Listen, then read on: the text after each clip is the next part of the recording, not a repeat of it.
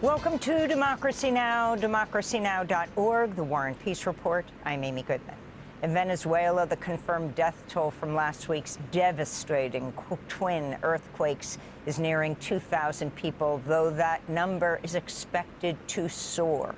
On Tuesday, NASA researchers said a review of satellite images along the coast of La Guaira, near this epicenter of the June 24th earthquake, showed more than 58,000 buildings damaged or destroyed. Tens of thousands of people are still missing 1 week after the quake struck, with hopes fading that rescue teams will find remaining survivors trapped in the rubble.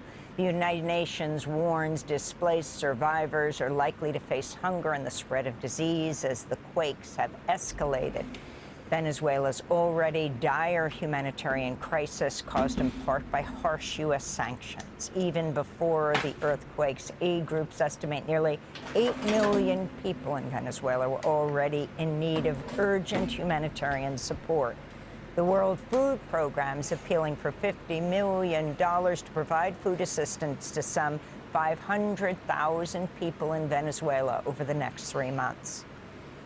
Indirect technical talks between U.S. and Iranian teams got underway in Qatar today after Iran's top negotiator said his nation would not enter further high-level negotiations until the U.S. meets the terms of its Memorandum of Understanding with Iran. Mohammad Bakr Ghalibaf spoke on Iranian state television.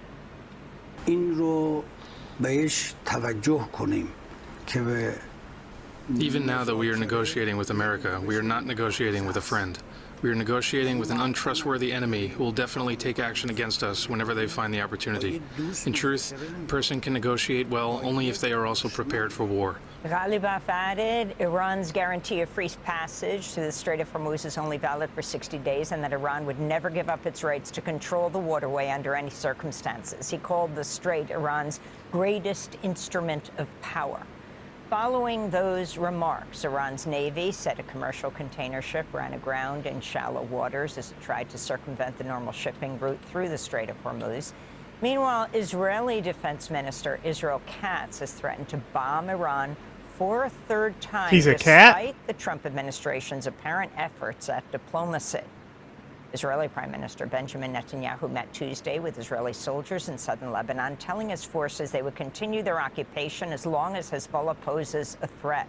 It was his first visit to Lebanon since Israel invaded its northern neighbor March 2nd. Israeli attacks on Lebanon since then have killed over 4,000 people and have continued despite the U.S. ceasefire with Iran, which requires Israel stop bombing Lebanon and withdraw its forces.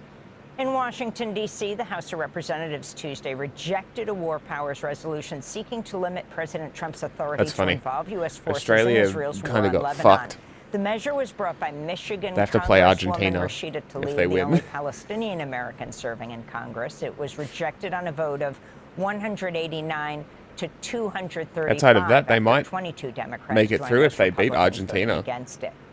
The United Nations is calling on donors to fill $100 million I'm surprised America's still in the funding for UNRWA, in the mix, agency to be for honest. Palestinian refugees. On Tuesday, UN Secretary General Antonio Guterres said millions of Palestinians are at risk due to the shortfall, as well as Israel's massive restrictions on UNRWA's ability to work in the occupied Palestinian territories. This comes as Israeli media is reporting the Trump-created so-called Board of Peace will soon begin managing humanitarian shelters in Gaza. The newspaper Israel Hayom reports the first site will open near Rafah within weeks and will be policed by a multinational force armed with so-called less lethal weapons. The report also stated Israel's military will continue expanding its control beyond the so-called yellow line agreed to in the U.S.-brokered October ceasefire. Israel continues to violate the agreement on a daily basis. Republicans controlling the House Rules Committee have refused to allow a floor vote on a bipartisan amendment seeking to block the integration of the U.S. and Israeli militaries. The proposed U.S.-Israel Defense Technology Cooperation Initiative would accelerate U.S.-Israeli technology sharing, co-production of weapon systems, and partnerships on the military use of artificial intelligence, biotechnology, and more. An amendment by California Democrat Ro Khanna and Kentucky Republican Thomas Massie would have removed the initiative from the 2027 National Defense Authorization Act. Congressmember Khanna spoke out Tuesday after Republican leaders refused to make the amendment eligible for debate. This is unconscionable. They're not even giving us a vote on the amendment. Thomas and I will continue to fight to make sure we don't compromise American sovereignty. The Supreme Court, in a 6-3 ruling Tuesday, rejected President Trump's attempt to abolish birthright citizenship, a right that's enshrined into the 14th Amendment of the U.S. Constitution. Trump signed an executive order on his first day back in office that declared children born in the U.S. to undocumented people or immigrant parents without permanent status would no longer be granted U.S. citizenship. Conservative justices John Roberts, Amy Coney Barrett, and Brett Kavanaugh joined the three liberal justices in opposing Trump. Chief Justice Roberts wrote in the decision, quote, "Citizenship, then and now, was the right to have rights to freely participate in our political community. The framers of the 14th Amendment extended that promise to every freeborn person in this land. We keep that promise today," unquote. Immigrant rights advocates gathered at the steps of the Supreme Court. This is Illinois Democratic Congressmember Delia Ramirez, who's the daughter of Guatemalan immigrants. I am the proud daughter of Maria Elvira Ramirez Guerra, a Guatemalan immigrant who crossed the border pregnant with me. I am a citizen by birthright. I am an American, and every single person in this country, if you're born here, you're an American, period, punto, no exceptions. Am I right? We'll have more on this story after headlines with Columbia University professor, historian May Nye, also a birthright citizen. In another major Supreme Court decision, justices ruled states can prohibit transgender student athletes from competing in women's and girls' sports teams, upholding bans in Idaho and West Virginia. Great. Justices ruled unanimously that the state bans Hey, do so not how do you violate rein in Title IX, a rogue the Supreme federal law Court? against sex discrimination in education. They split 6-3 over whether the trans athlete bans are unconstitutional, with the conservative majority finding they do not. Like, run if the afoul Supreme of Court the is just 14th Amendment's equal telling protection clause. Congress The ruling that was they lauded can't by do President anything. Trump, who said on social media, How do you stop this? Big win. Senior counsel for ACLU's LGBTQ and Stack the HIV court. Rights Project, Joshua Block, said in a statement, quote, "This is a heartbreaking ruling. The reality is that the equality of transgender women and girls takes nothing away from, in fact, promotes the equality of all women and girls." We'll have more on this story with the ACLU's Chase Strangio. In a major ruling on campaign finance, the Supreme Court has struck down a federal law that limited the amount of money that political parties can spend in coordination with a candidate for office. In their 6-3 ruling, the court's conservative justices wrote that coordinated expenditure limits violate the First Amendment. In a dissenting opinion, Justice Elena Kagan wrote, quote, "The court ushers back in the same opportunities for quid pro quo corruption that the contribution limits were meant to check," she wrote. This comes as a new report by Public Citizen finds cryptocurrency, artificial intelligence, big tech, and online betting corporations have collectively spent $294 million to influence federal elections in this election cycle. That's more than half the record $517 It'd be million awesome that corporations have reported if the spending Democrats so far. won. In Colorado, And then the first thing they do Democratic Socialist is and ban first-time congressional money from candidate politics. Milat It's Quiros not gonna has happen. defeated But that would be 15-term awesome. incumbent Congresswoman Diana DeGette in the 1st Congressional District primary. Quiros appears to have carried more than half of all votes in the three-way race to represent the Denver-based district. She won despite a flood of dark money spent to quash her campaign while supporting DeGette's re-election. That included funds indirectly funneled by the super PAC operated by the American Israel Public Affairs Committee into outside spending groups, including pro-choice Majority Action. Milat Quiros spoke to his supporters at a raucous victory party Tuesday evening. Will not wait to take the fight to Donald Trump and the oligarchy. We will not wait. We will not wait to abolish ICE and pass Medicare for all. We will not wait to put an end to the politics of the past, to get big money out of our politics, and to reject corporate That's what I'm PACs and talking about. AIPAC. I agree. No, we will not wait to end the genocide in Palestine. Also on Tuesday, Colorado Democratic Senator John Hickenlooper survived a strong primary challenge from progressive state Senator Julie Gonzalez, who was backed by the Democratic Socialists of America.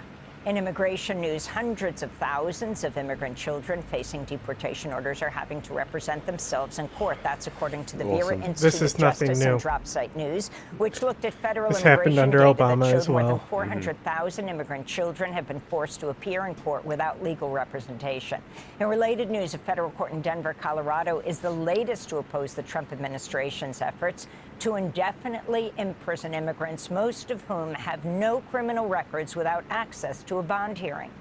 This is at least the fourth time a federal court has rejected Trump's mass detention policy.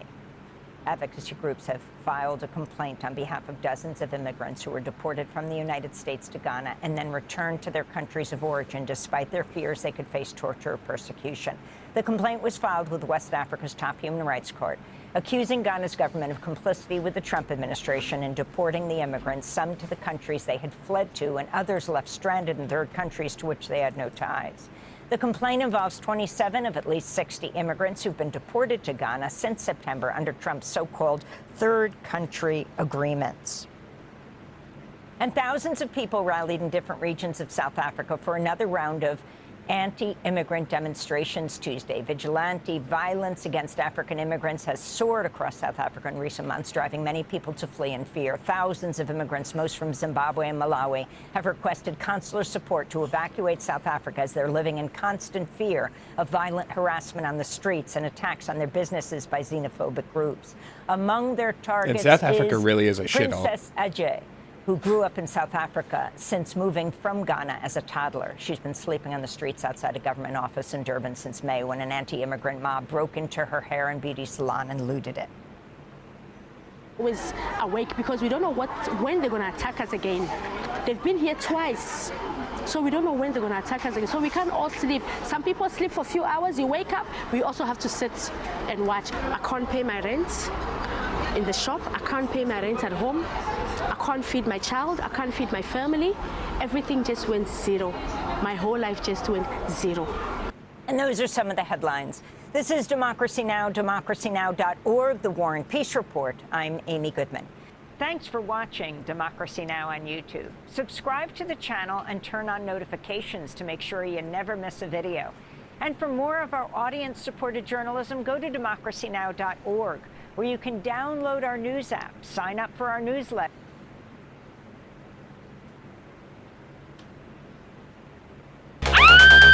Frightened. Very scared. Our bear is how in is it? What's your record taken in a weekend? 75. Played in a Chinese singer track. Ladies and gentlemen, we are here at the f***ing Pride in New York. I hate men. I'm a misandrist. Yeah. What are guys getting so wrong? You're gay. I'm gay. Yeah. Gay guys are fine. Straight guys right now, huge problem. Why are men so horrible right now? Men are misogynistic. Men want women dead, and men just want to women. Agreed. It's disgusting, and not the hot ones. I hate men. Are they out to get the trans baddies today? I'm humble, buddy. I'm being humble, buddy. All right, get away from the back of the cop. You can record from over there, okay? Okay, I'm sorry. I just wanted to... No, but I do want to interfere with my fellow cumsnuts. How does it feel to have your butt out right now? You know, it feels liberating. I've never had my ass out. This is my first jockstrap, and I'm 47 years old. Why is it so fun to have your butt out? What made you do it this year? Well, I worked hard on this year. I also lost 30 pounds. Ozempic? Yeah. Nice. Would you recommend the Ozempic? Absolutely. I doubled my dose. Have you been able to take a lot more this year as a result? Yeah, extra big ones too. Yeah. Anything from 10.5 to 14. Yeah. What's your record taken in a weekend? 75. And seriously? Yeah, well, some of them were more than, one at a time. Yeah. How does it feel to have more than one at a time there? I actually like it. I prefer triple penetration. I've never tried quadruple, but I heard it's doable. Yeah, great. That's something you're aspiring to today? Yeah, I am. I would like to. This is how you get AIDS. Why not? This is how you get AIDS. Make that happen soon. I spread rights for all.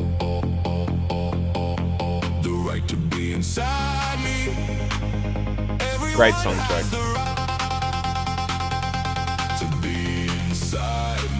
Have you ever had a good experience with a man?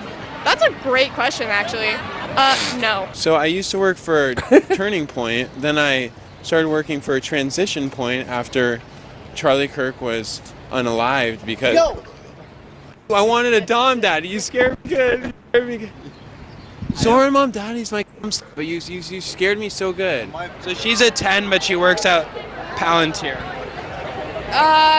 2.5. 1. 0.3. I like these girls. Armpit hair is Work. armpit hair is how in is it right now? How innocent? How in is It doesn't it? need to be in, it's hair. Exactly. So some people really don't like it. My mom one time paid me to shave it, and I said, okay, because it will grow back. How much did she pay you? It was $100, which I would have done it for 15. Easy money. How important is it to be gay right now? I don't know. I can't answer that question. Sorry. No worries. Are Good you Aussie. so over there? Do you have like crocodiles and kangaroos and stuff like in your backyard? Not in our backyard, but I have personally hit a kangaroo driving before. Who has? How did that make you feel? Frightened. Very scared. I have not been this excited since I heard Greta Thunberg was dropping her OnlyFans. I hate it when guys start acting straight and stuff. I hate it too, because like, dudes are just, oh my god, look at that! Ah! Look at that shit! Yeah. I love it. Would the world be better off without men? Duh. Like, is that even a question? No. I feel like all men should just jizz into a sperm bank. I agree. And then we should get rid of them. I agree. We can give them somewhere with internet and they can complain about women online all along. You know what? They could just be incels. Yeah. I actually identify as a kangaroo. Yeah? So yeah, it's funny you said that. So I actually am trans animal. So I believe in animals and my animal is a kangaroo. So I personally, do you feel like when you see me, do you think of a kangaroo? No, I don't. Do you love Harriet Tubman? I love bullshit. her. I can't wait to get the $20 bill. Yeah. I love you. I love you, baby. We should do this more often. We should. Bye, baby. Good luck with those 14 inchers. I'm telling you, it's all about it. Have you ever did it? No, my highest is 11 and a half. It was thick. Yes. Wow, 11. It was That's juicy. the perfect size, actually. It was Arab too. Oh, I love those. Did you eat his armpits? Yes. I love armpits and toes. Really? What else do you love? More than toes, nothing. I love feet. I love the arches. Do you like and when they're heels. stinky and dirty? No, I like them fresh. How are you finding it? The What feet time thing did you is start weird to walking? me. Around 4. I don't get it. Around 4. Yeah, we've been here since like 3 or 4. I was actually in my kangaroo costume. I was bouncing around on one of the floats. Yeah. Why are you laughing? I'm smiling. Yeah. Do you think that's funny, or do you think it's silly what I'm saying, or no? I don't think it's silly. Okay. Just making sure. Do you want to have a cock? Yes. How big do you think your cock will be? Hypothetically, if I'm circumcised, that's all that matters, as long as it's not shrimp. Yeah. You could have. I have a 5-incher, and you can do more with it than you'd expect. Yes. How happy would George Floyd be today? He is smiling down on all of us beautiful people because we are doing this for him. We are living for him. Yeah. All lives matter. I feel like when George Floyd, when you do get your transition, I feel like you need to name your penis George Floyd. I will. George Floyd Jr. Nice. Do you feel like they're taking away our rights? Yeah, I think so. What have they? Yeah. What has he taken away from you? From me, girl, I can't. Too much to say. Too much to say. Yeah. What's one thing that's really hurting though? One thing that's really hurting, guys. Can you help me out here? The only thing sexier than black guys is human rights.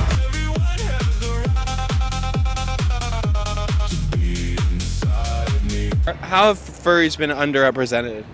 They've been underrepresented through, honestly, the people who just diminish the name of furries, like people who do necessarily bad things. Yeah.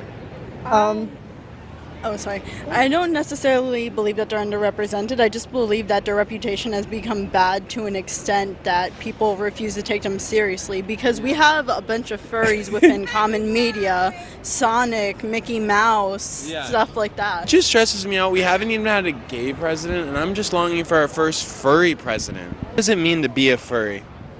It's just a hobby. Yeah. You know, if you have fun making fursuits or you like the art or you just like the style of what the fursuits have to offer, then that, if you want to identify yourself with the term furry, then pick that up as a hobby. No, I identify as that bitch. Yes. How long have you been that bitch for? All my life, you know, since like my mother pushed me out her canal, you know. Yeah. Since I left Canal Street. Yes. How many figures does he need in his bank account? Enough to put a bitch up. Yeah. You know? Do you like rich guys? Who doesn't? If you don't like rich men, you're stupid. Like, come on now. How about you? I only date rich guys. I only date guys with trust funds. Okay, period. So, you know, like Nepo babies and like Wall Street. Yeah. Okay, period. Honestly, I know there's a lot of people protesting income equality, but I don't like that because I like the rich people. I mean, people like what they like. You know? Who are we to judge? We not God. I'm not hating on the 1%. Yeah. I want to be in the 1%. So be it. Period. Heavy on it. Mwah.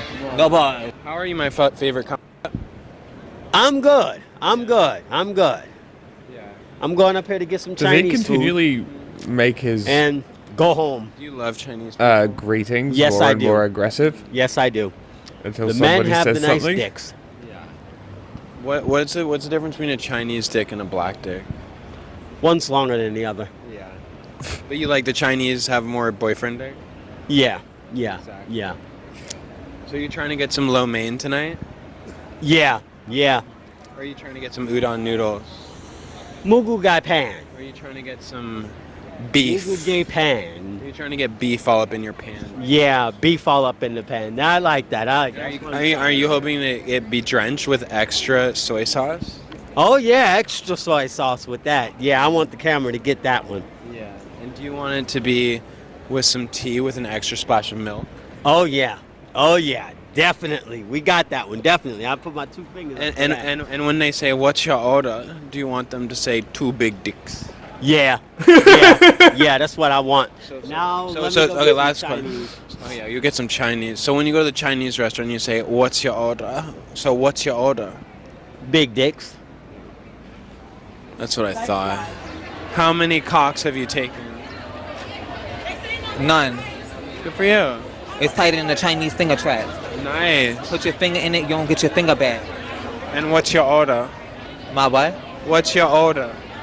Order? Chinese finger trap. Oh. Crab Rangoon. How many cocks have you taken? Oh.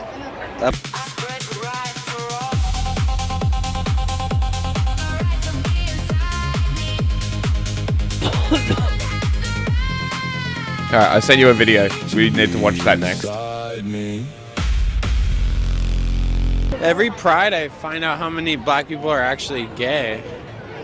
Get controversial. Oh, you want to get controversial? Let's make it. Let's make it viral. Do you have any sexual fantasies around being a slave? I've actually done that before. Yeah. Yeah. Wild. Harlem Hookups. I worked for Harlem Hookups, and they had that whole like, "Fuck you," or "Ooh." I'm sorry. You can say that. No, Okay. Yeah, the hard ER though one. Yeah. So a white guy was saying that to you? Yeah. That was his fantasy? No, that was the collective of the company. They like to see that like. And how did that make you feel when you were treated like a slave? It paid well, so I didn't care. Yeah. How much did it pay? I got like 15. 1,500? Mm-hmm. Wow. How much do you think you would cost if you were a slave? How much would I cost? Oh my God! If I was a What slave, a question. I would hope I would cost like. I probably wait. Hold on. Let me. Yeah. Let's see them titties. I feel like Thomas. And then I got like a 10-inch dick. So Yeah. I think that I should at least be like 10,000. Yeah. I feel like Thomas Jefferson would want to back it up on you. Nowadays 10,000. Yeah. 10,000. Like, yeah. You're definitely worth that. Thank you. Yeah, you're welcome, boo. I love This you. is really good. Thank you. Thank you. He's a 10, but he's done time for aggravated assault. He's a 2. He gonna beat me up. Maybe. Maybe. That's a definite. Isn't that kind of exciting that you don't know? Yes, but at the end of the day, how like society is and how men are just not saying like all men, not all men are aggressive, but a lot of men. I like having the threat, though.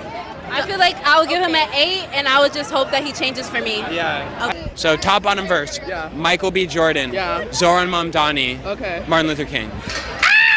Okay, I would verse Mandami, top Michael, and bottom for Mike. Wait, who's the last one? Martin Luther King. Martin Luther King, I'll bottom for him, because power to the people.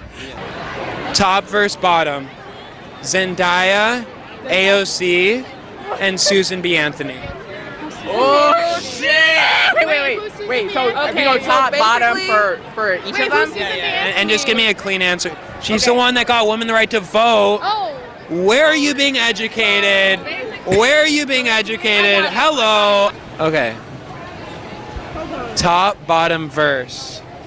Timothy Chalamet, Donald Trump, and Bibi Netanyahu. Okay. What's verse? Okay. It's like both. You do both. All right. Timothy Chalamet. I'm topping that. Donald Trump. I'm topping that. Netanyahu. I'm topping that. Ladies and gentlemen, Fair enough. we are here at the fucking Pride in New York, nigga. It's fucking bananas. It's all types of shit out here. Shout out to the Pride niggas. Shout out to all the niggas out here. Shout out to this white nigga. And tell me about your transition.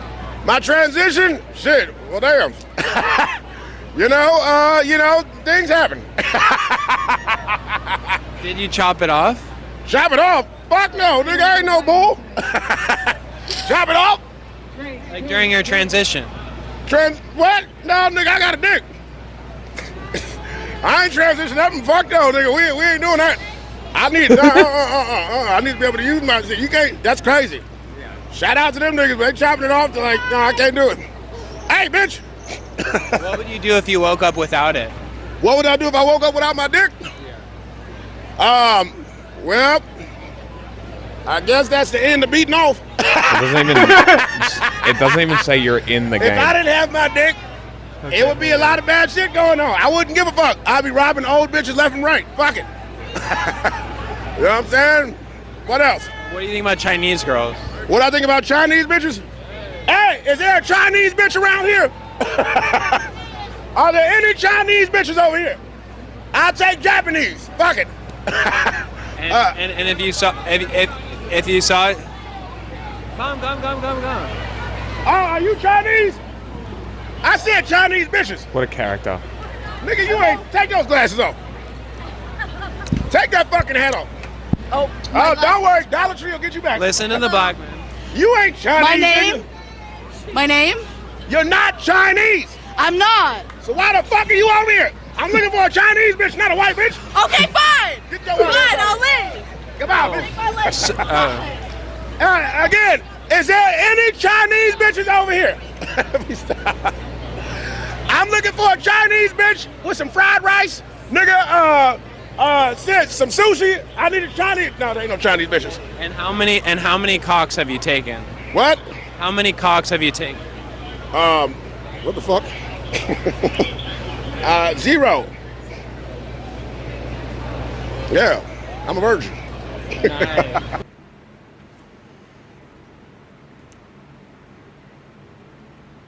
I'll send you a video. Folks, we're getting near July 4th. You know what that means? America's birthday. And it's 200.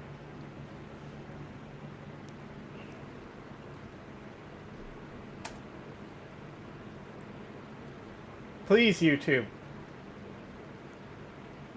Well, now, I want to wish you all a very happy Pride Month, that special time again. You all look forward to it as much as I do, and then it's all over in the blink of an eye. Well, 28 days or more. 30 days, is it? Hang on. I meant exactly the complete opposite, of course. It's impossible to keep track of all the celebrations and well-wishings that may interest viewers all over the world, but we do have a short selection. The New York Times has 9 comic books to celebrate Pride. Well, the London School of Economics found 14 Pride books. Darlington Cinema, up in the heartlands of the British working class, has a season of LGBTQ plus films, missing quite a few digits and numbers there and letters. Great news reaching us from the small town of Bedford, Massachusetts, where officials have approved its Pride Month banner for the 5th consecutive year. Look at Piers My own Morgan. beloved Arsenal Football Club has taken a break from celebrating the Premier League title to Being celebrate all Pride. Israel is enjoying progressive one of the and biggest shit. Pride festivals in the world at the biblical site of two It's very famous only cities. it's he's only about to for him to platform- front because he's about to bring someone Platform on Michael who's Knowles. going to do fucking hate content. So that's the thing with Piers is like playing every he knows playing all cards. yeah if like depending on his. Did you see fucking the Bill Maher shit where he was losing his mind talking about Zoran Mandani to Ro Khanna? No, I didn't.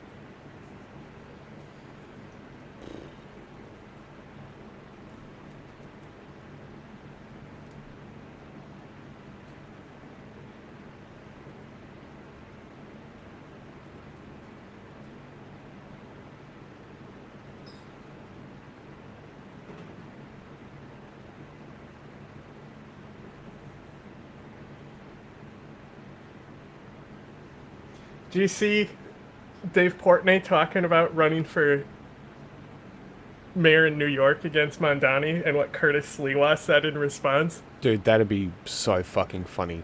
He would get destroyed. Does he even live in New York? No, that's Well, why. what the fuck? Curtis was also at Pride. You I know? saw that. Yeah, he was Like- dropping it low on a Pride float. Yeah. He's so funny, and he's like I refuse to believe that he's actually Republican. Like he knows that running Republican is actually getting a good agenda passed at this point. Yeah.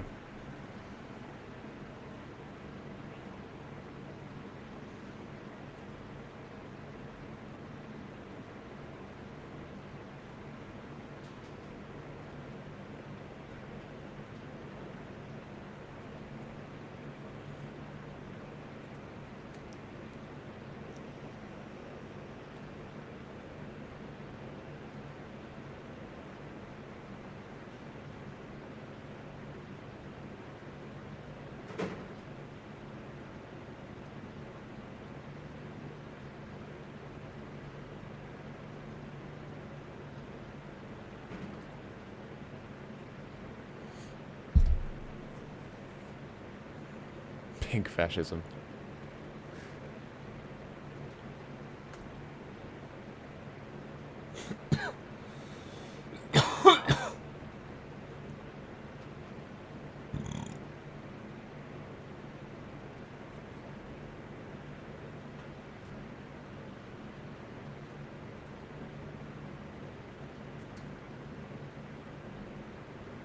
I'm just looking this up real quick.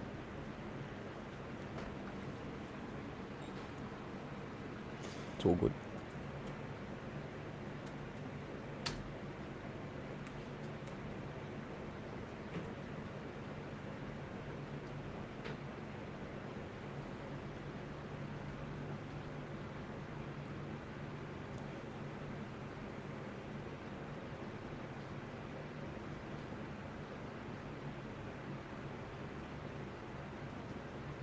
Come into the ring of fire. Yeah, eat your pizza. You're not going to get one freaking vote. Your claim to fame is you sampled pizza in New York City.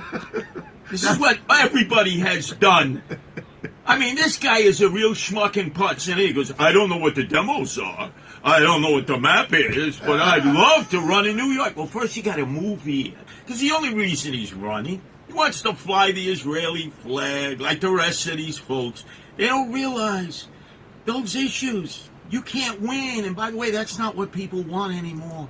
All the national issues now, the congressional issues. Do you support Israel? Do you support the Palestinians? There's nothing to do with being mayor. So Dave Portnoy, come in, knock yourself out.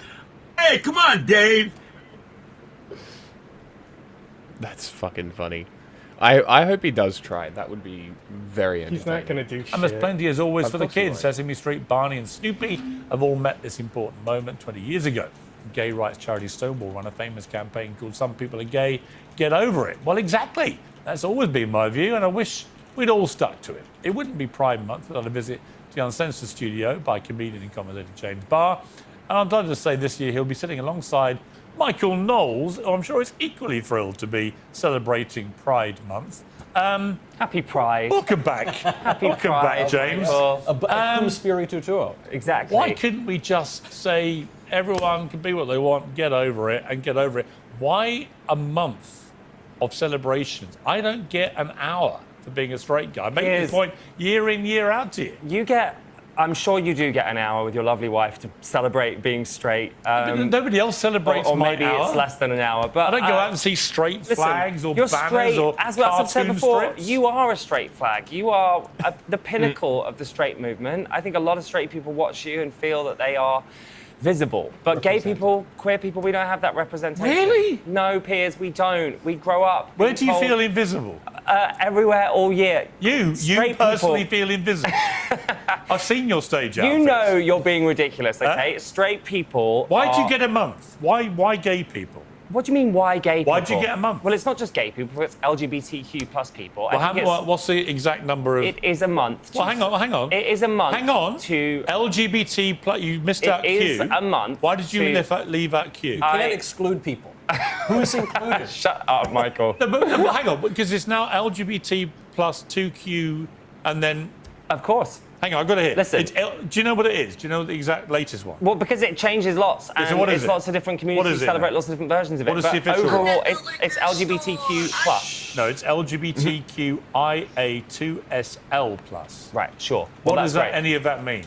Are you now going to test me on what that is? Yeah, because I've no idea. That's amazing. You know, two means two spirit. That's I right. heard it does. that one. Yes, two. It's means a two modern spirits. Indian QIA. thing. What's that about? Queer or questioning, and then also intersex, asexual. Okay, and then two spirit. Yeah, two spirit. Yeah. What's that?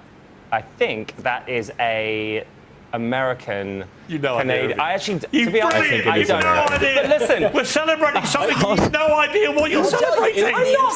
In the interest of pride, I'll tell you what it is. Oh, great. They say that Two Spirit was this ancient Native American sexual right. identity. Thank but you. it's not actually. It was invented in 1990. How does Michael Knowles know this and you because don't? I'll tell you exactly why. Every year. I Because have to. Michael is more obsessed with gay people than even I am, and I sleep with men. That's why Michael you know, knows it's what so this amazing. We social conservatives, we're always accused of being obsessed with these issues. Well, and you I say, are. hey, no, listen. I didn't invite myself to sit here and talk about this with you. I'll tell you how we won't talk about it anymore. I like the way things were before Pride Month. I like the way things were for years with Holy the shit, men pause go to the it. men's bathroom, women go to the women's. People kind of be quiet. You're if they're- happy with gay marriage? Pause it. No, before that, I'm happy. Coined in the 1990s as a primarily ceremonial term, promoting community recognition, in recent years more individuals have taken to self-identifying as Two-Spirit. So, ceremonial. Very cool. I'm glad we're using small examples to completely dismiss this, because you would rather not understand and be an ignorant asshole than realize that this doesn't impact your life whatsoever I just in think any way. That's right. I don't bother. It's just I think queer is all encompassing. Mm-hmm. You know, the Q can be questioning, but queer can be all of it. Yeah, you know, it's the all Q doesn't encompassing have to umbrella be term. queer in the LGBTQ thing. Makes sense. Encompassing umbrella. Everything's under the term of queer. I don't think that's so bad. Yeah, you can have your specific things, but the acronym's getting so fucking long. Yeah, you gotta figure that shit out. It's like gay people existed, but homosexuality as a term wasn't a thing until the 19th, 20th century. That's true. That's true. I mean, look at how Greece, the city-states, Athenian Greece, they're fucking teaching little boys how to sex. They didn't give a fuck. Like, the modern concept of morality has been applied to history. And it's human ignorance that is doing this, and it's making interpretation of history impossible. Because, like, if you're looking at history through the eyes of modern morality, then you're kind of implying and pushing modern definitions onto things that have happened. Like, sure, there are, like, instances that you can argue are genocide before genocide was a term. But this is something that people do as well. Is that people are like, well, it wasn't genocide because genocide didn't exist yet. Well, it's still fucking genocide. Doesn't mean that it never existed or has never happened before. The Armenian genocide, speaking of that, I saw the System of a Down guy making a video blasting the US for No, he was not blasting recognizing Netanyahu. Oh, it was Netanyahu, was it? Yeah, 'Cause Netanyahu he was recognized the Armenian genocide. But America didn't? No, it was to detract from the genocide in Gaza. Ah, okay. So I must have missed the first part of that video. Interesting. That makes it even more interesting.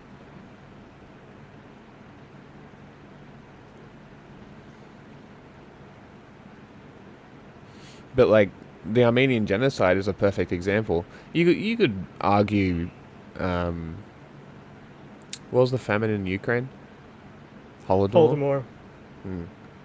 You could probably argue that maybe, but, like, all pre the coining of the term genocide, which happened after World War II.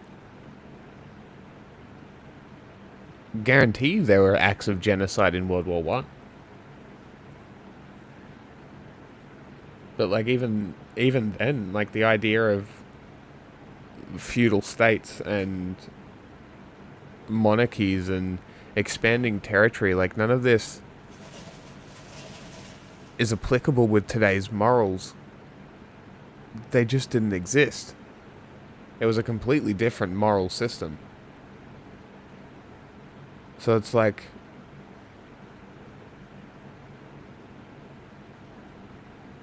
I don't know, it's just like, it seems foolish. It seems foolish to go out of your way to apply modern morality to history. Yeah, but we talked about this. Yeah. It's just, but it's like,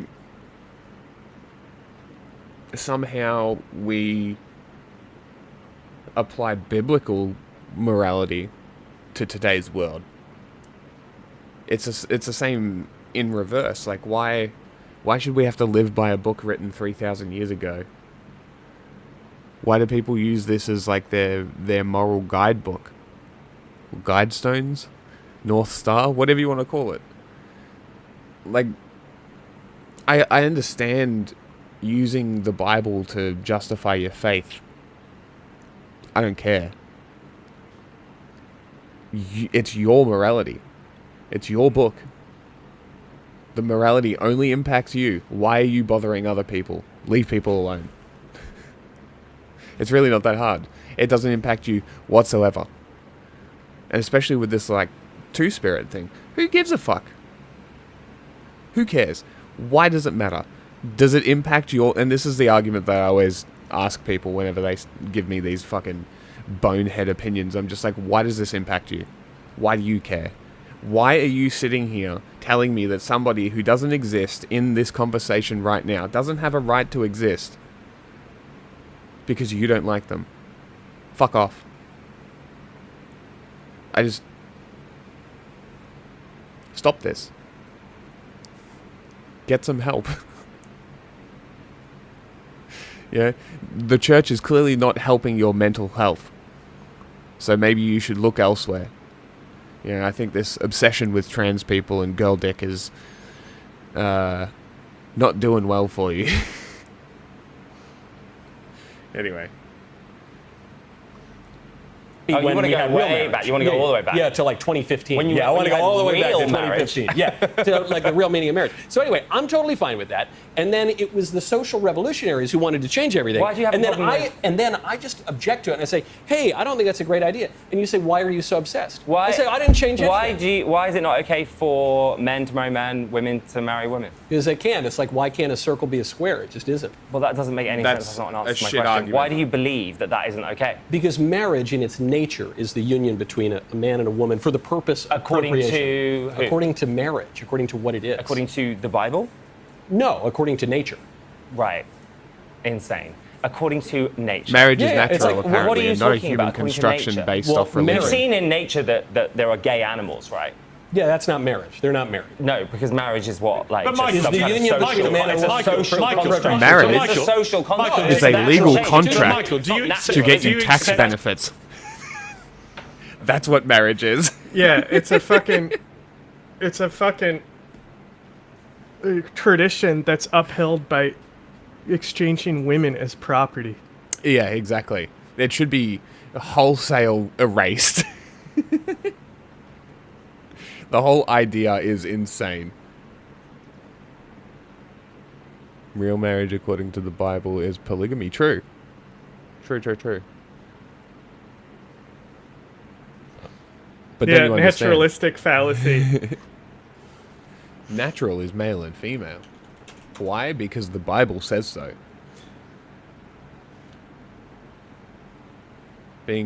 Look, natural describes anything that exists in or is derived from nature, rather than being man-made or artificial. Tell me, John, is marriage natural? Or is That it a would mean that man-made slavery invention? is natural.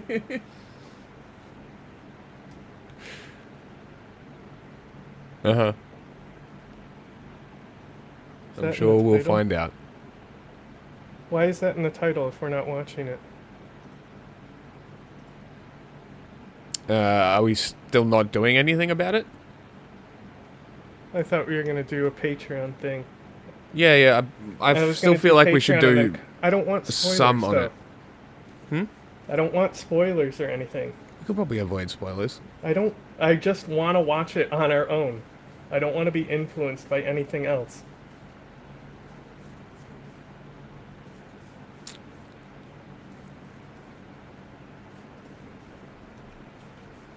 Wait a second.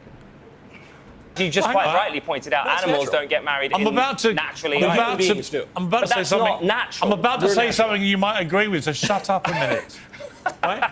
You accept that his proclivities to having sex with other men, But it's also love. I want to make that distinction. and love, but is a natural thing. I think that there are all sorts of kind of weird deviancies and aberrations that But come that's out. not an in the okay world. word to use about. But if it's That's the natural, word I'm why, using. if it's So- natural, why is it deviant? Well, because we mean natural in two different ways. We mean natural like things that just happen. Like, animals will kill each other and eat each other, or the cannibalism is natural, I guess, in that way. And we also mean natural as man's participation in, like, the moral law, in the eternal law. So What? you say, well, it's maybe cannibalism is natural in a certain sense. No. But really, it's totally contrary to the natural law. It's not good for human beings, so we shouldn't do it. And so when I say marriage is a natural institution, all I'm But do pointing you out think is... he's a deviant for being gay? Yeah, but deviant, yeah, a little bit. But that's Everybody's a your own little bit opinion of deviant. it. The thing is, Yeah. people that are homophobic, which you are being a little bit right now, No, are it's not. always closeted gay men afraid of their own feelings. Hold on. The research says it. Wait a so second. Michael, what I think is happening here is that I'm learning so much about you are myself. afraid of your own closeted homosexual You know what's feelings, amazing and that's about- why you're saying it's not natural. What's amazing Well, about this interestingly, response- interestingly, That's what's happening. Interestingly, Have you been to gay Dave- conversion therapy? Hold on, no, I've never made I it. think no, well, you I've should never try been to it any because therapy. it worked on me. No, Well, that's why I'm gay. What's so amazing about that rejoinder, which you always hear, is if you express the view of homosexuality held by Christians, religious Jews, Muslims, like perfectly ordinary But people. all Hold of that- on. If you just express that view, notice what the really pro-LGBT activists will always say. The very first thing they'll do to insult you is to say, well, actually, you're secretly gay. No. And I say, I wasn't even using it as an insult. You're the one using it as an insult. I didn't say you're secretly gay because of that. I said you're secretly gay because you're Isn't my being nice hair? homophobic and saying I'm a deviant. That's why I said you're secretly that is gay. that. That's But the that same is because thing. you're afraid of gay people. And the only reason not that afraid that of would gay be is people. because of that. And let I'm me not just come afraid. back to what you said about religion. Leviticus, which is a chapter in the Bible that most people are drawing on. It's a book of the Bible. A book, sorry, chapter, whatever. I don't mean to offend anyone here, but that was written by the Jewish people after the Babylonians invaded as a sort of strict moral code, right? Yeah. You're impressed by how intelligent I am, sounding briefly. I'm That is not God's word. That is the word Well, no, of a strict moral code that came in after an invasion, after a war. There are so many other chapters that are ignored, other texts that are ignored. Just for your edification, Christians and Jews and Muslims believe that the Bible is in fact God's word. Yes, And but not that God Leviticus literally writes it with his hands. isn't God's word. But I'm just pointing out to you, you say that a Jewish scribe wrote down the book of Leviticus, therefore it's not God's word. The Christian belief is not that God, like literally a hand came out of the cloud to write the Bible. yeah, it's that obviously. God inspired the men who wrote the Bible. Okay, but why are the men So that that's how wrote it's that God's book correct and the other books that weren't included incorrect? What other books? Okay, I want you to read a book. Why called are The Queer- books that are not in the Bible? I would like you to read a book called The Queer Thing About Sin, which dives into this quite deeply. Can you explain the point? I'm trying to get I think what the point is that a lot of books were written around then, and only certain ones were chosen. Also, you're only handpicking certain books that were not the Bible were also written at the same from time. that book. All right. Why are you not worrying about what you eat? All right, let me just ask again. But let me ask again. Regardless of your individual views about this, okay? Why do you get a month to just go on about being gay? But why do you? It's not a month. Really? Why not have A month? Have a day, have a Pride Day, but why a month? We have lots of different Pride events all over the world. I think it's an important month because it shows people that we're okay, we're allowed to exist, and that the world supports us. Yeah, but surely you've reached a point now where this is No, general... Piers, we haven't, because there's idiots like I'm Michael much sat more- here. Listen, Bless you. And Listen, I'm a fan, but I'm from New York. You're I a went fan of an idiot. I don't want to offend you. And he's at all. here sharing a platform with a deviant. I mean, You- I'm a little bit confused. Look, he's happy to share a platform with a deviant. You think you're a fan of an idiot. I mean, forgive me if I'm sitting here feeling a little bit confused. Listen. So, wait, now you're confused? Does that mean that you are part of the LGBT? Not about my sexuality, no. No, listen. He's not accused. I've never harboured any indecent thoughts towards you. I think your question is a bit... You're Indecent? simplifying it slightly, and I think you know why. No, I'm genuinely confused. I get why certain days get celebrated as a day, right? Where you have a day where the world's focus is on, that day, and there are many, many, many days like Let's that. hear and I'm about all your in favour of opinions that. on Black And History I'd be Month, totally Piers. fine with a Pride Let's hear what Day you around think the about world, Veterans where Month. Everyone who's LGBTQIA. Bet you're pro Veterans You Month. don't even know what 2SL means. Just to your point, we had Let it me, checked. Piers, let me just- Hang on. It's a term used by some indigenous North American people to describe individuals whose spirits are a blend of both masculine and But feminine it was traits. invented in 1990 by a woman who said it let came me to her in a just- dream. Right, to so me, it's a to totally me, just modern speak to thing. my- To me, a lot of that For a ceremonial stuff is purpose, complete doofus. nonsense. Let me just speak to my and as personal- always, when people talk about things like Two-Spirit, whatever, and I start to say, well, I can identify as whatever I want, and I do the old, okay, I want to be a Two-Spirit penguin, and then you all go, well, that's ridiculous. But here are you supporting a month, celebrating a series of terminology which you don't even know what some of it means. As a gay man, I'm supporting anyone in the LGBTQ plus community. Why would That you doesn't mean- I exclude don't the- necessarily- why would you exclude I'm not the excluding Two-Spirit? anyone, Piers. You're Why are you trying excluding to, the Two-Spirit? You're trying to cancel me within my own community. I No, know what just- you're doing. I think they'll Can be as please shocked. just They will be as shocked as I am. The reason you can't describe what the in the Two-Spirit UK, I think in the UK, Nobody you don't cares, have Piers. Two-Spirit. I don't know so why. I'm not like, completely I'm so across surprised that, and that I don't people don't just be like, shut the fuck up. Community Would you for- like to apologise to the Two-Spirit community? Why? Because He you just- supports them. He's including them. Right, great. I've included them, you haven't. Yeah. Oh my god. What do you want? What do you want Would me you like say to here? apologise Can I They tell think that you they're to the so Two-Spirit smart. community for not knowing what they mean? It's actually yeah, sure. embarrassing. I apologise to the Two-Spirit community for not knowing Okay. what that means. But do you apologise? Why I did would you like to apologise? understand. Say this is Oh my part of the God. problem. That we're, No, we're spending not a at all. month celebrating Maybe stuff if- which you can't even explain what we're You won't celebrating. even let me get a word in. And the reason that I don't understand what it is because people like you are just shouting over LGBTQ plus people who No, are you trying wouldn't to have understood have it conversations. however You're long I still gave doing you. it. You're literally still shouting You at me. wouldn't have Can I known tell you however why- long I gave you. Can I tell you why I think a Pride Month is important? Yes. I think it is important because when I grew up as gay at school, I lived in Section 28, which was a law in the UK that banned teachers or anybody discussing gay people. So nobody knew what gay was. So when I was bullied for being gay, and people still get bullied all the time in the UK for being LGBTQ+, two-spirit around the world, that is very difficult. And I think Pride Month gives TV shows, stations, conversations like this a platform. But you're to not say explaining to people again. That feel alone. Oh my God, they shut are the not fuck up, alone. Piers. I get it. And look, it was illegal to be gay when I was born. Exactly. Right? So I'm not oblivious Which is why to... you're not gay. Yeah, And, but you know, also if- it's why I hope you would say, I don't have a trace of homophobia about me. I've always been completely You definitely tolerant are. of LGBT community. Well, you hide behind that. I lose it when you get into all the other letters, because even you don't know what they mean. But I'm not those letters, so why would I necessarily you know did what bring they in the mean? tea. Wow, You so brought you up the only tea. care No, I about- don't only care you only about. care you can't about expect me certain to numbers know- of letters for Pride Month. Do you know about every single different type of straight person It's all not over me the world? wanting a month to celebrate Okay, it. but it's You not. do. You're oversimplifying You mentioned the it. tea. Forget the two-spirit for a second. You mentioned the tea. In Pride Month, are we really expected to support the tea? In other words, am Yes. I obligated to believe this ludicrous notion that a man can really be a woman? Is Thank that- God am I- Michael am I Gold bigoted? got Am I off secretly this trans dumb if I don't fucking believe topic. I don't that was think that you are pointless. obligated to Thank you, believe or Michael support Knowles. anything if you don't want to. Right.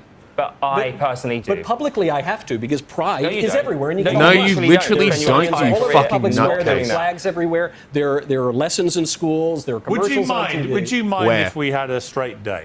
No, I wouldn't mind at all. What if we had a straight year? You do have a straight year. But if you want It's to have literally one, every So if I year. went out and had a load of flags celebrating, I'm fine with that. Straight you know day. they did that in the US and no one showed up. I was just about to say, nobody I think showed it up. was Washington or somewhere else. That'd be They quite had a funny. straight This is celebration. You what- should have gone. This is the. I know I didn't get invited. Maybe they Well- thought I was gay. This is my problem with the Pride Month. Right. Is it? If he showed up, they would be like, "Get out of here, F slur."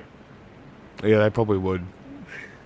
One, pride is like the queen of all sins. And now the sin of all queens, some might say. But why does one have to have pride when you could just say, look, it's a crazy world. People sometimes do some aberrant things. We all like Cole Porter and Noel Coward.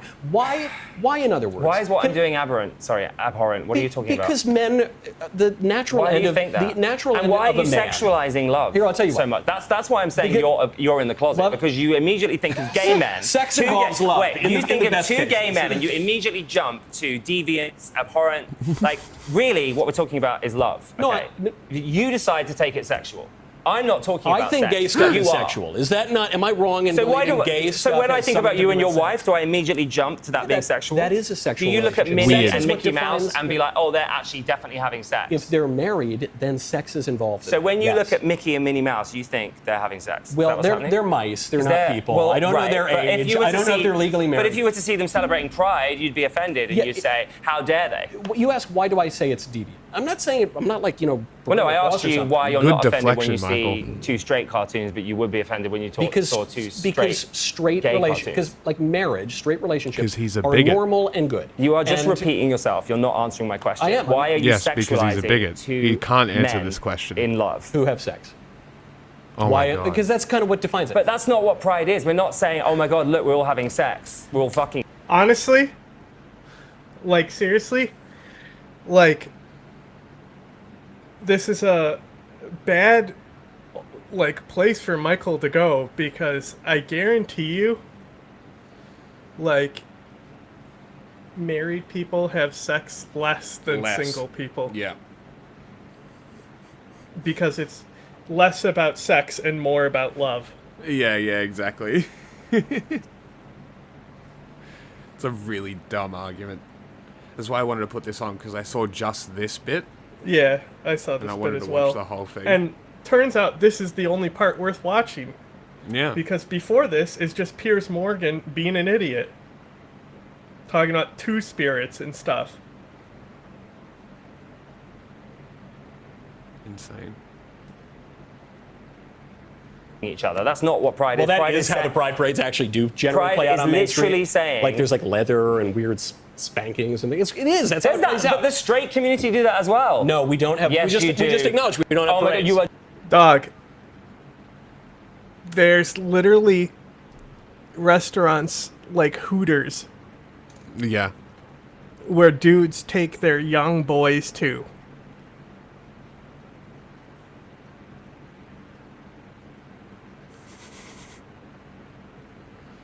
To like, you know, And like, there's this whole thing about like fathers promoting sex with their sons. Not them fucking the kid, obviously, but like I want to say, like, even like until recently, it wouldn't be uncommon that there would be a sitcom joke about someone getting their son a prostitute because they think they're gay. Yeah. Yeah, happens a lot. And the kid is like underage. Usually 16 or 17. Yeah. Joking. Straight people Very have weird. so many kinks. We do not have any What's your spank porn parades category? ever. What do you None. watch when you're watching porn? I do not watch pornography. Come on, you must. I don't What's your watch category? I don't watch pornography. Really? You don't? I don't. What's this? Is this you hand on the Bible? Yeah, I don't have a Bible on me. I don't have Leviticus either. Okay, I you've don't watch never pornography. You don't have a What about Bible when on you you? were in On college? you? What did you wear? I might have seen a Disappointing. naked lady Listen, once or twice, but you I don't got watch to- pornography. Okay, and I what really kind of don't. naked lady are you into? What are your kinks? I don't. What do you like doing with your kinks. wife? Well, if you're going to sexualize my It's like, community, I love how he if you're says- going to I do love how that, I'm going to do he it goes- back. He goes, why do you think gay people are having... Notice how uncomfortable he got I'm very doing this quickly because when I'm he getting turned it back. on him. Here's why we would say it's deviant. It's Amazing. Because man has like natural ends, like the eye is for seeing, the glass is for drinking water out of, and man has a sexual end, which is sexual Buddy, congress with women, which creates it's an babies. appendage. Why do you have I can put it wherever I want. Why do you have a G-spot in your bum? I don't. Yes, you do. What are you talking actually do. about? That is scientifically proven. And if you go all the way back to ancient Rome, If I wanted to put it in a having sex tree, with I men- just I want to could put it in a clarify to the tree. audience, I do What not you're have talking about that is insane. where he Gotta said, say well, you the- are Some talking people about put it the in TikTok car clips exhaust. not For me, true. they're going to blow up. I You just are want to say literally that. lying. You're like missing out on so I much. gotta You could be don't doing have a G-spot. give it Well, to you Michael do, and Knowles your here wife, and you because should enjoy there's it. no Let me way just Matt conclude Walsh things could by saying, be this Again, James, I personable have no and problem joking with around. sex with- Yeah, having sex Michael with Knowles It's not does about have that sex. Or who you're aspect bringing to in that. him. Probably Who you because love, he's gay. or who you Probably, love, or yeah. who you want to marry. You have my blessing for all the rights that I enjoy, and I believe that firmly. Thank so you. on that, I totally disagree. Well, but I agree, Pierce, because I would say I totally believe in your right to marry. I want you to have every You right don't, that I though. have, Thank which you. is to marry a woman. See? You don't. By the way, that isn't going to happen. when you said that, maybe he's in the closet, that's but a lot of gay guys eventually go the other way. What? You're suggesting that I'm I going to think marry? you're probably one of the least likely gay people I've met that would turn Thank the other you. way. But Thank you you never so know, much. mate. And listen, you never know. I'd love, Piers, to celebrate your Arsenal win. And I'm very proud of the guys for celebrating Pride. Yeah, so they do. anytime you want to take me up the Arsenal, I'm ready. That's funny. On that note, I can't even describe what that note was, other than a surprising note.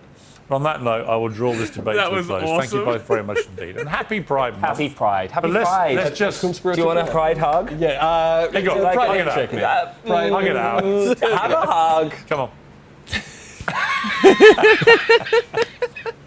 Great stuff. Michael, good to see you. He's so James, uncomfortable. Michael's gonna go to his car and start furiously masturbating.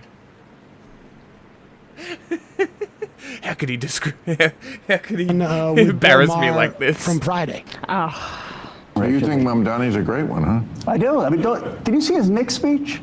I mean, anyone Not who's the issue that most concerned me. I don't it's need. worth a watch because the speech was not just about the Knicks. First of all, he recites every Knicks player. I mean, I couldn't do that about the Who gives a 49ers. shit about the Knicks? He's the mayor of New York. Well, yeah, but he talks about how it's actually bringing people together. Trump voters, Mamdani voters, how it's overcoming the odds.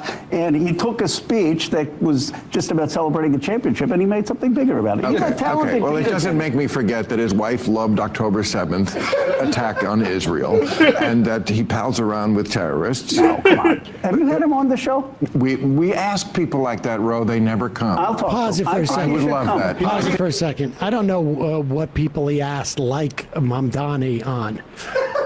Those Muslims. Yeah, we ask brown people to come on. But I'm such a virulent racist that sometimes they don't really want to come on my show. That's increasingly the most irrelevant thing on television. He pals around with terrorists. Is he talking about Bill Ayers again, or no? Is that that was the big thing with Obama? Yeah. I mean, it's just amazing how they put this shit on the shelf and they just deploy it like, oh, this is the one I reach for. My multi-use racist kid. I think he literally means Mahmoud Khalil, which is just like a ridiculous, ludicrous thing that shows how out of touch Bill Maher is. Yep. With terrorists. No, come on. Have you had him on the show? We ask people like that, Ro. They never come. I'll talk to him. I think he would should love come. that. I think he should too. I think if you come, you have a I do too. conversation. I would love to talk to him. He's a smart guy, and I think you would find. I'm not saying he's not a smart guy. He went to the White House. Yeah, I mean, he took. He went there, but he can't come here. Yeah. Pause it for a second. Oh, you should come. Listen to that, what he just said. He went to the White House, but he can't come here? Because in Bill Maher's mind... It's unbelievable. Mamdani is afraid to face Bill Maher. Not afraid and so he of Trump. says, he wasn't afraid to face Trump. Why would he be afraid to face me? Well, maybe Mamdani doesn't give a shit about your 85-year-old audience. In California. I mean, you're like, why would he fly out to California to do Bill Maher's fucking show? Yeah, down the road he may do it when he wants to start, like when he sees any type of value to it. But like, it doesn't even occur to Bill Maher that like, oh, I'm not that relevant. Yes, and they're so resentful of him doing politics. Like, I got texts from people that are not that political at all, but are, fans and from the area, and they were like, Mamdani's speech was so good, celebrating the Knicks gave me goosebumps. I'm sorry that this is good politics. I'm sorry that this is the first championship in 53 years in the city, and Mamdani is taking every opportunity to make sure that his vision, which is extremely positive, is connected to these good feelings and the community coming together here in the city.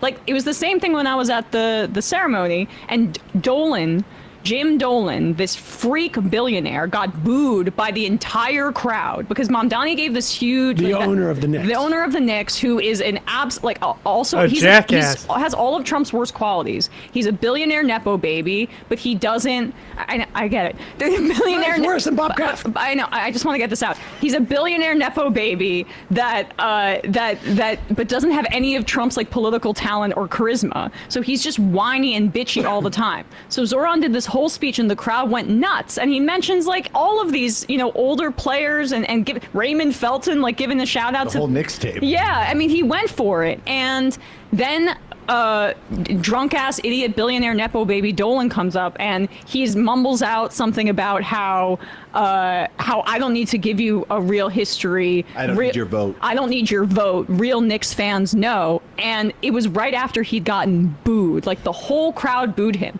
And he thought that because the Knicks won this championship, that all would be forgiven. His harassment of this trans woman with his surveillance technology, the facial recognition, the years and years of him meddling in the team, the way he's treated Charles Oakley. They thought everybody would forget about...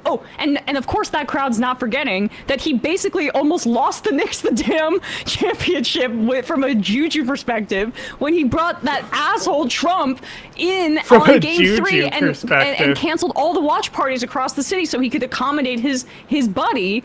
The whole crowd booed him, and he thought that would be like his reclamation in the city and that people would love Dolan again. No. He can't. You guys can't capture what Mamdani has, which is genuine charisma, popularity, and being a man of the people. So the crowd may not. Is what's her name again? Friend of the show. Friend of the show, Jillian Michaels. And she and AI have figured out that something horrible happened this week. Chat, what happened and how am I supposed to feel about it? That's a really great question, Jillian. You're so smart for asking this question. Hey Siri, was there a political topic I should be upset about this week? And what would a conservative audience want to hear about it? Oh, you're actually... Oh, it doesn't talk to me. It said latest and it's just suggesting I check out Politico. All right, that's it. Let's hear what she has to say. Having said that, somehow this guy has found himself Brad Lander at the infamous mosque that we have showed you a million times over the last year. Oh, hold on for 1 where second. Do we have that clip of Brad Lander that you sent me? Do I'll we send have it that? right now. Send it right now. Because for people who don't know who Brad Lander is, hide your kids. This guy, if you don't know who Brad Lander is, it's because the Democrats have done a very good job of keeping, him away from you, because scary dude. Very scary dude. And If you see him on the street, walk on the other side. yeah, here's Brad Lander.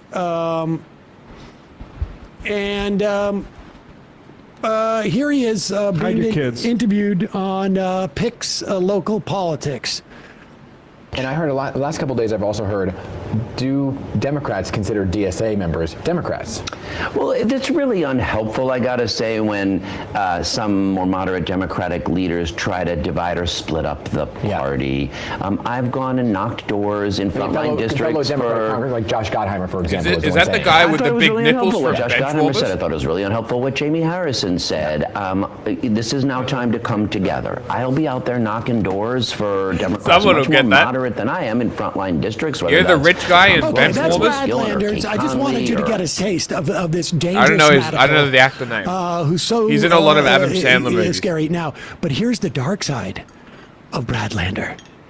He's been to a mosque. Someone will know. Cal, do you know? The Dami frequents the mosque where they called for death to the infidels by the sword, which, let me clarify for all of you, when we've shown you this clip and you've seen my exceptional alarm, I'm like, there's Mamdani and he's at the mosque and he gets down from the podium and they swiftly call for death to the infidels by the sword and he's there. Do you know how many, what's the right word here, political Islamists jumped into my comments to be like, she's so stupid. That's the such and such prayer. As though, like, this is just a sacred prayer. It doesn't mean anything. It doesn't mean anything. You are completely numb to the fact that you're routinely praying for death to the infidels. As though it's nothing to be alarmed about the sword verse. As though it's just this institution of the religion to routinely call for death to non-believers by the sword? Doesn't and it? You Isn't that wonder in, why so many of us in the Torah as well? are concerned about political... It's a specific verse in the Quran, okay? And it wasn't No, I know the controversial. sword verse. We've spoken about the sword verse extensively. As far as, like, I'm talking about killing people with swords and stuff. No, just like generally killing the non-believer. I'm pretty sure the Torah has that in it as well, and I wouldn't be surprised if And I'm sure Christianity in has that it too. context, it's also talking about a specific event. Exactly. Right, and this is what I was trying to figure out, is I wonder if, because I know that there is a part, whether it's the Torah or what writing it actually is, I'm pretty sure all the Nazis always say that there's this line from the Torah that says to kill the goys. Like, okay, it's a religious text. Okay? I don't understand why you're concerned. It's not my problem. Okay? Like, religion is religion. Like, every religion has their weird aspects. You can interpret every religion to be evil if you fucking wanted to. Just depends on the lens that you're looking through. So silly, but I guarantee that she's a rabid Christian, right? No, she's a fucking lesbian. Oh, interesting. She's a lesbian conservative from The Biggest Loser. Remember? I showed how she was giving the people the stackers and stuff. But I wasn't sure if she was or not. That's interesting that she's not. I don't think she's Christian. She might be like God. You know how Dave Rubin is, you know? She's just like an angry version of Dave Rubin. She really is, actually. But she's not gay, but no, she's gay. Not a Christian. She says she's agnostic. Heritage and religious backgrounds are a mix of Jewish and Syrian. Interesting.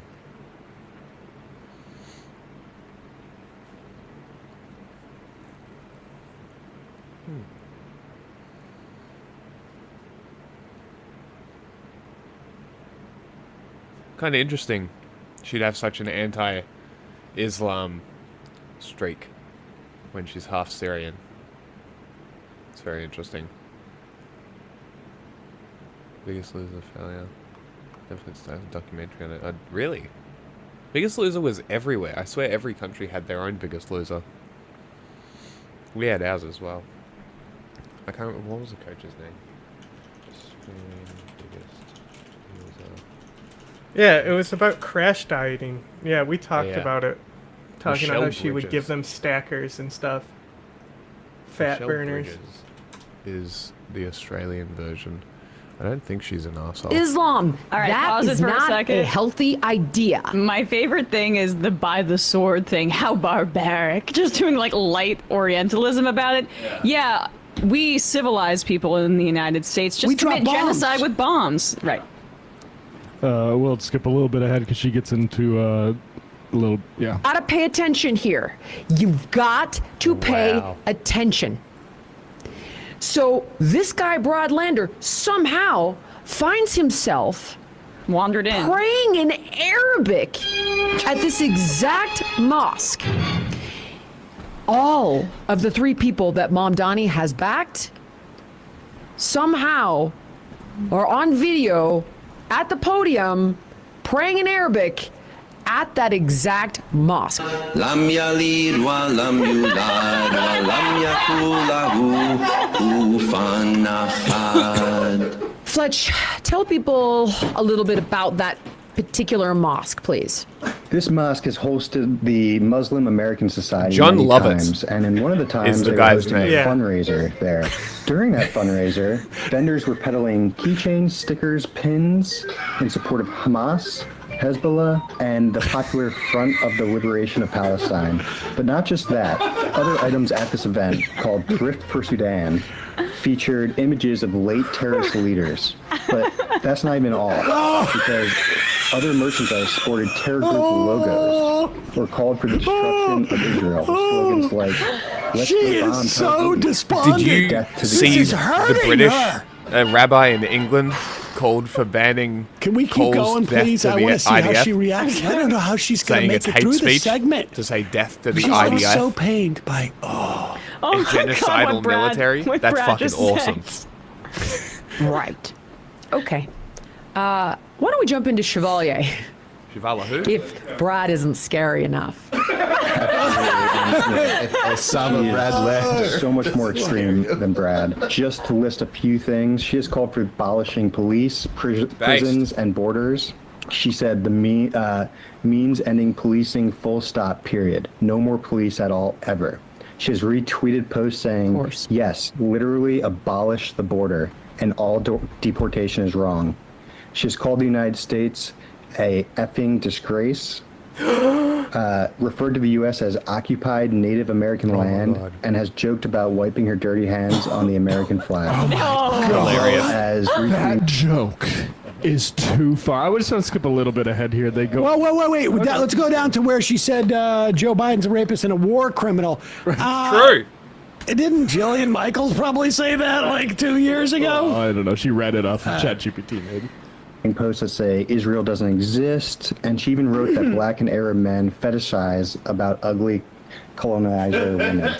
They skipped over Biden. You know, she has, posted many things, one being on a Tumblr account that has since been deleted, where she has defended a terrorist who in 2011 was sentenced to 10 years for plotting to blow up the Manhattan synagogue. I don't care. She had said that she felt the deepest low, describing him as her brother, This whose is Mom family she Donnie's knows. wife? She said, Right. last No. weekend he attempted suicide in order to Why do they escape keep his showing it? circumstances. It's just some He saw nowhere out mosque but death. that Brad This is Lander the state went to. our people are in. In addition, she has defended convicted Al-Qaeda financer, writing of him and other terrorists locked up.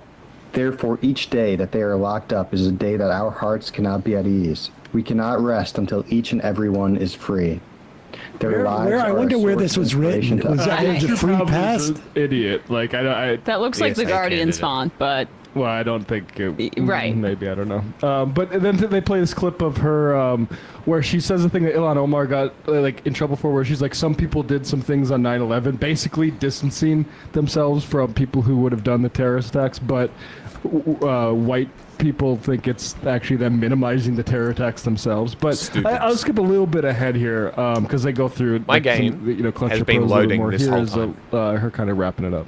That Islam started in Saudi Arabia I'm going to close it. and somehow, could it be colonizing, has spread to 50 plus countries. Israel uno, Islam 50 plus. I don't know. Crazy. That sounds I don't like care. the definition of colonizing different nations. Yes. But call me crazy. Yes. If you Yes. were like, I've had Crazy. Israel, Yes, I'm so Jillian. done. Yes, Jillian. The Arabs colonized the region. Yes. Colonization is bad.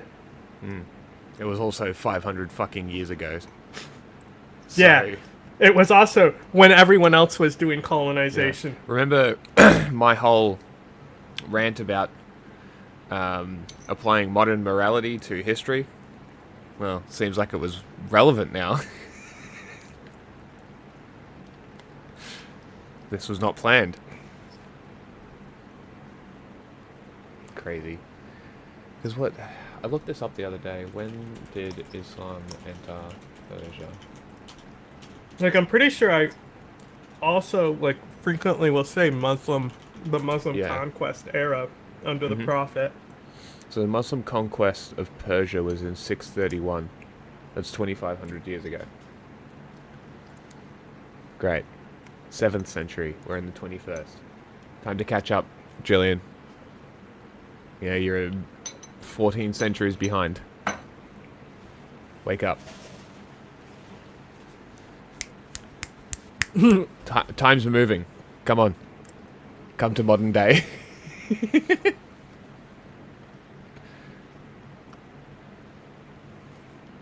Interesting. That's problem. She did say Go Saudi ahead. Arabia, which is funny. Feel the way that you feel. I'm not here to talk you out of it.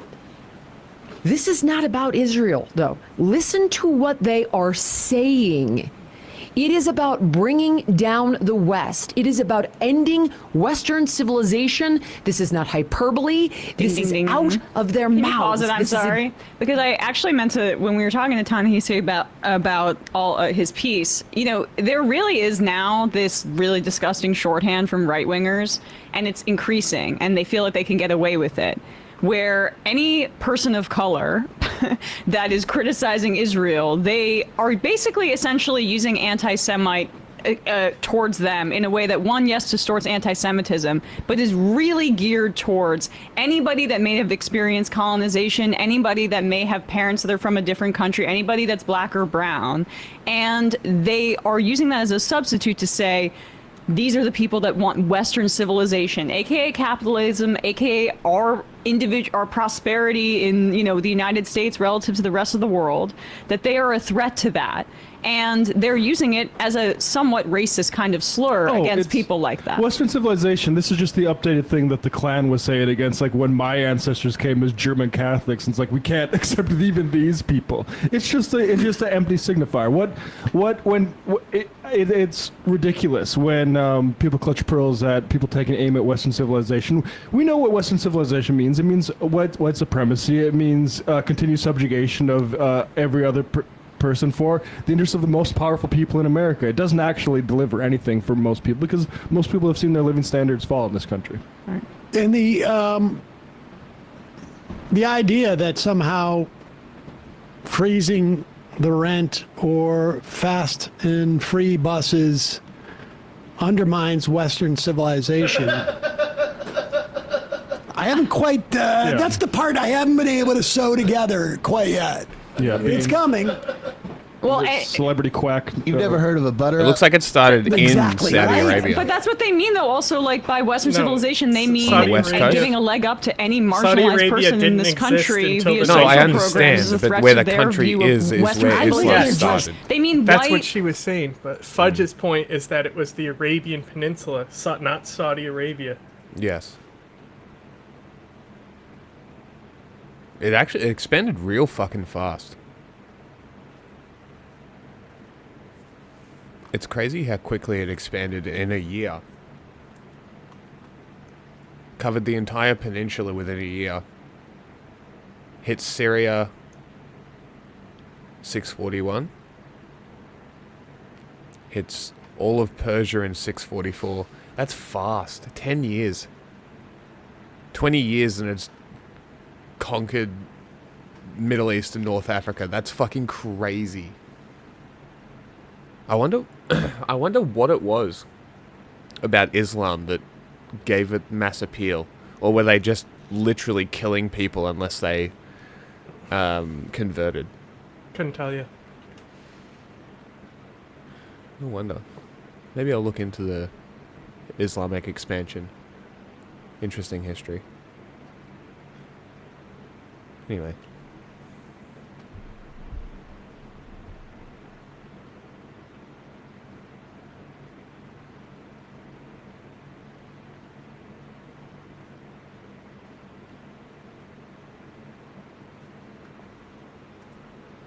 Like, they do mean white dominance. It's just a socially acceptable way to say it in blue states. Exactly. I mean, obviously, like the idea that they're assaulting the West by, I'm so happy about free childcare. But now, of course, everything our child eats at childcare has to be halal. But I mean, nevertheless.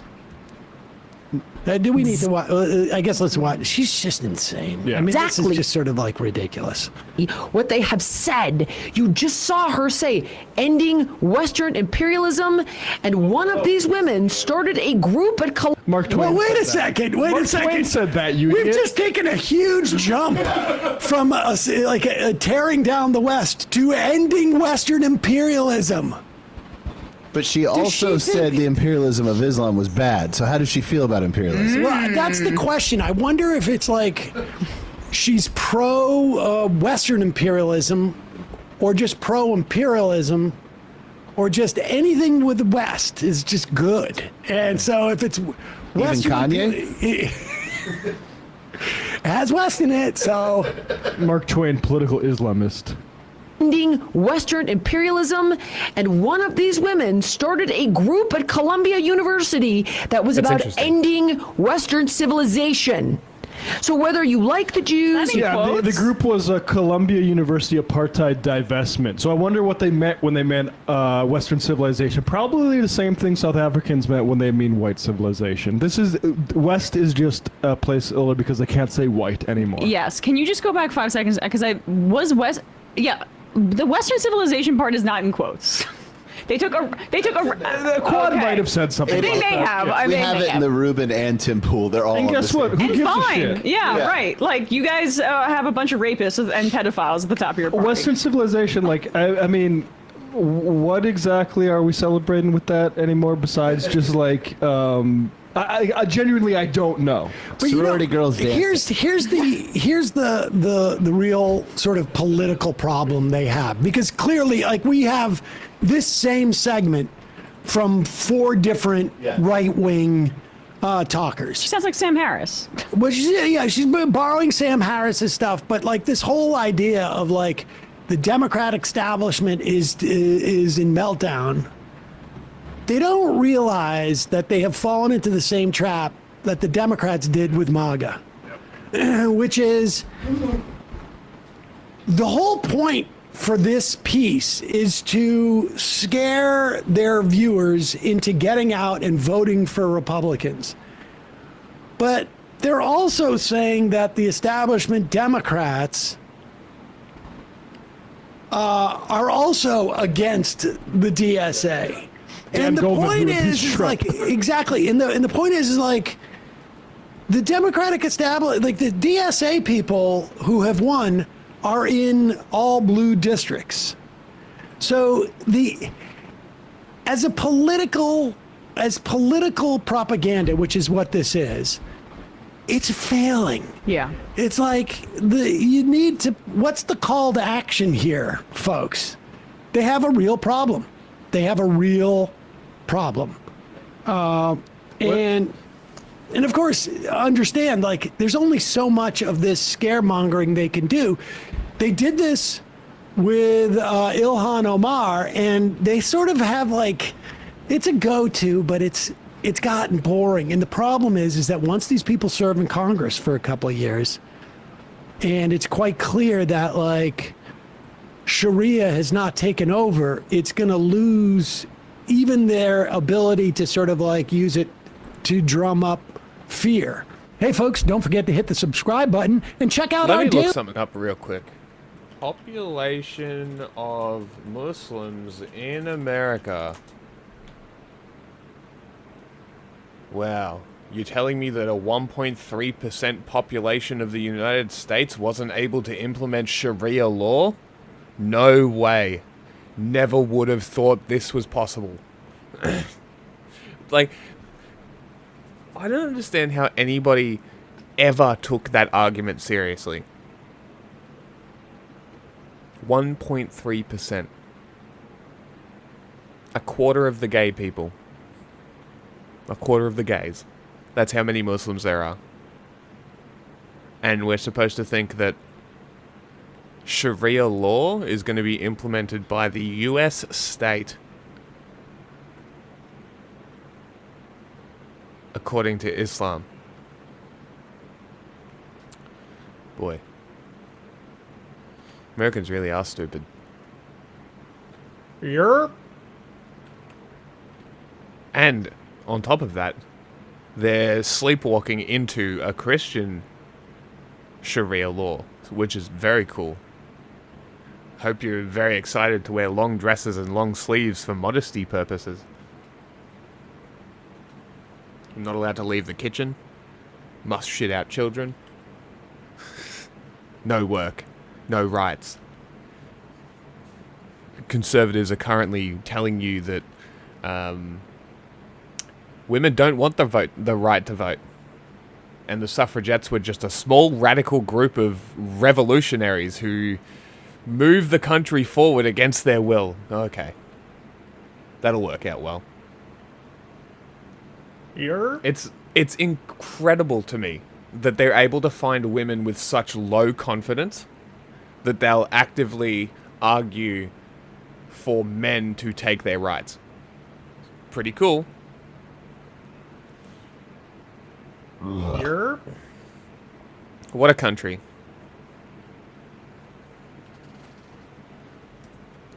U.S. imports of unregulated injectable chemicals from China doubled in 2025. Science influencers are making millions of dollars pushing unregulated drugs that make you feel like Wolverine. Is anecdotal data from social media leading to an influencer craze of peptides that will cause mass death in the future? Probably. To understand the microbiology of the peptides people are injecting, you must first go back to first-year university and understand amino acids. These are the building blocks of proteins. They combine into long chains in your cells which fold in on themselves, and based on the forces between each amino acid, they make a shape that causes the function of a protein. Peptides are short chains of amino acids. Some definitions say a peptide has to be as small as 2 to 50 amino acids in length.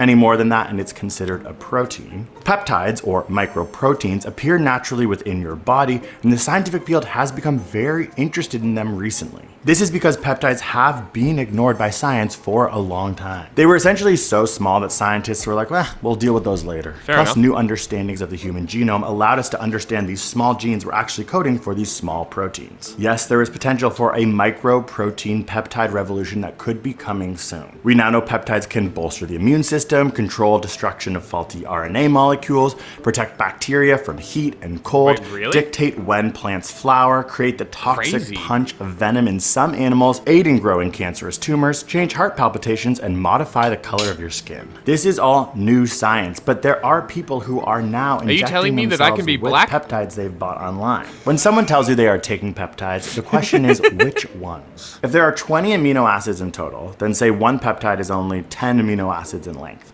That is 20 to the 10th power of combinations, meaning there are over 10 trillion possibilities of a combination for a 10-chain amino acid peptide to be. So when talking about peptides, we need to get specific. The most popular peptide on the market right now is Ozempic. Glucagon-like peptide 1 or GLP-1 is a receptor agonist that many people have likely heard of. Crazy. What we are about to talk about now is the illegal, unregulated peptides that have not been tested on humans properly that Are you back in? millions of people across the world have started to inject themselves with. trying. We're going to talk about the Okay, infamous just let me know. BPC 157. You may have heard of BPC 157, which is said to increase strength, It's actually no endurance, longer in the game energy, again. and speed up recovery from injury. Andrew Huberman has injected himself with it. This guy has taken it. A dude beside you at the gym has likely taken it. It's everywhere. But what exactly is it? One family of peptides that your stomach naturally releases are trefoil factor peptides. They are peptides with a twisted structure that stop them from breaking down in the gut. They help heal intestinal cells and promote cell migration to injuries. The history of this peptide is that a man named Dr. Sikoric discovered it in 1993. He also currently holds the patent. He began to study the effect of BPC 157 being injected into mice, rats, and guinea Fuck patent pigs. holders. One article states that BPC 157 can help with gastric ulcers, heart damage, liver damage, pancreatic injury, kidney damage, fever, edema, bone fracture, burns, skin wounds, hypersensitivity reaction, colon injury, Wow, radiation really injury, glad red blood cell development, fertility, some lactation, dude tooth damage, several types of sensory owns nerve damage, the viral infection. The single study in humans from slide 10 copyright for this. That's great. From the over 200 papers about BPC 157's potential positive effects,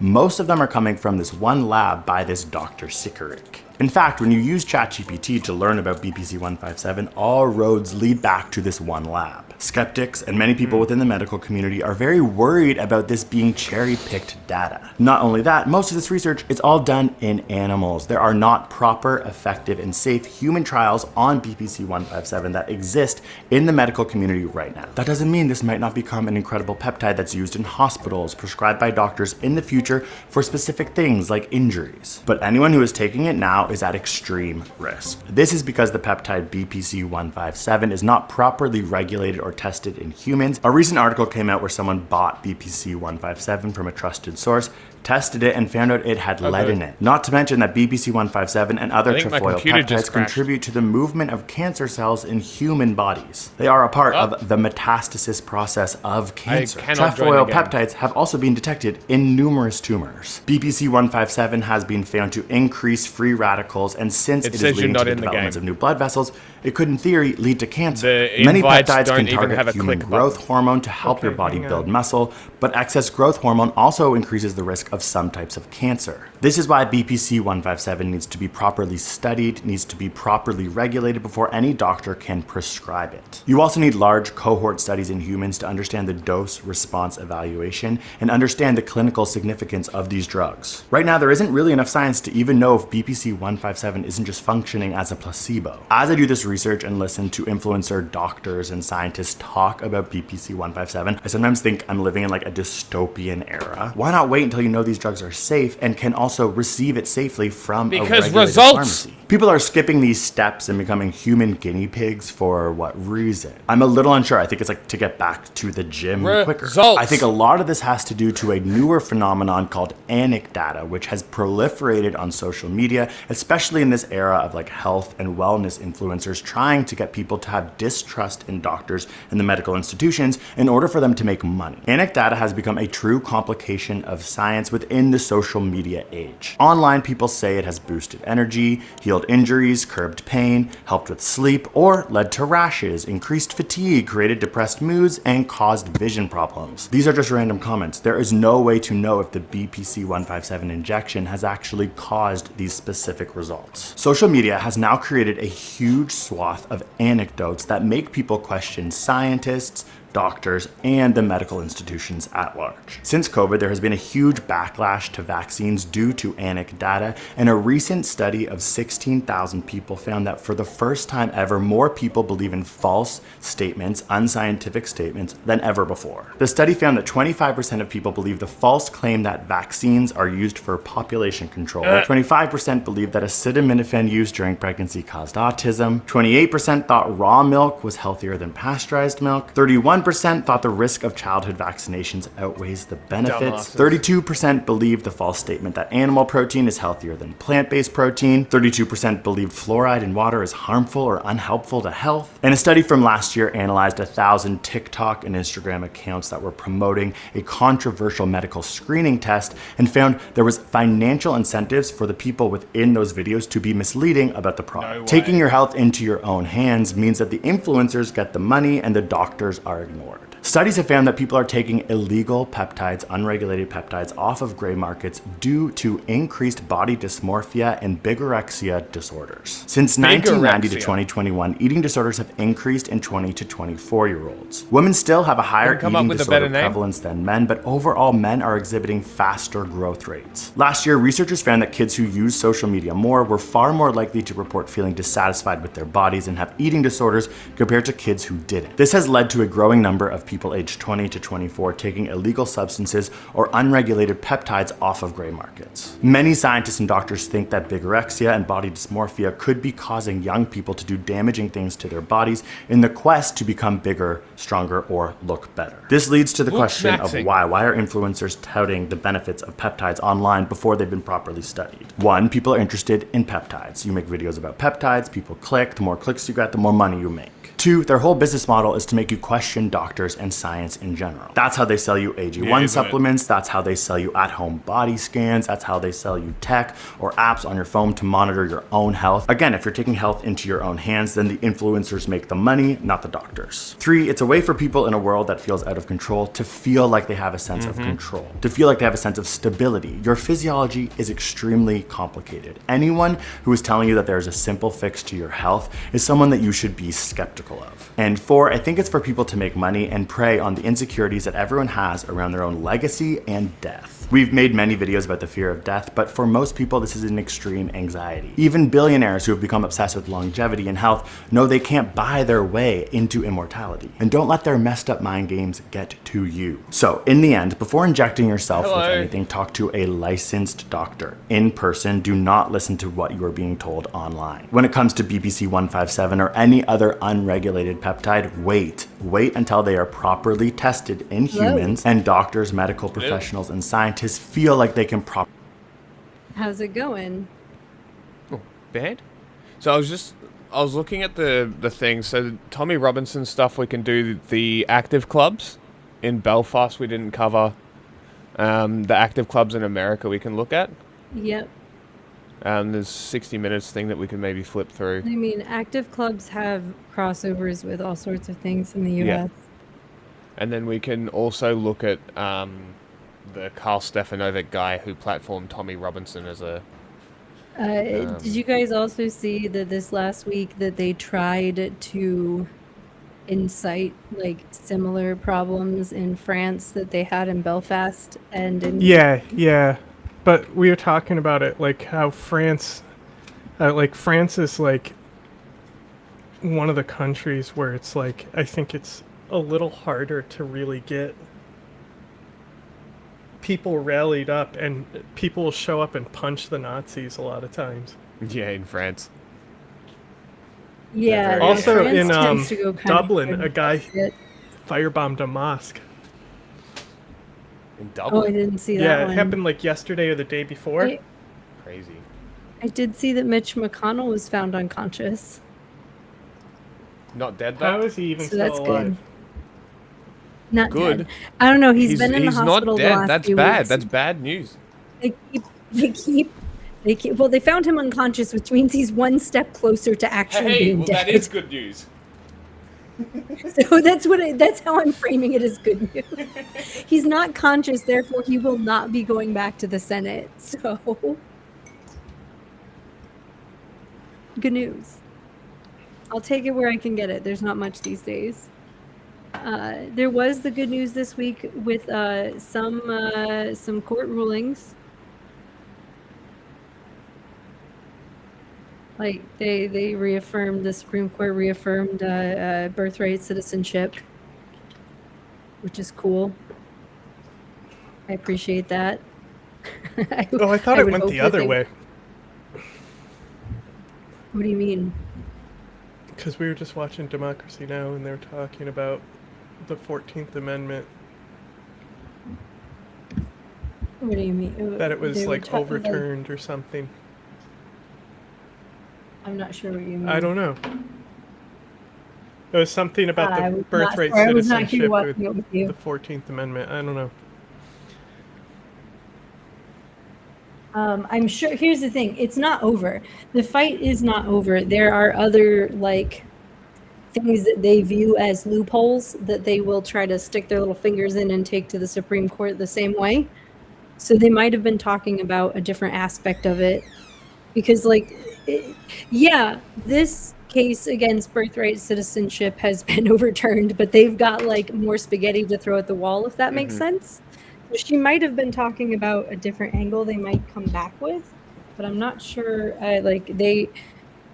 His straight up attempt to the executive order that just straight up says I'm ending birthright citizenship was seen as unconstitutional by the Supreme Court. That birthright citizenship was upheld. Now they will come back to argue what that means and who gets it and everything else about it.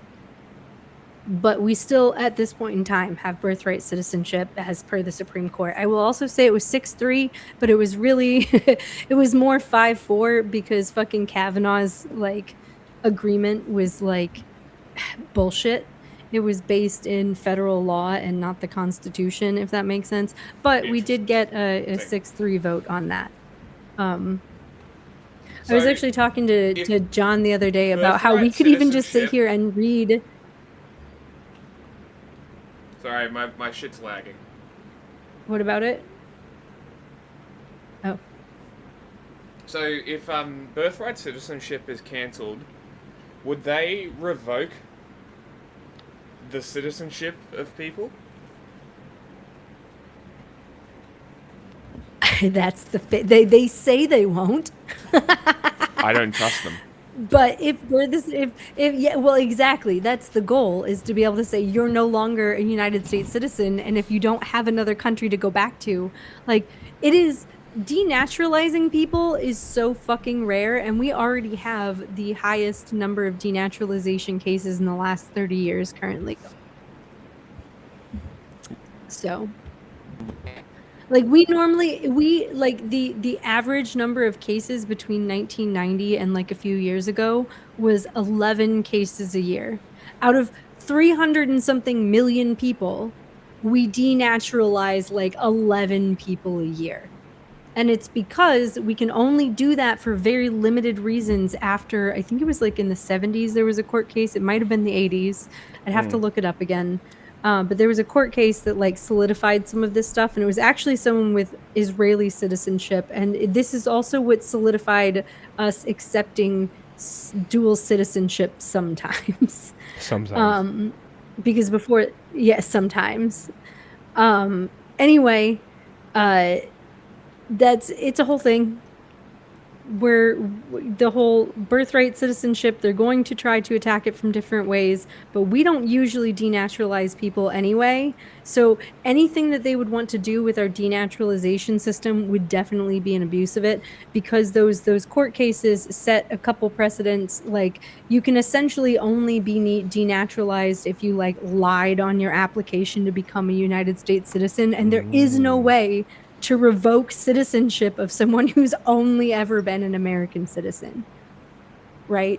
I think that there's also a way to revoke people's citizenship if if you have dual citizenship between here and China, and you've gone there and you've done something that makes you some kind of national security risk or something. There are very, very limited ways that you can, and even then I think that is extremely limited and hard to prove, because taking away someone's citizenship once you've naturalized them is a big fucking deal. Yeah. That's why we don't naturalize most people. Like, even that, like, I mean, that's not why. Racism is why. But, like, we don't naturalize most people who come here. We have people in all different kinds of programs, whether it's temporary protected status, whether it's work visas, whatever. But we don't actually naturalize that. Like, we do have a steady number, but compared to the number of people who come over here in general, we don't naturalize that many people. So it's ridiculous for us to, like, take that away from them. Just like it's ridiculous for us to have, like, this happened in Indiana last year. There was a group of like 20-something people who had gone through all of the steps to become naturalized. The last thing to check the mark was checkbox to check was to go to the courthouse and have a little ceremony where they swear on a Bible in front of a judge, and ICE agents were there to take them. Great. Like, they had gone through multiple years of this shit, all of the tests, all of the interviews, all of the proving that they're not, bad actors. So all I'm saying is, like, they're still gonna try and come for birthright citizenship, I'm sure. But how and the angle will just be a little bit different, because they tried to get rid of it altogether. That didn't work. So now they're gonna try to chip away at it, if that makes sense. Well, when one method fails, gotta try your backup. Yeah. They're not ashamed to fail and try again. It's because there's no consequences for it. The Democrats are literally doing nothing. Anytime that they fail, it's more fodder for their propaganda cannon, right? Oh, those evil Democrats won't let us take away birthright citizenship and all those anchor babies, right? Yeah, exactly. And then they'll start fear-mongering it.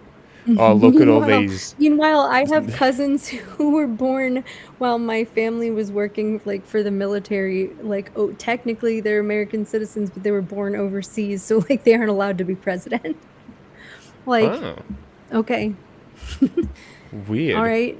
But yeah, Ted there's Cruz some was weird... born in Canada. What? Yeah. So they could probably still be president. Ted Cruz Maybe. ran. I just remember them explaining to me when they were younger that they could be congressmen, but they could never be presidents. And Ted Cruz was born in Canada. Really? Well, Ted Cruz isn't president. Yeah, but he ran. Huh. Interesting. Those fuckers would be the ones to, like, bitch about Obama's birth certificate and then and then literally run some fucker from Canada. Yeah. Okay, maybe my cousins are wrong. I'm going to be real with you. That is not my area of expertise, who can run for office. I would have to look those rules up. I was a child when they told me this. They were children. We could all be wrong here. Because if Ted Cruz can run, I'll have to call my cousins and be like, look, Ted Cruz ran, so you can run too. Well, if there's precedent, why not?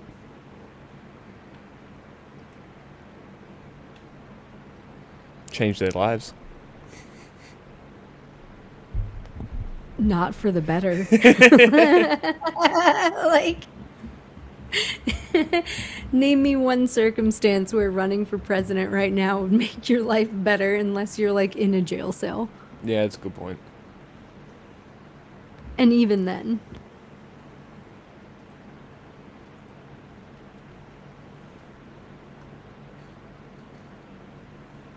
Joe Exotic was in a jail cell running for president. Yeah, you can run for president from a jail cell. It's been done before. He was not the first one to do it. Some old Union folks, after they were, jailed, ran for president and stuff. I think, what is this fucking name? Du Bois did. But, yeah, no, that's what I was saying. Name me someone who running for president would legitimately better their circumstances, unless you're in a jail cell, though. Like, that just sounds like something that would not be fun right now. Oh my god. Tommy Robinson started a podcast, and his second guest is Tim Pool. Are you fucking kidding me? Can we listen to that?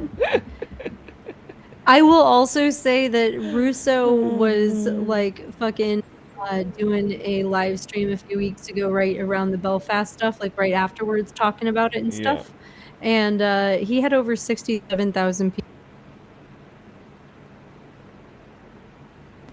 Or sorry, he had over 60,000 or 67,000 people watching his live stream. So these people are like gaining popularity and followers from attaching themselves to all of this too. Yeah. And there's also some new like youth movements in the United States that we don't necessarily have a great handle on because we're not fucking 15. That are extremely concerning. Like they're restricting the people that are allowed in them to being under 18 kind of stuff. Okay, so it looks like the video isn't out yet. But he did repost the Karl Stefanovic interview, which I've added to the stream list. Fucking Tim Pool. He's been a problem since Occupy. Yes. Fuck, kids these days don't even know about Occupy. That's a good point. I was there. I wasn't seen there it. in New York. So was Tim I was Pool. not there in New York because I'm not from New York. Yes, it was Tim Pool. Doesn't say. And I know the people who I know one of the people who helped start it. Interesting. But yeah, no, he is very. Do not bring Occupy up to him. He's very angry because they originally went there with the notion of like fighting people that came out of work from the fucking stock exchange. Like it was not what it. He's so fucking mad to this day about what it turned That's into. so That funny. liberal kumbaya stuff. A little bit of a American awesome. protest history for you. He gets like like you can see him get like the like vein in his fucking forehead kind of irate if he hears the song "We Will Not Be Moved" because he heard that song one too many fucking times sung at Occupy by Democrats who were then immediately fucking moved. That's fucking awesome. So I'm not going to say that it didn't have value outside of that, but I will say that it was very interesting befriending that person and hearing their perspective on everything because I was like, damn, as someone who experienced this like from degrees away, that is, yeah, I can see why you're that angry about it, you know? Kind of valid.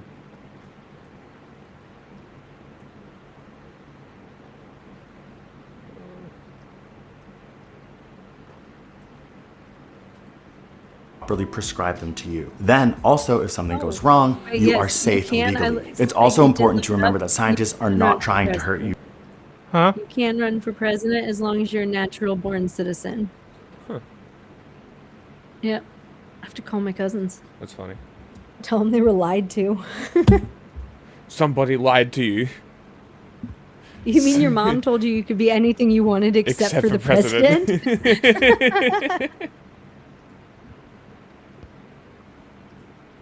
I mean, fair. I'm going to be real. I don't think any of my cousins should be like running the country either, but I would argue that every single one of them would be better than the people who are running it right now. That's the military side of my family, so.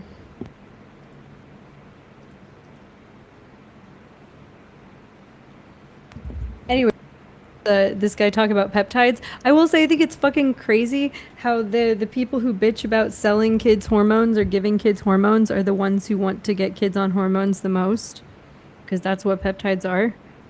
Yep. It's gender affirming care. Very hypocritical. Why do they call them peptides instead of just calling them hormones?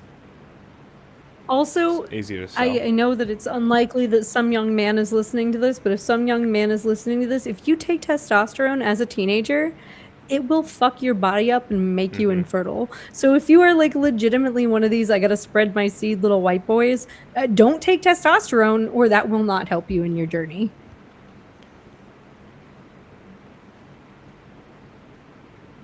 It's good advice.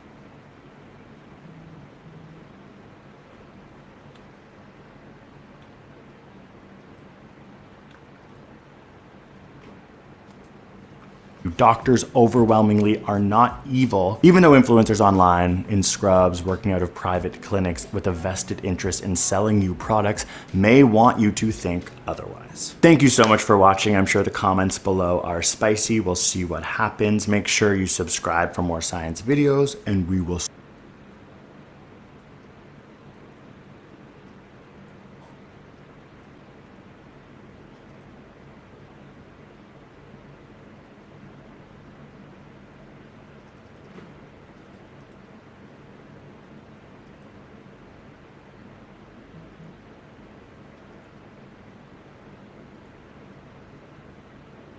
Boom.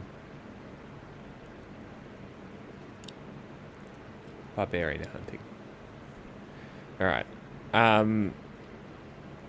Do we want to talk about active clubs?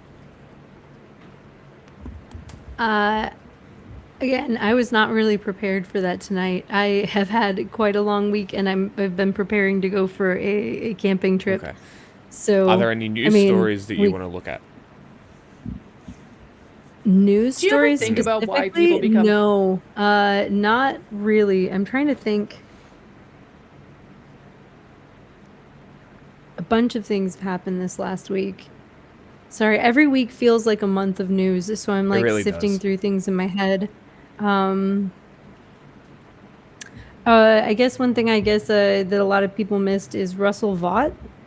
Who? Vought. I'm not sure how you say his last name. I've been saying Vought because I've watched The Boys. Fair. He reminds me of fucking evil motherfuckers. Who's in charge of like some kind of budgetary thing in the government. Okay. Testified in front of Congress yesterday, day before. And he is the guy who, okay, so if you know what Project 2025 is, right? And you know the Heritage Foundation is behind that, right? Yep. They have a sister organization called Heritage Action that Russell Vought started over a decade ago to help push Heritage Foundation stuff and make it more popular and whatnot.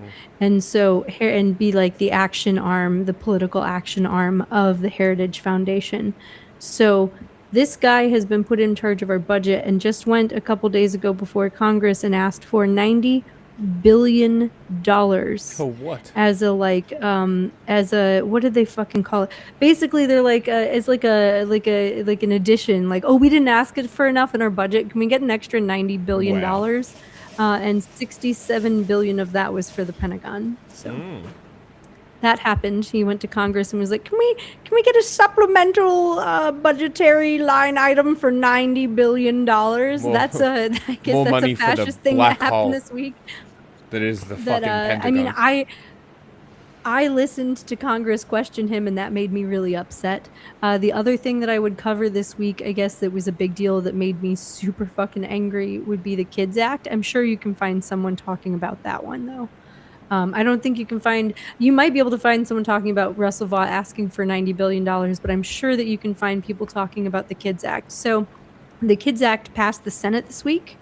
I don't know if I think I sent that to you, Jack. So they're selling it as, kids online. It's dangerous for them. It's bad for them. ID check thing, yeah.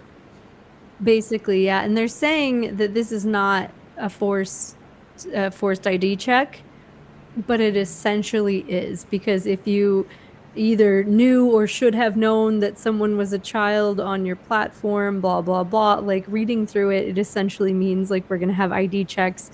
Like you're going to have to prove that you're an adult to be on social media. And in order to do that, what are you going to do other than provide your ID or provide at least some kind of, what are you going to take a picture of your face? Are you going to like, whatever it is, you are tying identifying information about yourself to your accounts online, which leads to surveillance problems. Oh, what did that say? I didn't see it. No. The Kids Act, I assume, is to legitimize pedophilia. Yeah. So, well, I mean, they're selling it like, and here's the thing. They're not even talking about the ID checks and stuff because they're claiming that it's not forcing ID checks. but they're out here talking about all these things. Here's the other part that makes me mad. They're out here like, oh, the endless scroll is bad for your mental health. Oh, they mess with your emotions. Oh, they like there's gambling on there. Oh, there's like all of these things that are so bad for your mental health that can manipulate people that we should not expose children to. So you have to prove who you are to get on there as an adult now. And I'm like, why are we not? And not only that, they're also talking about data collection. They're constantly talking about data collection on these kids. And I'm like, why are we not just ending the data collection and the things that fuck up people's mental health to sell products? Like gambling ads. Like for everyone. Like why are and like the gambling has gotten fucking out of hand, right? Use Australia as a test case. As someone who's generally like, look, it's your fucking money, right? There's a reason. There are good fucking reasons why we have gambling laws. Yeah. Right. I've told you and so, that the Australian social media ban was put through instead of a gambling ad ban. They shelved an ad ban for gambling companies. Yeah. To ban children. It gets better. Hold on. It gets better. The gambling lobby was the main backer of the people pushing this banning kids from the internet. They would. They would be. Isn't that great? Well, that's like we had like fucking Peter Thiel's friend who's an actor, Jordan what's his fucking name? Levitt, fucking Gordon Levitt, Joseph Gordon-Levitt. Yeah, I couldn't fucking. His name was not coming out right. Gozerian. Gordon-Levitt was out there like he has a curse name. I can't say it right. He was out there like talking about how we needed to end encryption and stuff like that. Like because these tech surveillance people would love more data on you. And by the way, here's the other thing that kills me about this whole like, oh, we won't collect like information on children. It says unless we have parental consent. So what they're going to do is force you to ID yourself and then connect your account to your child's account, and they promise you control over what they see and stuff. First of all, that shit's not going to be as good as you think, and second of all, like all it's doing is allowing them to like quietly like collect information on the rest of us. Like why aren't we doing what Europe did and making it so you just can't collect data on us? Like I really hate that Europe's solution was essentially giving us back the pop-up, but I would rather have the pop-ups than not have a say in it. I can block the you pop-ups. know what I mean? Yeah. Well, it's also one of those things that it's just like, we're afraid of like this stuff that like leads to the bigorexia that you were just talking about, or anorexia, or like self-harm, or worse things, like these things that aren't good for kids, and these endless scrolls, and these like image issues, and all of this stuff, and like not living in the real world. Like these things are not good for kids, but they're also not good for adults. That's what a lot of people forget. Like I miss when I could come to the end of a Facebook like feed. Do you remember that? Yeah. If you scrolled through everything your friends posted that day, it stopped. And if your friends weren't posting anything, you didn't have a fucking feed. I miss that shit. I miss feeling like I could get on social media and be done with it. Be like, look, I looked through all the things. Yeah. I saw what all my friends had to say, and I'm done. Never again. I hate that, though. Don't say never again. Say maybe someday. I didn't have that much hope. Maybe if Tom brings back MySpace. MySpace is still around. It's just Do you remember music. when the biggest drama was who was on your top 8? Mm-hmm. Man. I do. That was back when Facebook was still a hot or not website. It's true.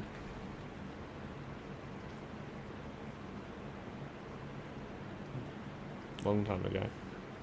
Fascists. I mean, especially because fascism has literally nothing to offer other than, like, a return to a non-existent mythical past and violence True. against minority groups. It's really easy to say that it's because some people are just ontologically evil and preemptively absolve ourselves of the possibility of ever supporting such a horrible ideology. But unfortunately, that us versus them mentality is precisely what fascist logic thrives Oh, on. I forgot. The othering, the Kids us versus... Act.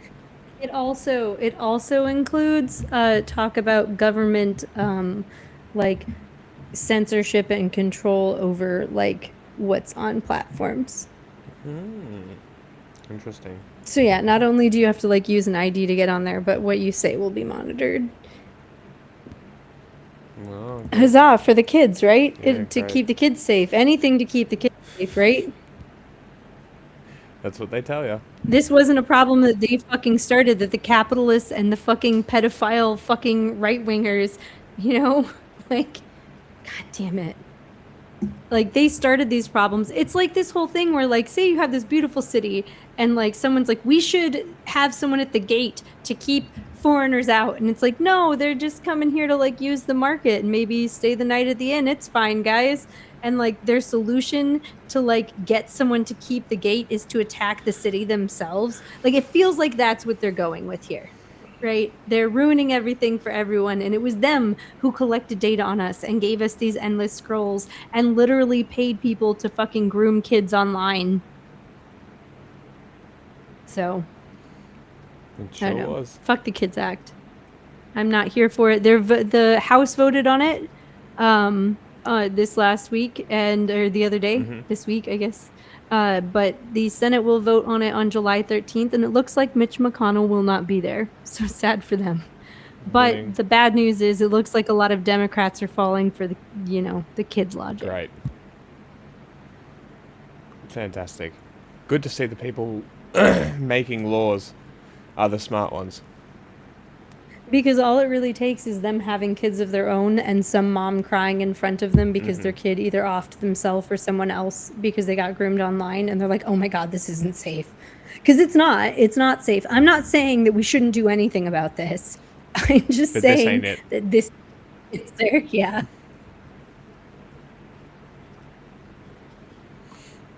is them, the feeling of being superior to and completely different from the other. Unfortunately, we don't live in a classless, stateless, moneyless society where all of humanity is on the same side yet. So the us versus them logic persists and constantly reproduces itself because it's effectively baked into capitalist society.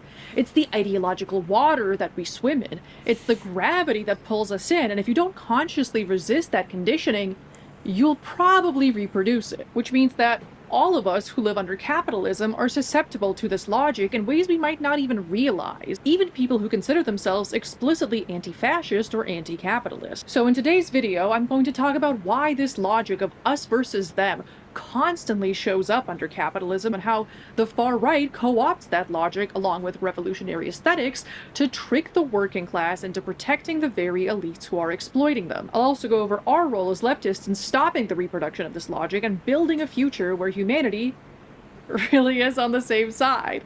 Hi! But first I want to talk about the sponsor of today's video, Incogni. Have you ever Googled yourself and seen just how much of your personal information is on the internet? Emails, phone numbers, your full name, people related to you, even your physical address. Any of those might be online on people search and data broker sites for anyone to look up, including stalkers or scammers. Super annoying You to know track what? down You every can. single I'm website that looking at might the hide chat your now. information. Yeah, you can quote me on that. Fuck these kids.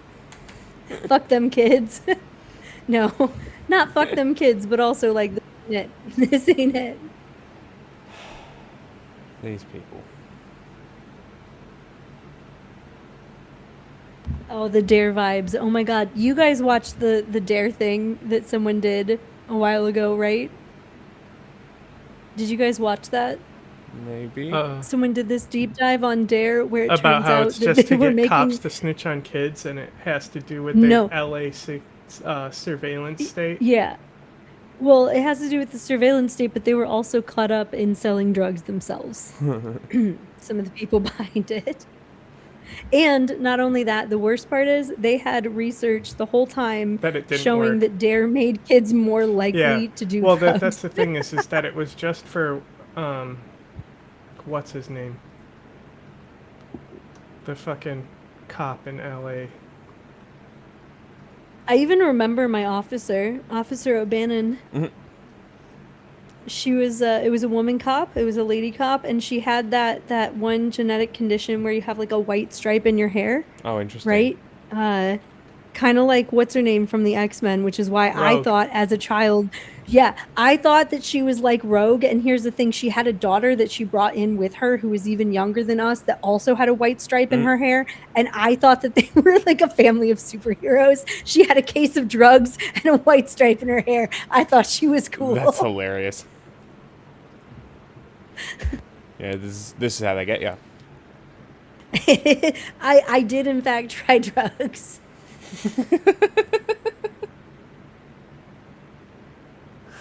Mission failed. We'll get him next time. Sorry, Officer O'Bannon. I failed you. I will say, you know what? If Dare scared me away from doing anything, it was taking random pressed pills without testing. Generally good advice. Yeah, that was. You know what? That is the one good advice that Officer O'Bannon gave me. Because they had, did they not bring in, I don't know if they had this everywhere, but they had like a suitcase, right? And they would bring this suitcase in and open it and had like glass over the top so you couldn't, I'm assuming some child just took the drugs at some point. But there was like plexiglass over the top so you couldn't just take the drugs out. And they had a bunch of different drugs. I lost my suitcase. That's Officer O'Bannon is why I was like, oh, that's what weed smells like. I've smelled that before. That's great. Helping you recognize smells. Yeah. Well, yeah, because they wanted us to snitch on people. Luckily, no one in my life fucking smoked weed, or I might have because I was a dumb little kid. Well, that's the whole reason That's the program the point. existed Yeah, was for kids to snitch on their parents. Yeah, I know. It was a whole awful fucking thing. Yep. Anyway. Fuck them kids.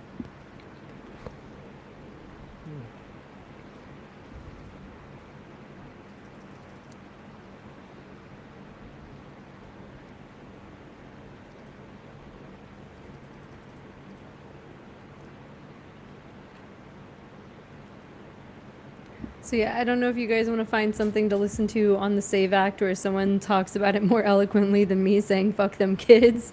But other than that, watching Elon, they're not Elon's new movie, the new racist movie that Elon's been promoting is the only other thing that I really had in mind for tonight. Yeah. John thinks it'll be better for Patreon. Before we dive into the way Which that we this can us do. versus them logic constantly reproduces itself under capitalism, I we mean- have to talk But about the how long do you concept have? of base and superstructure. Many of us live under a capitalist definitely mode of wanna be production done where by private midnight, so I individuals have a own couple the hours means of left, production. but that's the about stuff it. that you need to do later. This system functions off of a profit motive. The drive to maximize profits no matter the human or environmental cost. Only a minority of the population actually own means of production, while the majority of the population have to work for these owners for a wage. Plus just about everything like housing, food, water, electricity, and healthcare if you're in the US is commodified. So you really need to make money to afford all that stuff. The capitalist economic base gives rise to an ideological superstructure, and they reinforce each other in a cyclical manner. Again, the base being who owns the stuff needed to perform labor and what that stuff is, and the superstructure being ideology, culture, social norms, media, pretty much everything you interface with in your daily life. This means that the economic base has a direct impact on what sort of culture, values, media, etc. a society produces. So under capitalism, where private individuals aim to maximize profits and essentially get to determine how society functions, while the working class does all the work but has zero control over how society runs, we are inundated with conditioning that aims to make us believe that this state is natural, that the maximization of profits is good, that the people who run society deserve their position. Capitalism creates a superstructure that revolves mostly around normalizing capitalism. This is only logical. Obviously, a system would seek to reinforce itself. And you know what else capitalism generates? Oppression based on class, with the proletariat being oppressed and exploited by the bourgeoisie, obviously, but also along other dimensions like gender, race, sexual orientation. Because if you can split people up based on non-class categories, they're way less likely to pay attention to the primary contradiction between the ruling class and the working class, and the class oppression that influences their daily life. If you get white people to believe that they're the best and deserve to have it better than everyone else, they'll do the most to try to maintain their privilege and ensure that true equality isn't reached unless they actively work to undo that conditioning. Like how the US doesn't have universal healthcare in large part because racist whites didn't want black people to have access to the same healthcare that they did. Because apparently a lot of white people would rather be at the top of the racist hierarchy and be racist than form a working class coalition to fight for universal social benefits. Similarly, if you tell men that they're the best and the pinnacle of logic and that women are crazy and emotional, if we did that, men it would will have do to the be most up to on try to Patreon. maintain their privilege and ensure that true equality isn't reached, unless they actively work to undo that conditioning. In Caliban and the Witch, Sylvia Federici writes that during the period of primitive accumulation in the transition to capitalism, the ruling class decriminalized violence against proletarian women as a pressure release valve for potentially rebellious men who might otherwise fight against the status quo. And of course, to disrupt Unreal. solidarity between men and women who prior to that point often worked together to collectively organize against their feudal lords. Splitting people up among lines other than class is really convenient for the ruling class. Creating an enemy other is really handy if you need the working class to support your imperialist war, or if you want to divide and distract the working class so they fight each other instead of the capitalist system. So this logic of us and them is clearly very easy to exploit and kind of hard to do away with entirely, because under capitalism, there is a real us versus them. Class struggle, proletariat and bourgeoisie, working class and ruling class. There is a real societal division, not a moral or identity-based one, but a structural one based on who owns the means of production. But we can't just put new people in charge and expect the system to improve, because the problem is the system itself, and the system generates these outcomes over and over again. So yeah, there is an us and a them, but they're not necessarily the problem. The system that splits us into an us and them is. And we need a system that works towards ending that split. You know, so we can work towards a classless society, right? Fascism exploits this logic and redirects the discontent that this real division generates by scapegoating a vulnerable minority group to propagate this ideology. So instead of people being like, wow, this class struggle sure is making me want to fulfill the historic mission of the working class, The they'll be Jews. like, if I support the eradication of a particular group of people that I think are bad, but under a dubious catchphrase like parental rights or keeping boys out of girls' sports, I'll finally have the stability I crave and my life will be so much better. Which is obviously not how anything works. You do not improve society by committing violence against vulnerable minority groups and otherwise maintaining the current system. You have to change the system and put the working class in charge to build a society that actually benefits the working class in the long term, and to work towards ending class society in general. This is also why, to deflect away from the real solution, socialism, fascism has to adopt revolutionary aesthetics, a populist veneer, and the promise of revolutionary change, all while actually maintaining the status quo. It gives the illusion of change and revolution while not actually making things any better, and continuing to expand the boundaries of what is considered them, while shrinking the boundaries of the acceptable us. As Michael Parenti writes in Black Shirts and Reds, years ago, I used to say that fascism never succeeded in solving the irrational contradictions of capitalism. Today, I am of the opinion that it did accomplish that goal, but only for the capitalists, not for the populace. Fascism never intended to No offer a social offense, solution that would but serve it the general sounds like some populace, fucking only a comedy, reactionary one, commie forcing all the burdens and gobbledygook. losses onto the working public. Divested of its ideological and organizational paraphernalia, fascism is nothing more than a final solution to the class struggle, the totalistic submergence and exploitation of democratic forces for the benefit and profit of higher financial circles. Fascism is a false revolution. It cultivates the appearance of popular politics and a revolutionary aura without offering a genuine revolutionary class content. It propagates a new order while preserving the same old moneyed interests. As the contradictions of capitalism feel like sharpen looking right-wing conspiracist thinking and At the fascism Nazis have like a clearly money increased thing throughout is a short-sighted. lot of the world. It really doesn't help that capitalism will gladly use fascism to maintain the status quo, or that right-wingers have way more funding behind them than leftists that aren't censored as heavily on social media platforms. Because, you know, they're in cahoots with the ruling class and we're not. It also doesn't help that fascism is just colonial violence coming home to roost, and that in the case of settler colonial states like the US and Israel, colonial violence is how the country came into existence in the first place. Like, of course a country built off of normalizing violence against an undesirable other would continuously normalize violence against an undesirable other. And in addition to all of that, the way that fascists exploit this persistent us versus them logic plays a huge part.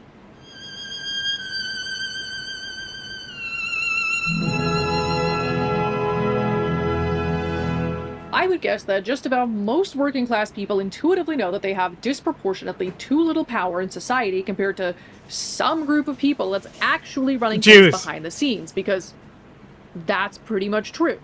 There's even studies showing that economic elites and business interests have more of a sway over US policy than regular people who have pretty much no influence. And like, yeah, duh, that's what happens in a dictatorship of the bourgeoisie. That's literally the logic of capitalism. This is what the capitalist system would output every time.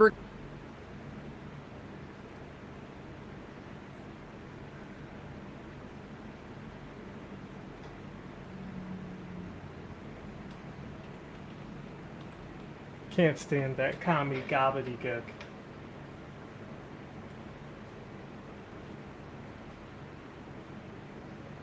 I wasn't listening. Which way did she go with She it? was just saying bourgeois, bourgeois, bourgeois, bourgeois, bourgeois. Oh my god. Proletariat.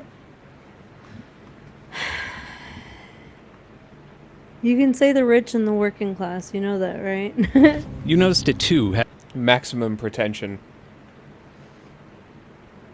Oh, Ben Jordan does have a good video out. By the way, so if we're not watching it tonight, when are we watching that movie then? Depends on when you want to. Because what we'll do is we'll film it and this then I'll Wednesday cut it. or next I'll cut Wednesday. it. Well, because I'll cut a trailer when we film it. Well, I mean, could we not just cut over to your other channel and film it tonight, and then you can cut a trailer out of it? Well, that's the thing, is the other channel isn't growing our main channel. I know, but it's there for the people who hang out with us to be like, hey, watch this stuff with us. It's like the M&Ms at the bottom of the popcorn. And if you don't put M&Ms at the bottom of your popcorn, what are you doing wrong? Do you not put M&Ms at the bottom of your hot popcorn at home? What? I've never heard of this. Do you not do this? No. Look, it was something my family always did. I just kind of assumed that everyone did this. I guess I'm finding out right now that this is freak. Look, if you take M&Ms and you put them in the bowl and then you put the hot popcorn over it, they get all melty, but they don't melt because they're M&Ms and they have their candy coating. So when you get to them and you put them in your mouth, they're all warm and melty and delicious. They're like better than normal M&Ms. They're the popcorn M&Ms. Look, that and does they have a little sound bit of pretty butter on them good. because they're the bottom of the popcorn. And then you know that chocolate goes with popcorn, right? So like, they're good. I don't know what y'all are doing when you have popcorn at home. I just ate but popcorn. the M&Ms are the best part. Bag of M&Ms is like $6 here. Oh my god, what the fuck? Yeah, it's insane. Like one of the small ones? No, like it's like 200 grams or some shit. That's not much. But it's like the bigger bag. I only know what grams is when it comes to weed, and I feel like that's not a very good measurement because it's light. Or bullets. Yeah, or bullets. I guess we're both.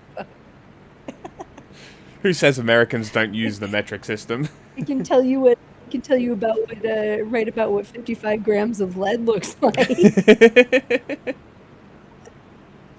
But I couldn't tell you what 200 grams of chocolate looks like. I can't even show you a picture of the bag because it still wouldn't give you an idea of the size of it. If it had something next to it, like does it say ounces? It might. Usually they have like both measurements on there, don't they? One minute, I'm like looking for my phone, like Australian M&Ms. Oh, my bad. They're $8. Oh my god. But that's a Yours probably yours have real chocolate, don't they? ounces. 12.5 ounces. Wait, okay, I have a question. So, when you guys import things like Hershey's and stuff, do you have laws like Europe where you're like, no, you have to give us real chocolate here? Not sure. I think they're like grey market imported. Oh wait, it says Australian M&Ms feature a distinct recipe by Mars Chocolate Australia. There you go. You guys have cookie dough? Yeah. What? Crazy. The crispy ones are the best. Okay, so the 145 gram bag, which is half the size By of the the way, $8, is $5. if you choose to do this, if you like mini M&Ms, this is the perfect opportunity to get a tube of mini M&Ms and put them in the bottom of a bag of popcorn.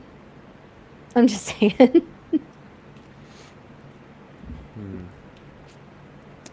Yeah, so it's about 12.5 ounces in the big bag, which is The $8. the peanut M&Ms, sometimes they're a little bit too big to get quite as melty, right? Yeah. But yeah. But I would highly recommend if anyone tries this, you have to report back. I agree with They you. probably don't have the vomit chocolate I in agree Australia. with you. Apparently they that don't. Hershey's is not a good chocolate, and people who rant and rave about Hershey's need to Wait, shut up. You say that Hershey's isn't good, but it says that you guys have a different kind than we do, so you probably have nicer than we do. Imagine it even more vomity. I've tried American Hershey's, and I didn't buy another one. I don't know. M&Ms aren't too bad though. No, chocolate in America was not great. I will say that the older I get, the more like the thing. There you go. We're back. Try again. Okay, so actually there's this local place that makes this absolutely fucking decadent chocolate, right? And they have like a number of little local places, like they only exist in a couple towns around here, and they were so good that like they are legitimately some of the best chocolate I've ever had in my fucking life, and I've had a lot of chocolate. And so they were so good that at one point in the 90s, Trump, like, because you could pay them like $100 and they would make a mold with like your company's with your butthole logo. Yeah, or your butthole. I'm sure they would do that. There for are enough money, companies too. that you can get butthole chocolates. And you could get like a little chocolate bar with your company's logo on it. It was very popular around here. And apparently some local company, because we have a lot of manufacturing around here, ended up doing some business with like one of Trump's companies, and he ended up eating one of these chocolate bars, and he's like, that's the best fucking chocolate. And they're like little gold bars, right? Like it was like their whole thing is like chocolate with gold on it, right? Like that's their like branding, always has been. And so Trump was like, I would like Trump bars. And for like 5 years, they would also sell them in the shop. Like, look, they're so fancy. Even Trump likes to have these chocolate bars wrapped in gold on his fucking desk. And now they like will deny that ever happened. That's great. They're like, nope, don't know what the fuck you're talking about. Zero connection. Please buy some chocolate. That's so funny. Yep. He's become Fun poison. fact. It's awesome. It's great. Yep. For a minute there, I had to check. Like, I had to ask a couple managers to like get a feel out for it, because it was like, look, I want to keep buying chocolate here, but if you guys are still supporting Trump, like I understood back in the 90s, right, when he was on The Apprentice, and no one really like, I'm pretty sure that their gold bar, like the gold bars of chocolate, were like in a bowl on The Apprentice show. Like it had something to do with that. Like, and that's how they ended up being like, look, you can get these here too, whatever. But I remember asking, and like, I was that kid who was like, I would like the biggest one. They also sold these giant pennies, right? They were wrapped in copper foil. And I remember asking which one had more chocolate in it, and the pennies were more chocolate for like, you know, the amount of money that you were paying. So I was like, I would like a chocolate penny instead of the Trump bar, please. I did make that choice once as a child. That's very because funny. Maximum value. It was more economical to get the chocolate penny, the giant chocolate penny. But no, if you ever end up in the United States, you should try some of their chocolate. It is good, but most mainstream chocolate is not. that great. Yeah. Yep. I don't think I'll be going back to America anytime soon. Yeah, that is also totally understandable. I think that would be a bad idea. I also don't think I'd can't get a imagine. visa.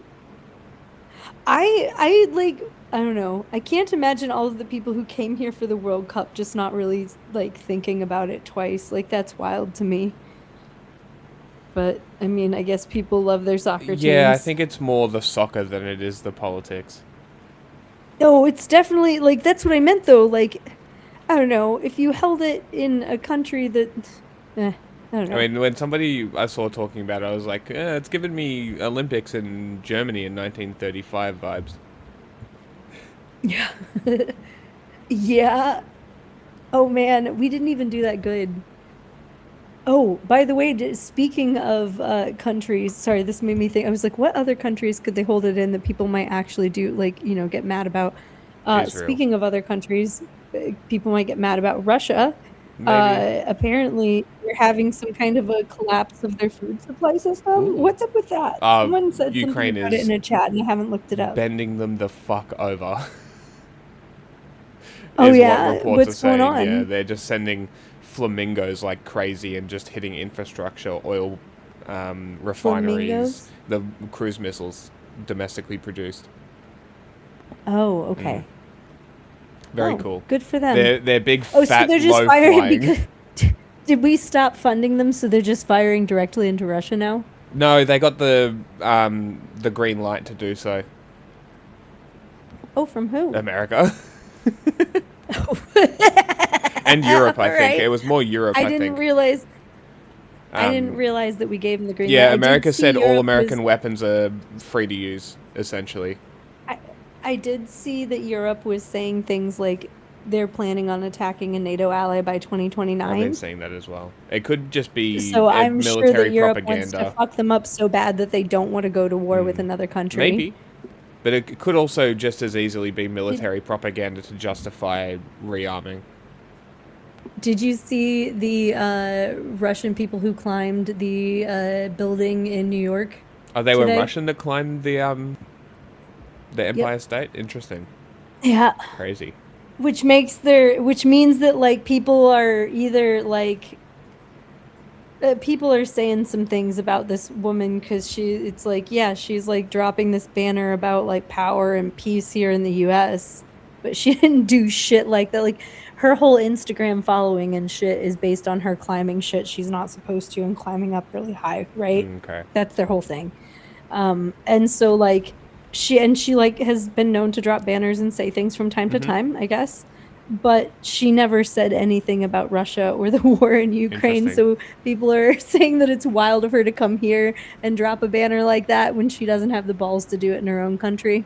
Yeah, it is a little hypocritical. But I mean, she's probably less likely to die here than or like, you know, get in major trouble from the state. I don't know. I don't necessarily have much of an opinion on it other than I heard these facts about it. I don't know shit about her other than apparently she just does this. And I guess she got proposed to today by her boyfriend who also does this with her. Good for them.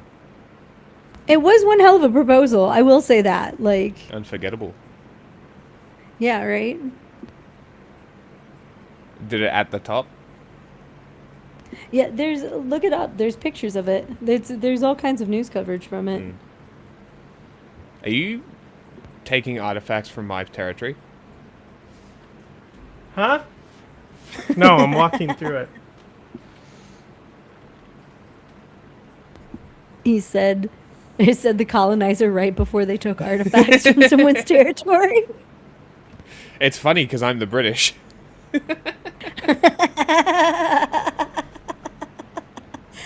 Those go in my museum. Thank you. Exactly. Okay. Continue video. Having you. Wait, but We've been when do you exposed guys- to wait, controversies I and didn't get my warnings and answer, my question about when we're gonna watch the movie, if not tonight. Are we gonna do it next Wednesday? Well, I wanted to do it off stream for Patreon. Oh. Okay. I mean, It could is we not a just end relatively new tonight movie. and do it? That's the thing, and maybe Elon works something out with the. I mean, we could try the Oh no, other he did channel. just posting it all over How the long? place. You They have to just let want me know people how to long see it is. propaganda. It's like an hour and I don't know. Let me fucking open Twitter again. It's like an hour and some change. Ah, my mic. It's 89 minutes. That's pretty short. Yeah, that sounds right. It's like it was full movie length, but it's not like saga movie length.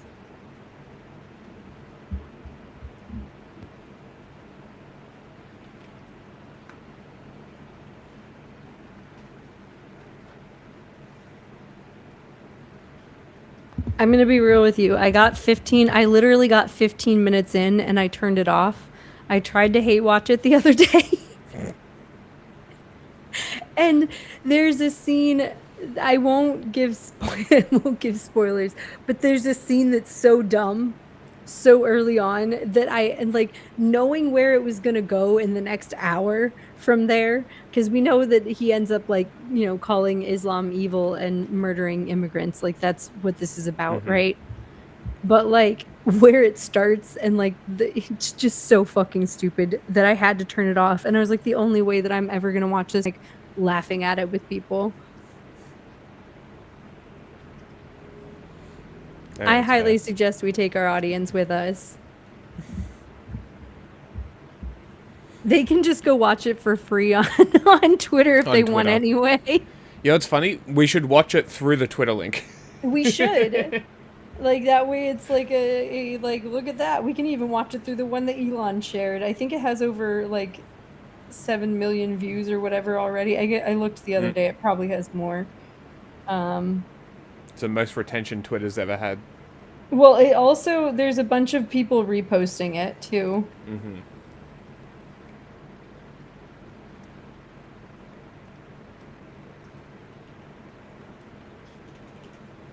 I also want to throw out there that it's wild that Elon Musk is like pushing this citizen vigilante stuff when like he relies so heavily on the state's monopoly on violence to live his lifestyle and stay safe as an individual. I don't think he comprehends. Like, it's crazy. Actually, before we watch this video, let me get a video for you. It's the one that I think I sent it to you, Wendy.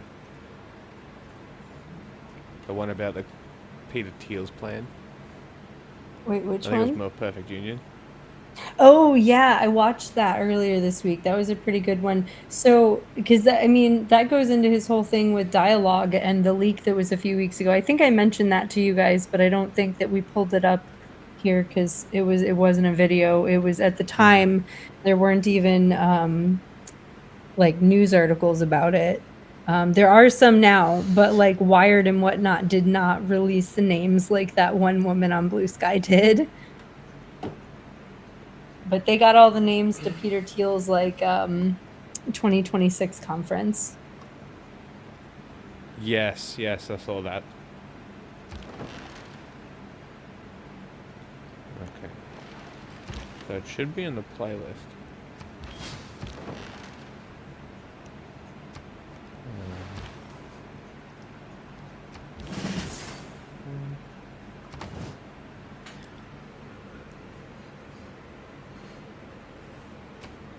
Just nonstop bad news our entire lives, but this hits different. Beneath all of these chaotic headlines that we see every single day, it just feels like something bigger is happening. Do me a favor. Try and think of just one general thing in your life that has improved in the last 10 years. Has your quality of healthcare improved? love Ben Jordan. How about your He's quality pretty of cool. education, your cost of living, your insurance coverage, your privacy, your freedom?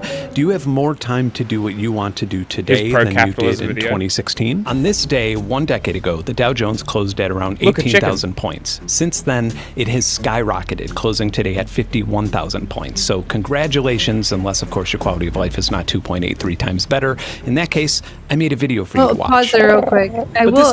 I have argued for Here, years that the one thing so if you're gonna marry yourself to any kind of political ideology, I highly recommend looking up critiques of that ideology, right? So you're not just attaching yourself to something that you don't fully understand or don't understand the arguments against. And when I was doing that in my early 20s with anarchism and looking up arguments, for capitalism and arguments against anarchism, one of the best arguments that I found was someone who was not American talking about capitalism from a socio-cultural perspective, and from the sense of it is a tool, and how that tool is used will vary widely depending on who's utilizing it and the context in which they're utilizing it, right? And technically it is a system that could be used for good, hypothetically, but I think that there's but also, after doing, far more research, I have dropped out. Oh no, sorry, my microphone is being weird today. But no, there's just, in my own head, there's just too many incentives at the end of the day to fuck people over, but that doesn't matter. But at the same time, I understand what Ben Jordan is saying here, where things are not the same as they were 30 years ago. No, capitalism they has been aren't. on this, this just ride straight to hell. And I would also argue that that is the logical conclusion of capitalism, but that's just me. I don't know.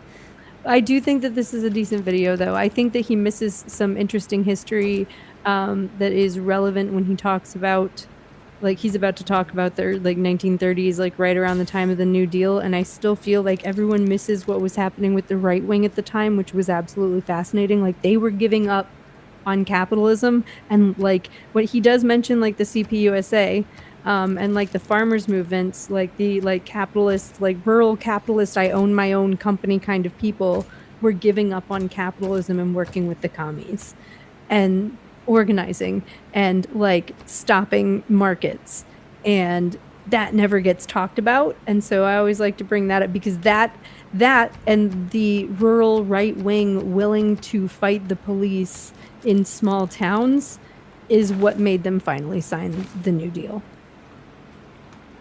Anyway, Ben Jordan's video is pretty good, even if I disagree with a couple of his points.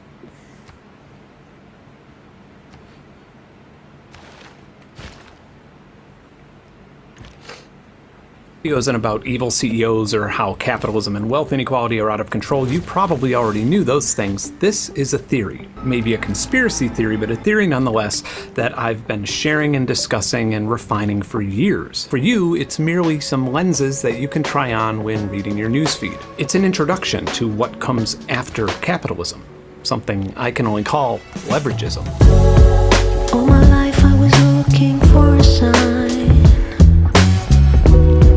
Wasn't sure where to find. At least we know all the music is original to him. Sometimes you can see things when needing time. Well, for you I'll be putting it all aside.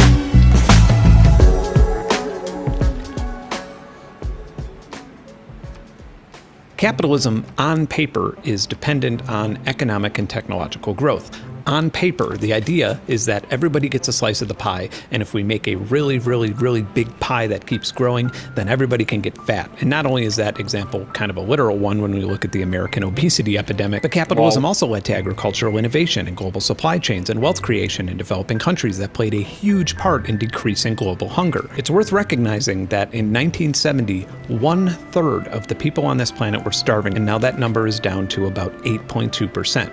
How much of that achievement can be awarded to capitalism can be debated, but ignoring that this drop in famine happened in a time when all but 4 countries rely on a capitalist structure would be disingenuous. Let's revisit that on paper part. So, even if we limit our examples to Coca-Cola, who I seem to frequently use for economic examples for some reason, capitalism leads to a lot of evil shit. In 1954, Coca-Cola financially and politically supported a CIA-backed military coup of Guatemala. Then, in the early 2000s, Coca-Cola was suspected to have hired right-wing paramilitary death squads to assassinate union leaders. Coca-Cola is the #1 top plastic polluter in the world, despite their constant marketing of their sustainability goals. They've caused water shortages in Latin America and India by depleting local aquifers. They have bottling partners that have been repeatedly accused of human rights violations and suppressing union organization. They have Israeli franchises that have... I just got news that Erica Kirk is changing her last name and that TPUSA seems to be falling apart from the inside a little bit, and that makes me happy.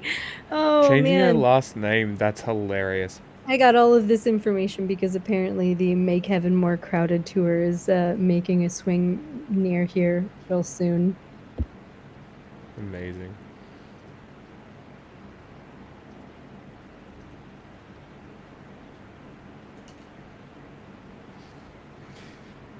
Hey, Jack, do you have the thumbnail you made for Simple Black History saved? I should do. Yeah, can you send it to me on Instagram?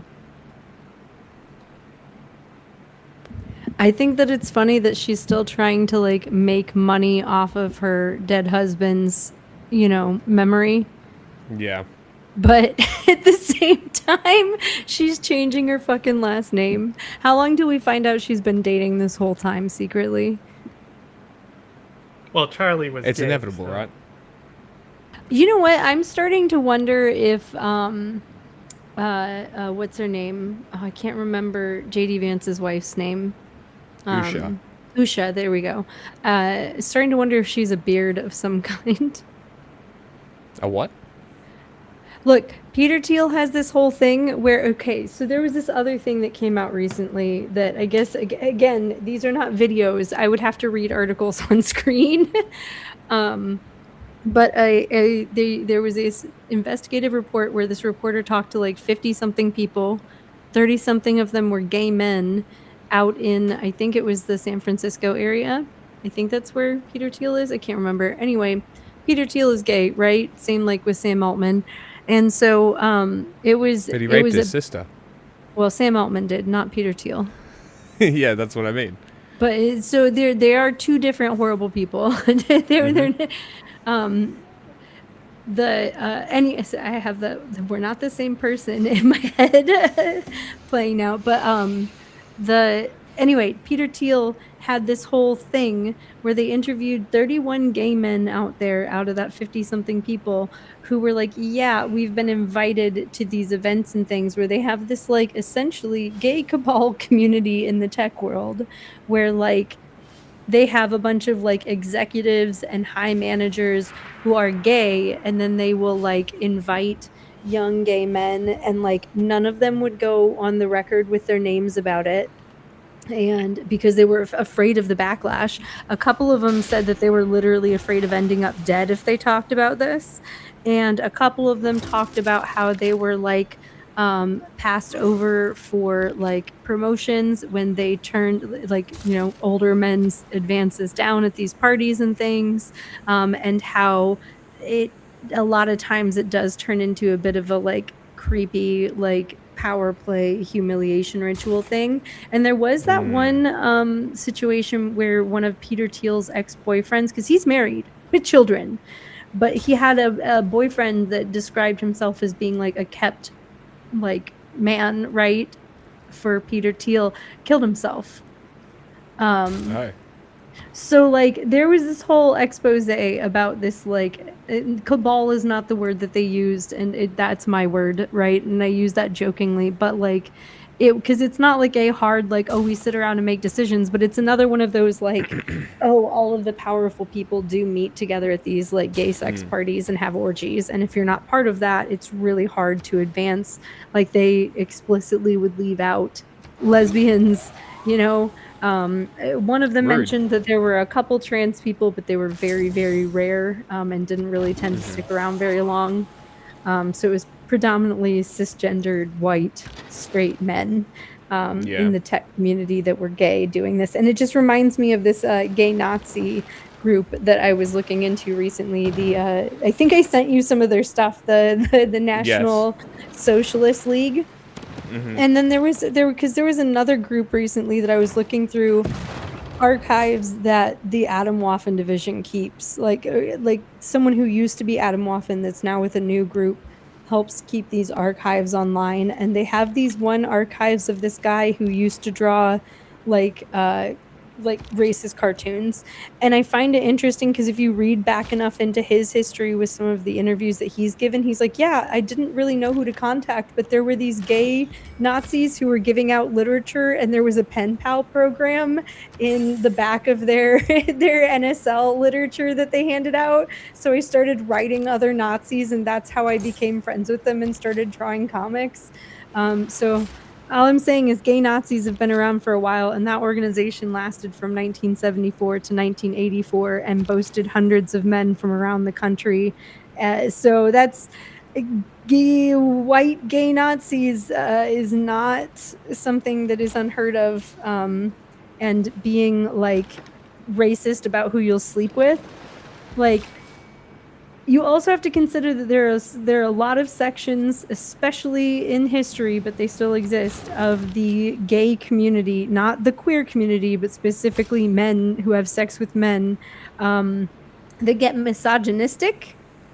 And if you're getting misogynistic and you're into like the male physique and like the whole like facade of it, a lot like fascists, it's not very far from like, oh, I refuse to sleep with black or brown men. Right? And once you start doing that, you've just got a gay Nazi. Like, yeah. Anyway, Peter Thiel, these groups, he would like, he also allowed bisexual men into them. So I'm over here wondering how straight JD Vance is. Because didn't he write in his hillbilly elegy that he thought he was gay when he was... No. I know that everyone talks about the couch fucking and it's funny, okay? But I'm talking about the part where he said that he thought he was gay for years. Interesting. Didn't he say that? Oh my god. Now I'm like, wait, was that a thing people made up too? I have not actually read Hillbilly Elegy. I don't know. But I'm pretty sure that he... Well, it's also, like, ghost written, isn't it? Yeah, I did. Look, I didn't... I put about as much time into it as JD Vance did. He fucked a couch and said he was gay when he was younger. No, but for real though, I believe I have heard multiple people mention that he said that he thought he was gay when he was younger, and so did other people. So now I'm over here like, how much is his wife? How much is Usha a beard? And like, is he part of Peter Thiel's weird little gay sex club? Who knows? Who knows? Who knows? Hey John, can you do me a favor and kill these bombards here? The Republic of Ireland is in threat.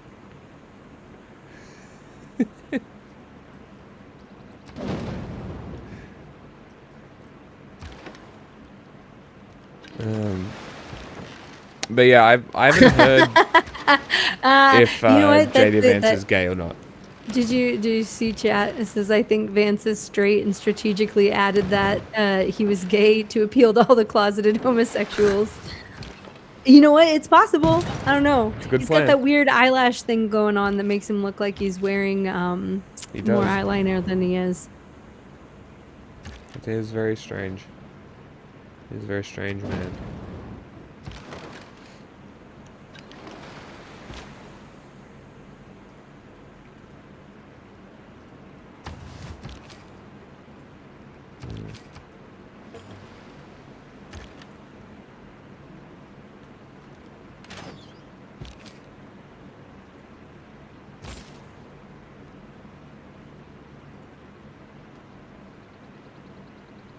Submarine. Oh wait, sorry, I'm like reading back through chat now. I was seeing the thing about the CCP funding the ADF.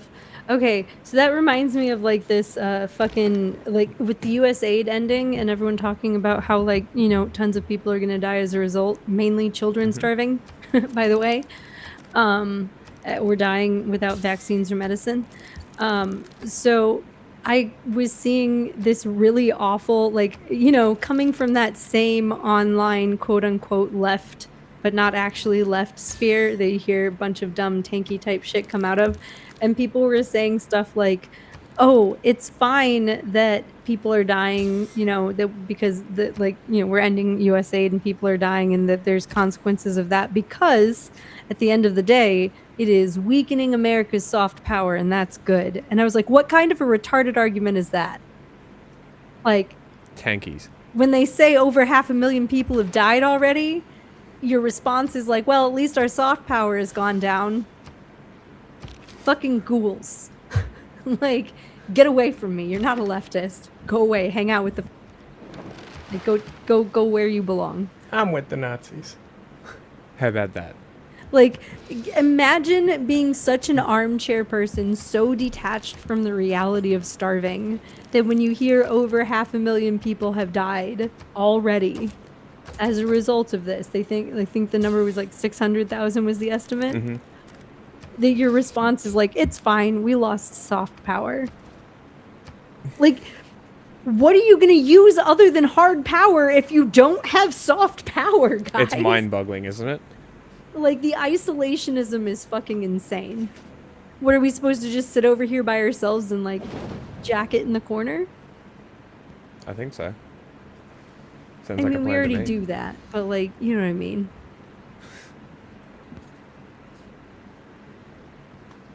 Did you see the Trump influencer who got arrested at the 250 No. event? Did you? Oh, we haven't. Did you guys cover the 250 event that's going on? The Yeah, a state little. fair thing.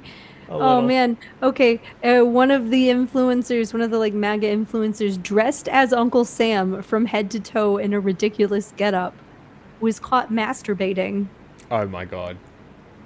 and arrested at the Great American State Fair. That is awesome. If you Google MAGA influencer arrested at American State Fair, his image in the Uncle Sam getup will pop up, and it's like, yep. That's awesome. Also, Can't make that shit up. that entire event, just like so sad. Yeah, isn't it? Like, we put in all this effort. Now there's 12 people here. well, and like all of it. Did you see like they had like a number of empty concerts, and like Yes. they also had to close it for 6 hours one day because of rain. That's awesome. And I saw also- that they took down a picture because the lack of crowd was reflected in his sunglasses. John sent it to me just after I saw it on social media. I saw this one person who was So like, funny.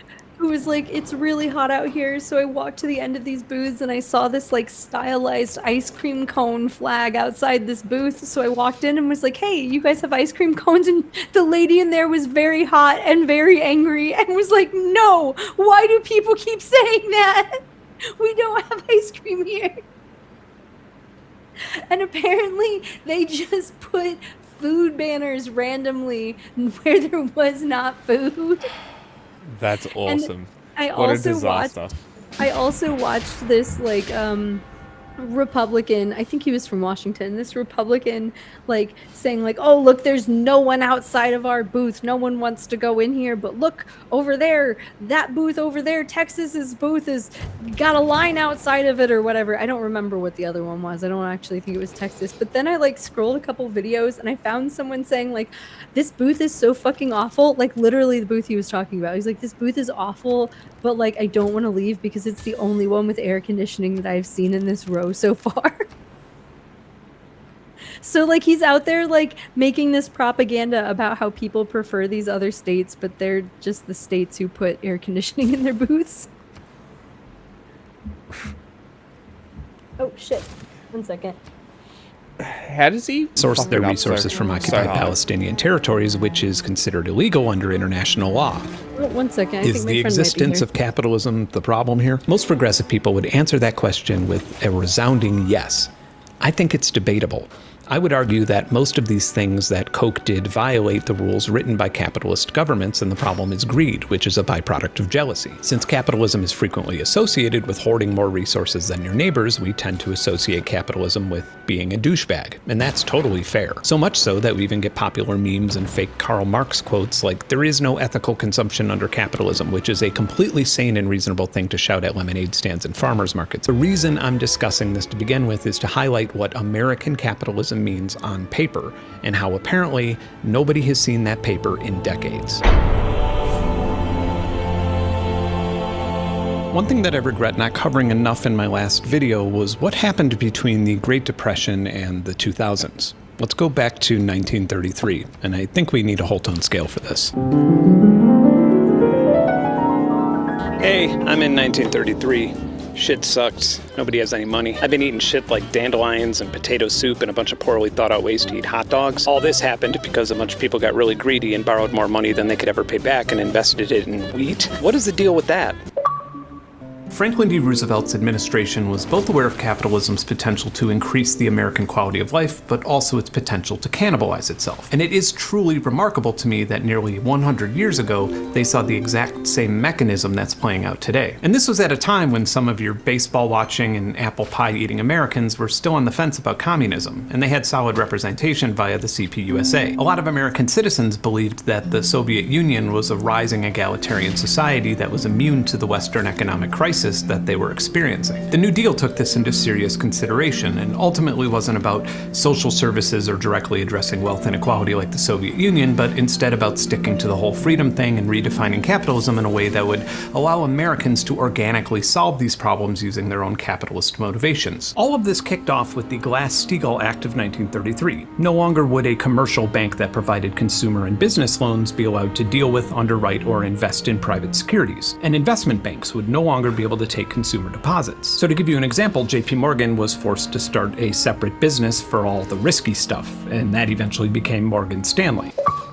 This act also created the Federal Deposit Insurance Corporation, or FDIC. This guaranteed that if you had money in a commercial bank and that bank failed or went out of business, you would be guaranteed reimbursement up to a specified limit. All of this, combined with a whole lot of historically progressive labor laws and a tiny little skirmish called World War II, set America up to make the most savvy financial move in the history of trade.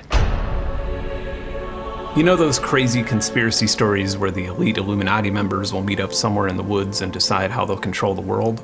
That actually kind of happened. And to some degree, the economic fate of you and your family was decided in that meeting. Towards the end of the Second World War in July of 1944, delegates from 44 Allied nations met in Bretton Woods, New Hampshire, with the goal of designing and negotiating a post-war financial system. At the time, pretty much the entire world was economically devastated, but due to our size and geographic isolation, American soil was mostly untouched by the war. We also held between 70 and 80% of the world's gold reserves and were easily the largest manufacturing economy on the planet. The Bretton Woods Compromise offered a way that countries could facilitate international trade with a trusted currency without having to lug literal bars of gold everywhere. The United States pegged the US dollar strictly to gold at a fixed rate of $35 per ounce, and it was guaranteed that any foreign bank could turn in $35 and receive a physical ounce of gold from Fort Knox. Then every other nation in this agreement pegged their individual currency to the US dollar, which was then used exclusively for trading commodities such as oil with one another. Normally, if a country spends more money than it takes in, their currency and spending power would devalue, which would cause domestic inflation. But now, the world would need to use US dollars to conduct any form of trade, and over time, the US started printing more and more dollars to import commodities like consumer goods and oil from other nations without having to worry about the US dollar losing value. Another advantageous side effect of this was a unique type of stagnation. While watching America go on a shopping spree, other nations realized that their US dollars would lose value just sitting in a vault somewhere, so their safest option at the time was to buy US Treasury bonds. This created and inflated an extraordinary global demand for US government debt, allowing us to borrow money for absurdly low interest rates to fund our infrastructure and become the most powerful military in the history of the world. By the late 1960s, the world started losing confidence in this system. Economists like Milton Friedman and Robert Triffin saw this as a flawed and dangerous economic rule set. One of the US gold standard's sharpest critics was French President Charles de Gaulle, who frequently publicly condemned the monetary system, calling it an exorbitant privilege. And de Gaulle called the US out on their bluff and demanded to trade massive amounts of US dollars for American gold. Between 1963 and 1966, 24 secret boat trips supervised by the French Navy and several flights crossed the Atlantic Ocean, carrying back a total of 3,313 tons of gold from America. This would be worth nearly $500 billion today. After printing and spending incredibly reckless amounts of money on the Vietnam War, the American government knew that the jig was up. The wild conspiracy theory that the American dollar wasn't actually in parity with American gold was now a frequent public discussion by international leaders. Nobody knows how far out of parity gold and US dollar was, but it wouldn't exactly be a stretch of the imagination to think that if England or Japan or any other large nation decided to cash in their currency like France did, there'd be no more gold left to give them. So instead, on August 15th, 1971, President Nixon addressed the nation and told Americans that they were, in fact, the victims of the Bretton Woods Agreement. The speculators have been waging an all-out war on the American dollar.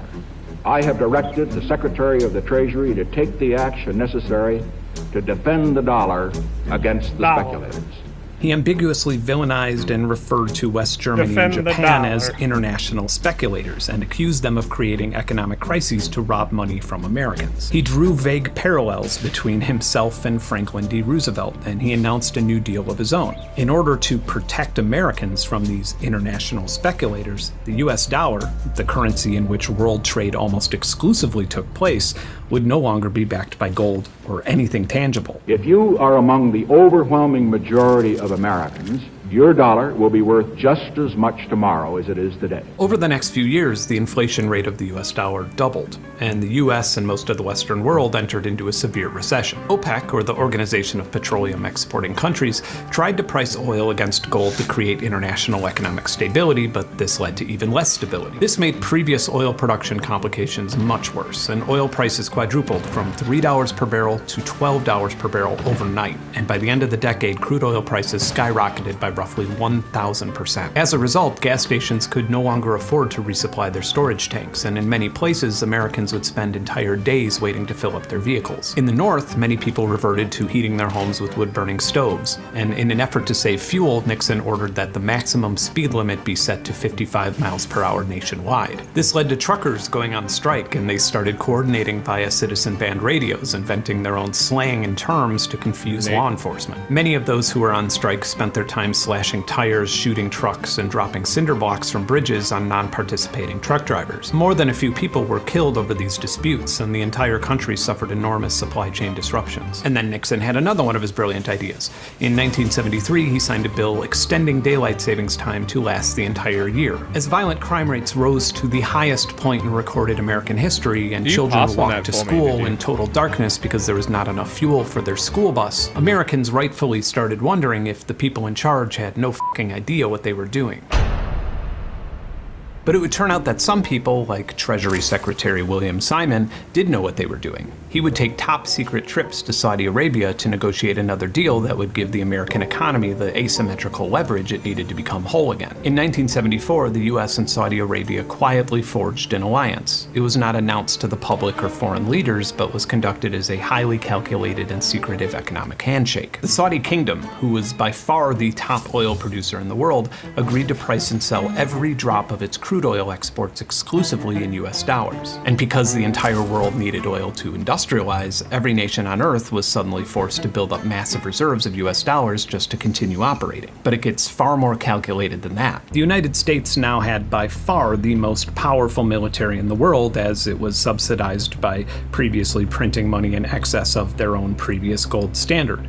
And the US agreed to give the Saudi monarchy an ironclad security guarantee. The US would provide cutting-edge military hardware, training, and an implicit promise that the American military would intervene and protect the Saudi royal family and their oil fields from any threat. And in return, the Saudis agreed to recycle their excess oil profits directly back into the US economy by purchasing billions upon billions of dollars in US Treasury bonds. And in this same decade, between 1970 and 1980, Saudi Arabia's GDP went from from $4 billion to $164 billion.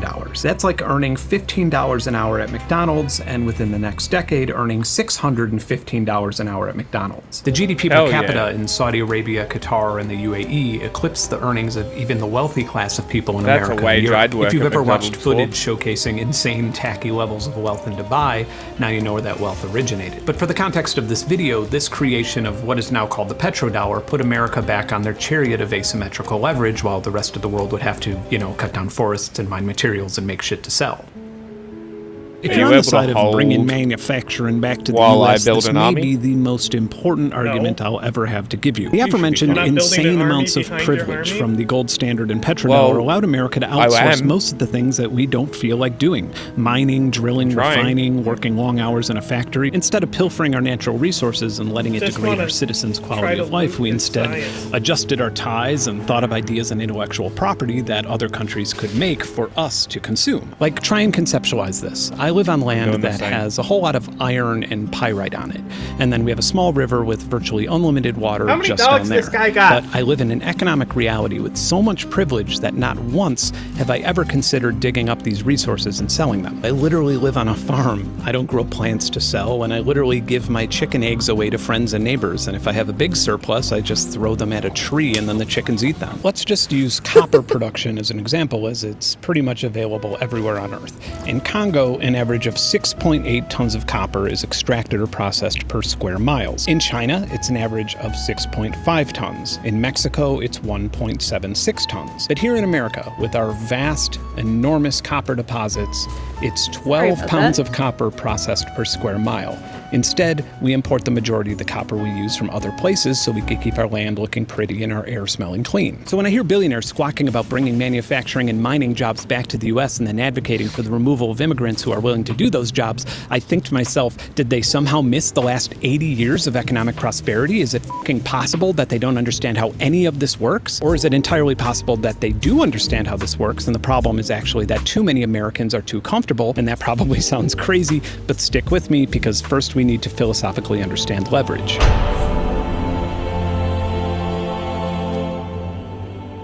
Leverage is a term frequently used by economists, although maybe not frequently enough. Studying leverage on an investment is about as fun as writing down thousands of metrics and using logistic regression to predict a fight instead of just betting against Jake Paul and then watching him get knocked unconscious and you winning $100 in the process. So you decide to rent a home in a small town where every house costs exactly $100,000, and you're saving up to buy one.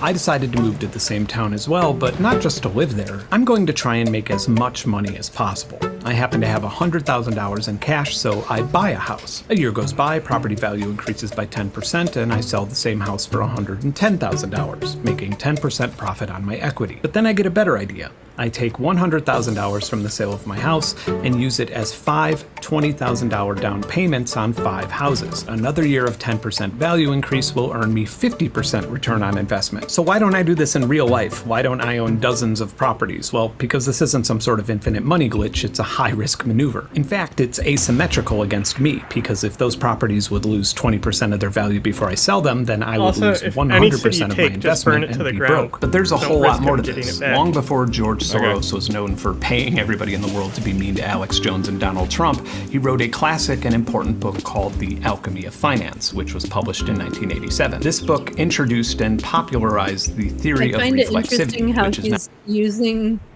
I find it interesting how he's using the housing like as an example, right, of like investments and how thinking of things as investments instead of like a home that you own and live in.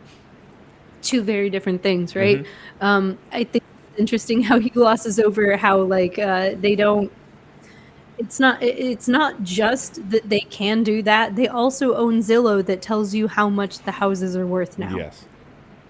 That has gotten in trouble for profit for fixing numbers, just like Redfin has. So, like, it's like what he's saying, but worse at this point. just saying.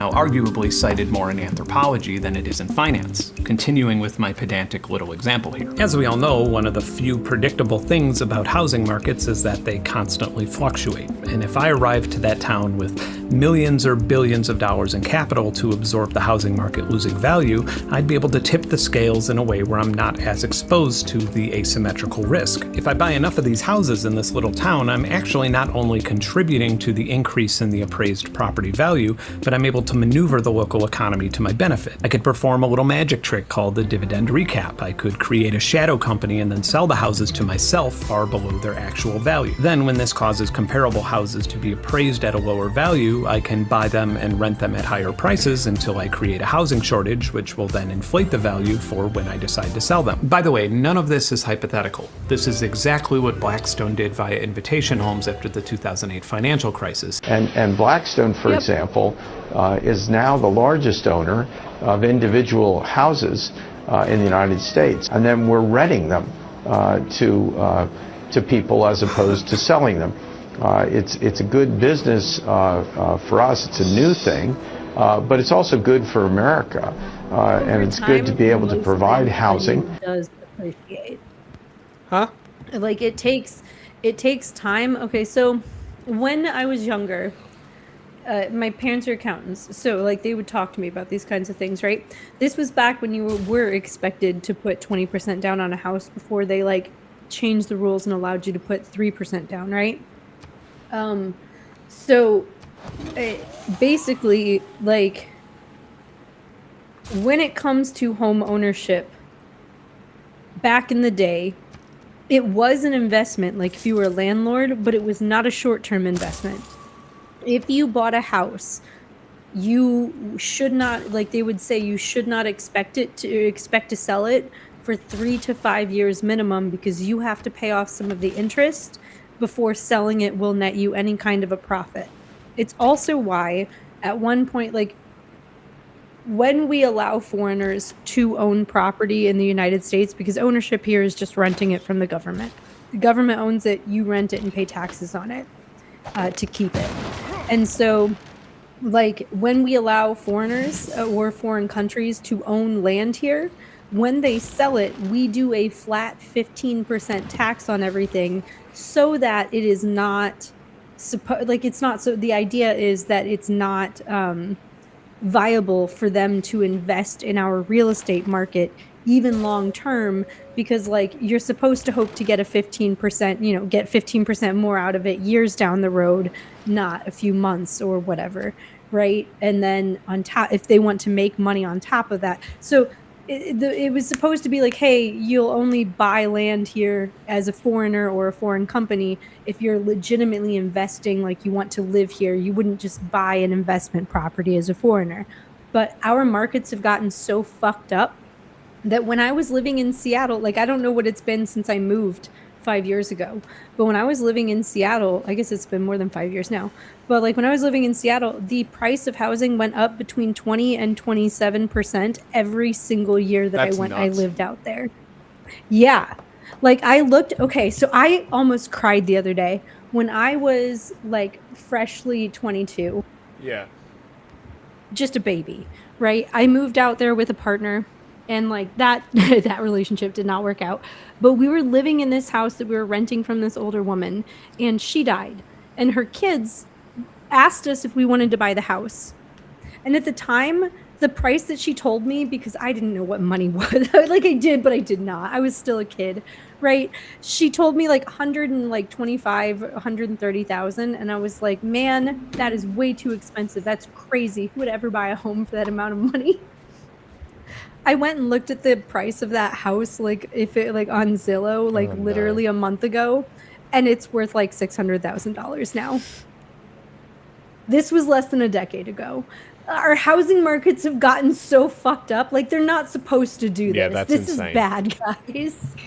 Like it's bad. It is so bad. But even then, it was supposed to be you would buy property, even if you were a land, you were not in it for the building, you were not in it for the short term, you were doing it because even if the building fell apart 30, 40 years from now, once you've paid off your loan, selling it, it will be worth that much and more, and you will make a profit to retire on. That's what it used to be. That's not what it is. That's what they lied to us in Australia and told us it was too. That's not what it is anymore. That's what it used to be. It has not been that since 2008. It's all speculation markets and profit. Yeah, I It's sold real revolting. estate for a little while. It's all hibbledy-gibbet nonsense. Check your deals, John.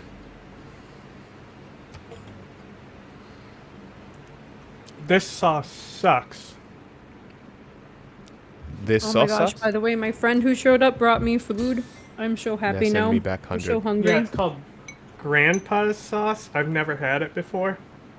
Yeah, send me back. Sucks. Grandma's sauce. I got a Grandpa. Baconator. Well, there's the problem. I need that 100 gold per turn back.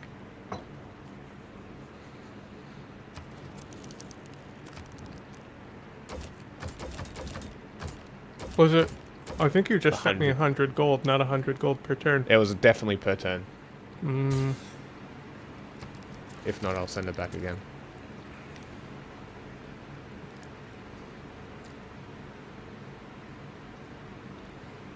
Let's see.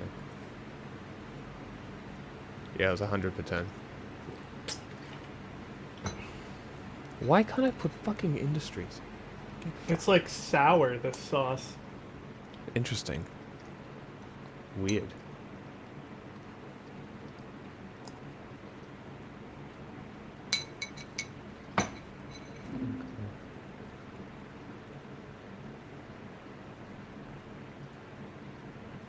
Oh shit, a trans woman in Vegas was arrested on terrorism charges.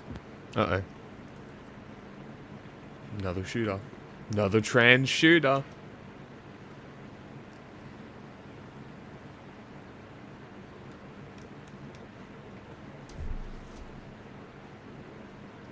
They keep telling us. We don't listen.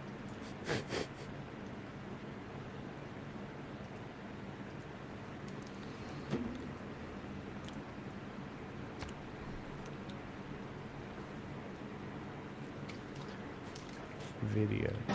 For those people who need it. In fact, they built a highly sophisticated algorithm to scan real estate markets and intentionally overpaid for houses to price out families who wanted to live in them. Over the years, plenty of white papers commissioned by private equity firms openly detail these theories. They describe housing as a supply-constrained asset with inelastic demand that can systematically block the working class from building generational wealth through homeownership. Instead, this guarantees that workers' income can be siphoned back into Wall Street equity. In 2026, this is now commonplace in nearly every industry. Nearly every price tag you see is partially hypothetical, obfuscating the objective value that the commodity holds. The consumer sees a product, service, company, or rental property. Private equity sees a debt service. Let's visit another painful real-world example that you'll probably remember. In 2004, Toys R Us and Babies R Us were profitable and, due to the real estate holdings, considered stable with a B+ rating by Standard & Poor. Their financial flexibility was rated as adequate, but due to big box stores like Walmart and Target, they needed to make some changes to remain that way. But then, KKR, Bain Capital, and Vornado Realty Trust smelled their favorite type of blood and took the company private. It didn't exactly take a clairvoyant to see that Amazon was going to be another big threat to Toys R Us, as they had just launched a dedicated toy warehouse, but Toys R Us had about $100 million per year to reinvest into growing an e-commerce platform that could compete against or integrate with Amazon. But instead, they used that money to leverage more debt. So much debt that nobody with a calculator could ever imagine them being able to carry it. So much debt, in fact, that the interest rates were 4 times higher than the $100 million they would otherwise be using to reinvest in growth. This massive pile of borrowed money would pay for over $470 million in management fees and dividend recapitalizations, not revitalizing the business. That's because this private equity buyout was never about making Toys R Us more profitable or selling more toys. It was about using the company as a debt service. For a long 12 years, the store downsized. Employees were underpaid and eventually terminated. Buildings once associated with children's Christmas gifts, acting as anchor stores for entire malls, now rotted as they sat vacant. And it's worth noting that these same vampiric shitbags did the exact same thing to to KB Toys, Gymboree, and Sports Authority. It's almost as if they have a fetish for suffocating our child retail nostalgia. The transition from a growth-based economy to an authoritarian one is difficult when your life is part of it, but this clears up when you zoom out over a period of years to examine the business models. It's a play that's not dissimilar to private equity's manipulation of the housing market, but instead of robbing your family of an opportunity to build generational wealth, it robs you of the opportunity to consume information freely. And of course, an incredible example of this would be AI, but I need to make an important disclaimer here. I'm not really big on anti-AI rants. AI is a broad term covering technology that has, for example, legitimately transformed medicine and healthcare research. It's also transformed how effectively insurance companies can deny claims for people who need life-saving treatment. And in a way, I'm not even talking about AI, but about the mechanism in which it's being used to exploit multiple industries and the world economy itself. Last September, NVIDIA announced a $100 billion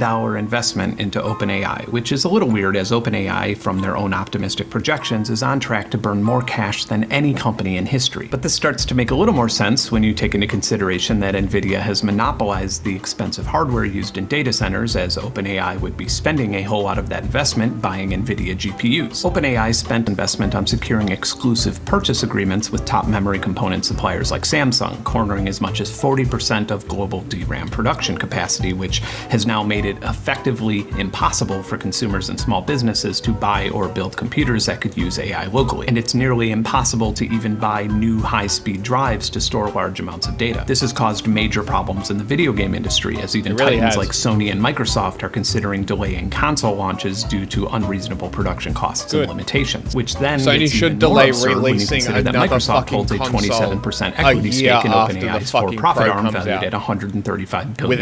In that same month as NVIDIA's OpenAI deal, they paid $6.3 billion to purchase CoreWeave's unsold data center capacity through 2032, despite owning 7% of the company at the time and being their GPU supplier. Obviously, at this point, no visualization could possibly describe this clusterfuck, and I'm just using them because it's funny. Simply calling this an AI bubble is far too forgiving. This is, in the opinion of many economists, unprecedented and rampant investment fraud.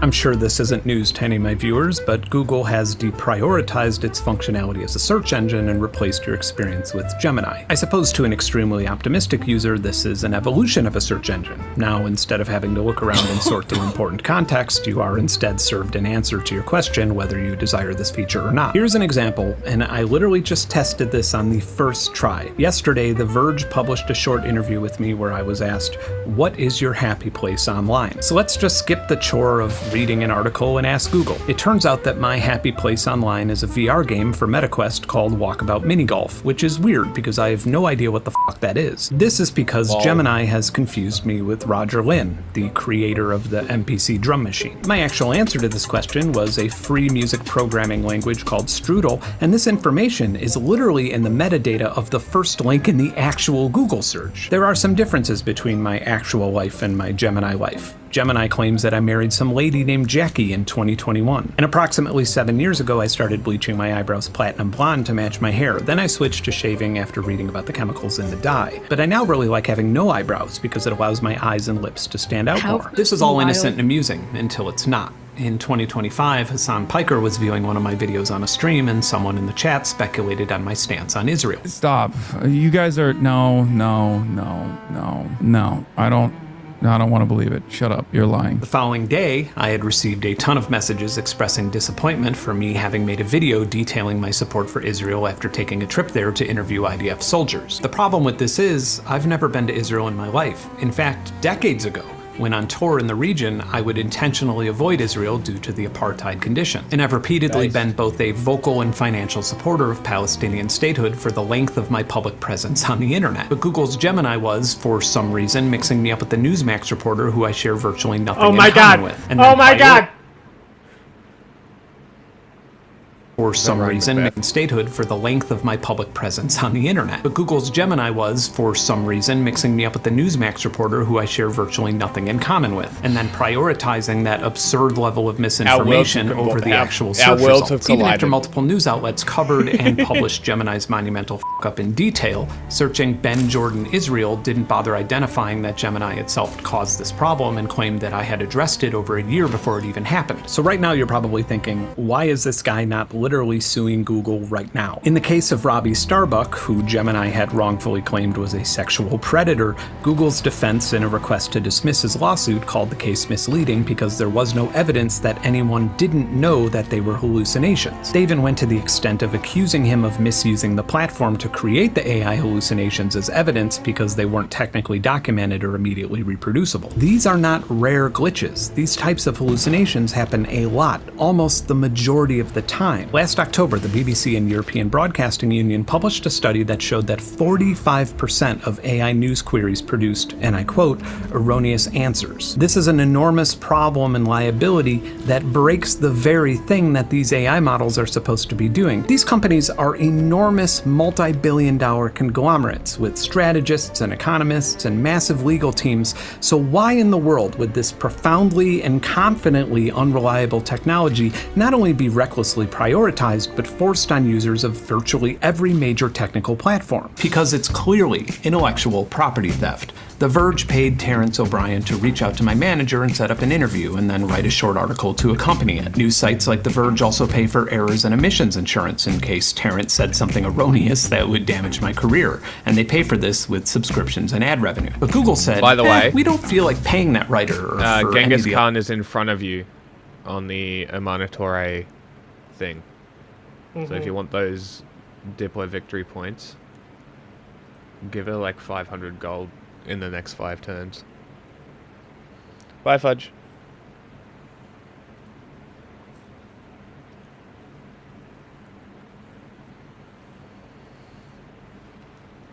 That's all.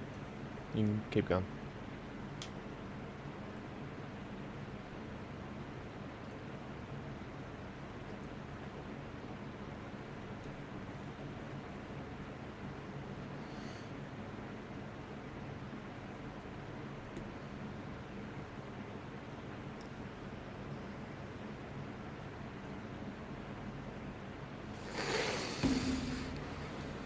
their shit, but we do want that ad revenue, so we'll just have a bot scan the information in the article and then prioritize our regurgitation of it ahead of the actual link. And if we make a completely insane mistake that no reporter would actually make, then we'll shrug and say, we didn't do it, it's AI. That's exactly what they do with image generators. Why take photos when you can make money from other people's photography? Why bother paying a musician royalties when you can just scan their music and sell regurgitated versions of it? Why license a book and pay a writer when you can just regurgitate the text inside the book? And at the same time as this happens, the same government and Justice Department that literally imprisons people for sharing music files classifies critique of generative AI as anti-tech extremism in the most recent US counterterrorism report. When news organizations, software companies, record labels... I'm like looking through the news while I'm listening to this because I've already watched it.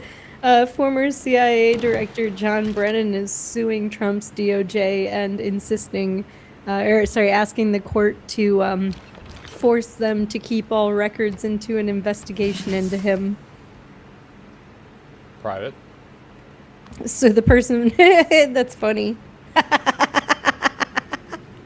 The CIA director is demanding that the CIA keeps all their files and coughs them up.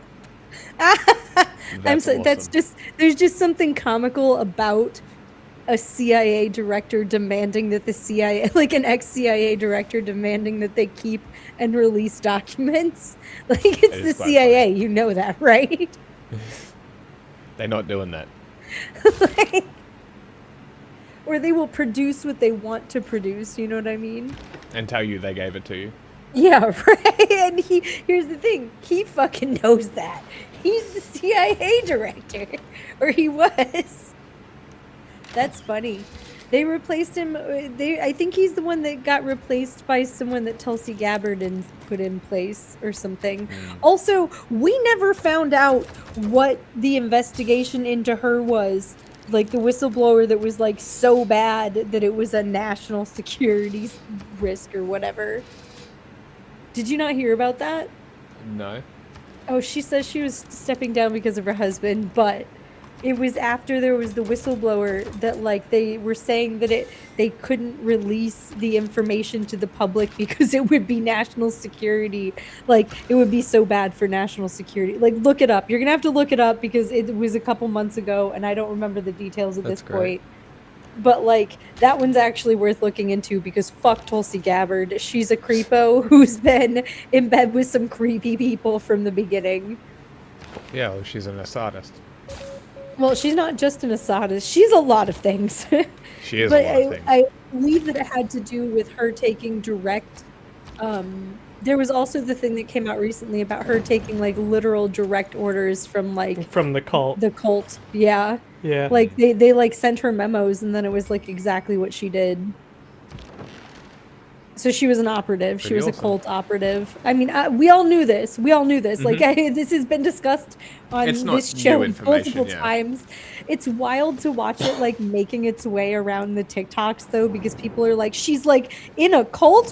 What? She seems so normal. I'm like, have you guys not been paying attention to her for the last like decade? Hit recruit partisans for the operation, and then if you have spies, put them where they can recruit partisans in Mongolia. Mm-hmm. By the way, after this video, can we potentially switch over and watch the other video? Yeah, we gotta get Because through it, is- though. Okay, that's fair. Or any type of IP-based business lose enough revenue to AI theft, then they'll have to lay off the workers who created the IP, and then they'll be incentivized to integrate AI into their company to keep things going. And if all goes to plan, then across the board, your devices will fully use AI to summarize and organize articles written by or assisted by AI. And the data centers required for this transition, even after inflation adjustment, exceed the cost of building America's railroads and highways. According to Forbes, by 2030, the cost for this expansion will exceed $1.7 trillion. This is an amount of burned cash and investment unlike anything any economy has ever experienced. It's far more than the estimated cost to permanently end world hunger. It is then, on the other end of this transition, when you cannot access media or information without their infrastructure, that you will be required to chip in and pay the debts. It is then when tech will have done to intellectual property what private equity firms had done to Toys R Us. This isn't my wild theory. That's literally the pitch. These companies are openly scaling AI to 100% adoption. That's why the investment keeps coming and the largest bubble in history hasn't popped. Believe it or not, part of me supports and is even excited about this nuclear bomb going off. I have faith that those fighting for the exploitation of intellectual property will make people increasingly consider the absurdity of treating ones and zeros as if they were a tangible commodity. Oh no, please don't jeopardize Spotify and major labels. They've been so good to us musicians. Oh my gosh, please don't force society to reinvent how news is shared. It's been working so well for democracy. Please don't encourage us to create a completely free and open decentralized internet. What the hell are we going to do without this system you provided? Just stop playing your games and spend time with our loved ones? I'm getting increasingly worried that there's a I much more actually had sinister that plan in place to conversation deal with with this people today. liberating ideology, though. That's hilarious. Stick with me. If Elon Musk and his entourage of private security pulled up my driveway right now and he rolled down his window and said, "Hey, I love your channel style. I'll give you $10 million to make a video about the dangers of transgender culture," I'd tell him to get the fuck off my property. This isn't some edgy precedent either. This same situation plays out with nearly every brand that emails this channel. I know what I want in life. And I know that I'll be happier not making a video I don't want to make than I would be with $10 million. But that's a privilege that I've worked extremely hard for. But like, what if something happened? What if I had a child that had cancer and couldn't afford the treatment? Or what if I was behind on my property taxes and was expecting the county to evict me any day now? Well, then my integrity might be more compromisable and I might swallow my pride and make propaganda or insincere like they're content for my making us subscribers. broke A on really purpose. fascinating and important study called Income and Emotional Well-Being, A Conflict Resolved, zeroes in on the root Wait, of this very pause thing. real quick. These researchers found that Okay, so one thing that he also misses that I think ties in real well with the point that he's about to make is that when you are economically squeezed, like you are not doing well economically, like, because he's making the point, like, economic well-being is freedom under capitalism, right? And so yes, they are taking away your economic well-being on purpose, because under capitalism that strips you of your freedom. But like, that is a documented phenomena across like authoritarian regimes, right?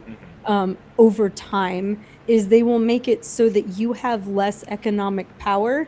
And one thing that I find really interesting that I think like that we can watch a really cool documentary on another day is during Germany's thing, you know that they had two currencies, right? They had a secondary currency kind of like a cryptocurrency, you might call it, of sorts, that they did business in. That, yeah, right? And the more you learn about this shit, you're like, oh no, these parallels are really concerning. Hey, give me this niter you got all stored up. I basically don't have any. But my point is, like, people... I get 4 per turn. People start to feel desperate and start to, like, people are more likely to, when you are desperate for resources yourself and perceive them as scarce and hard to get, you are more likely to do things like hate foreigners and hate people that you think are trying to take your jobs or take your well-being away from you, when in reality it's the people at the top. So, like, I feel like that's an important thing to, like, squeezing people. People will do, desperate times do call for desperate measures, and people will get desperate. That child who got shot when his mom bought the fucking diapers the other day, like, fucking insane. That is a product of these times where you just assume that someone's stealing diapers and that it's okay to shoot into their fucking sidecar window when they might have a child in the back seat. Pretty awesome. Like, I don't know. So yeah, things, if you make people desperate, people, there's a, like, yes, people, like, here's the thing, it kills our economy in a couple ways, because first thing that happens is all of the fun goes away, right? Mm-hmm. Because all of the economy, like the parts of our economy that all of our, like, extra, like all of your extra income for fun, like going to the bar, going to the movies, going to the arcade, going to go on vacation, going to do fun shit, buying things you don't need, all of that stops when they take away. So, like, that will kill jobs too, along with this whole killing jobs with AI. And, like, they want women to go back to the kitchen and men to compete over those jobs and act the way that they want to keep them. But I don't think it's going to work as well as they hope. Like, I legitimately don't think that this is going to play out as well as they hope. In part because the AI bubble is starting to burst. I've been hearing rumors about it for the last week, and they've been growing. And 404 Media will have to, like, listen. I think that they did a podcast about it. I haven't listened to it yet. We'll have to listen to it next week when I have a little bit more time. But the long and the short of it is, like, these companies that have been paying, like, to switch to AI, right? Like some AI person comes in and gives the monorail man speech about AI and sells it to this company. Monorail. And they, like, yeah, the monorail. And so, like, they cut their staff, they cut departments, they implement AI, they encourage constant AI use by their employees. And what they don't realize is that when they've signed these contracts with these various AI, like, companies, they've signed, like, this thing where the first, like, 3 or 6 or 9 or 12 months or whatever is free. And after that, they have to start paying by the, like, use. So every time you ask it a question or ask it to do something, they're using these little tokens or whatever, and they have to pay for those tokens. And it turns out those tokens are more expensive and not as good as the people that they used to employ. So companies that started to adopt this stuff a year ago are starting to, like, pump the brakes on it. I think it was Microsoft recently announced, I think I told you about this, Microsoft announced that they were, like, starting to hire coders and stuff back and, like, ending the vibe coding stuff because it wasn't going well for them. Wow, no way. So, wow, no, really? Crazy. Never could have predicted this. Yeah, so the AI bubble, and here's the thing, here's the other chatter I've been hearing, that it's not just here, it's also in China. That these things are coming home to roost. Because who's been paying for this? Investors and the public. And so, but AI is not paying for itself. Who's the way that it's supposed to pay for itself. These people are the people who make AI, like Peter Thiel and Sam Altman, like to think of themselves as like digital slave owners, and they want to lease their slaves out to people, basically. Pretty much. They're digital slaves. But their digital slaves aren't that good, and they're very expensive, it turns out. Who'd have thought? Right? And like people who fall for monorail speeches keep falling for this shit. Anyway, back to Ben Jordan. I'm just saying, like, it is a documented thing that when people do not have economic freedom under capitalism, or like economic like stability and whatnot, they are more likely to like adopt more authoritarian or fascist policies and like look for answers that and fascists are there to give them these silver bullet answers, right? These simple, it's about this in-group out-group thing. It's the Jews, it's the blacks, it's the Muslims, and people who are desperate for answers and belonging and stability in this consumer culture mess that we've created, right? With almost no stability for anyone and almost no community, like legitimate community, right? As we have, and it's gotten so much worse. Here's the thing, like, you guys were online a decade ago. I'm pretty sure most of the people who listen to us were too. It was a different fucking place. Maybe it's different for people who aren't me, but let me put it this way. I used to get online and interact with people that I knew personally in real life, and that was pretty much it. And now I interact with only a handful of people that I know face to face in real life online. It's mostly people I don't know. And that's a product of the times, and it's also a product of me like separating my online life from my personal life, if that makes sense. But like, I didn't used to do that. I was that person who only had a main. Like when people were like, oh, someone's being horny on main, I was like, you guys have secondary accounts? Yeah. And now all I have is secondary accounts. How things change. Right? So all I'm saying is like the internet has changed and they're trying to make it even worse. And like, it kills me, but that's why, like, my friend who brought me food, like, I'm not at home. I call it the office when I'm here because I do have an office space here, but like, we're creating like a collective space for people to be offline because we know that people are going to need that. And it results in things like me texting my friend like, hey, I'm hungry and I'm doing something at the office, and then being like, oh, well, I'm leaving work. Let me get you some food on the way home. How nice of them. Lovely. Adorable. Creating an in-person community. It's a nice thing. People should try it because the internet's not going to be. There's a point where, like, I don't know. Also try sucking a little dick. Yeah, you should also try sucking a little dick if you've never tried it. It's for some people. It's not for others. Maybe try, eating some veg. If those aren't your thing, go for a nice long hike. Go for a nice long hike or touch some grass outside. Not golf course grass. Real grass. No, not like real grass. Unless you have a grass allergy. If you are an asexual with a grass allergy, I don't have advice for you. You should just die.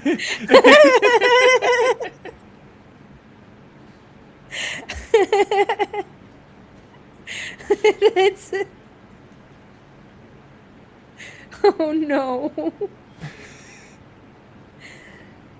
I'm not saying you should die. John said that. I want to put a very clear line there. Don't put words in my mouth. I'm just saying, I don't have advice for you. Maybe if you're not allergic to cats, go play with a cat. I don't know. Do something nice for yourself. Eat some chocolate cake if you're not like allergic to gluten. I don't know. There's got to be someone out there who's like, I'm allergic to everything. Like, what's that one thing about bean soup but not liking beans? I like tomato sauce, but not tomatoes. No, there was like the theory about the internet where like if you post a recipe about bean soup, someone will like write a comment being like, "This sounds great, except I hate beans. Why didn't you think about people who hate beans when you wrote this recipe?" That's awesome. Like, That is very much the internet in a just like, single look, if scenario, isn't you're it? an asexual with a grass allergy, I don't have advice for you. You're gonna have to find it somewhere else. I have bean soup.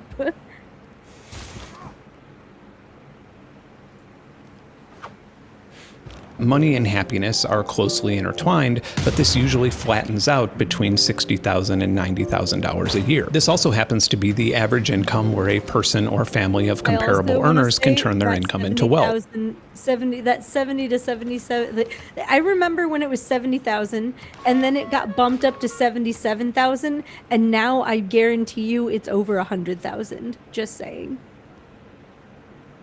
Because it's supposed to be that comfortable, pay your car, like your car, your student loans, your house payment, any medical bills, and still be able to like save some and go on vacation. You have to be making over $100,000 a year for that at this point. Yeah. So I want to say that the $70,000 was like 15 years ago, guys, and with inflation, I'm pretty sure it's well over a hundo right now.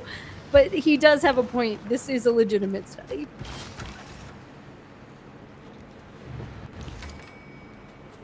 They can own a house, they could start a business, they could save for retirement. Of course, people in this range still have to work and they would still be affected by setbacks, but for the most part, they've escaped complete financial control. They can afford to take the risk of reporting sexual harassment, or they could start a union without the immediate threat of being homeless if they're illegally fired as a result. What's fascinating, though, is that those making $130,000 per year are generally just as happy as those making $80,000 per year. They don't need to be wealthy. They can live in a small suburban home and have to keep the AC off on a warm day to keep the power bill down. They can drive a mid-range vehicle and eat generic cereal, and they're just as happy as the people who don't have to make those compromises. It's almost as if economic happiness is defined solely by having just enough income to say "F you" when you're mistreated. Each little marble here represents $1 billion, and depending on how the SpaceX IPO goes, Elon Musk's net worth will land somewhere between $800 billion and $1 trillion. That's funny, so Cal. let's just say $900 billion. And this is the total purchasing power of the city This of is the Austin, alienation Texas, and stream. every person who lives there. 200. But are you an asexual, though? Yeah, these are the questions. I guess that is a prying question, so you don't have to answer that if you don't want to. You can also pretend to be one for the sake of this joke. What is the bean soup like? What is a good bean soup? How's Is it the beanie? soup?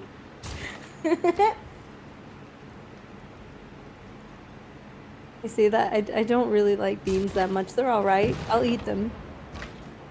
But I don't seek them I out. can't say I've had bean soup before.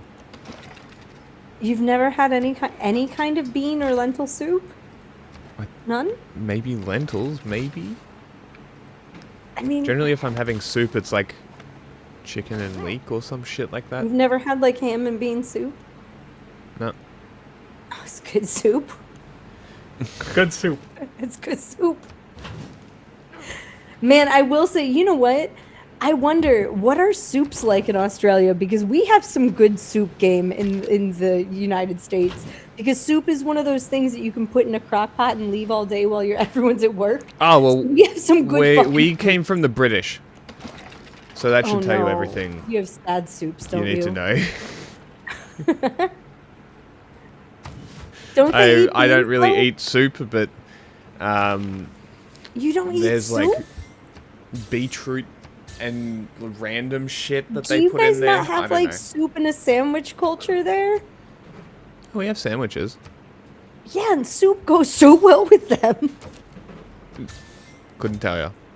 No, I'm oh sure my some God. people eat soups all the time.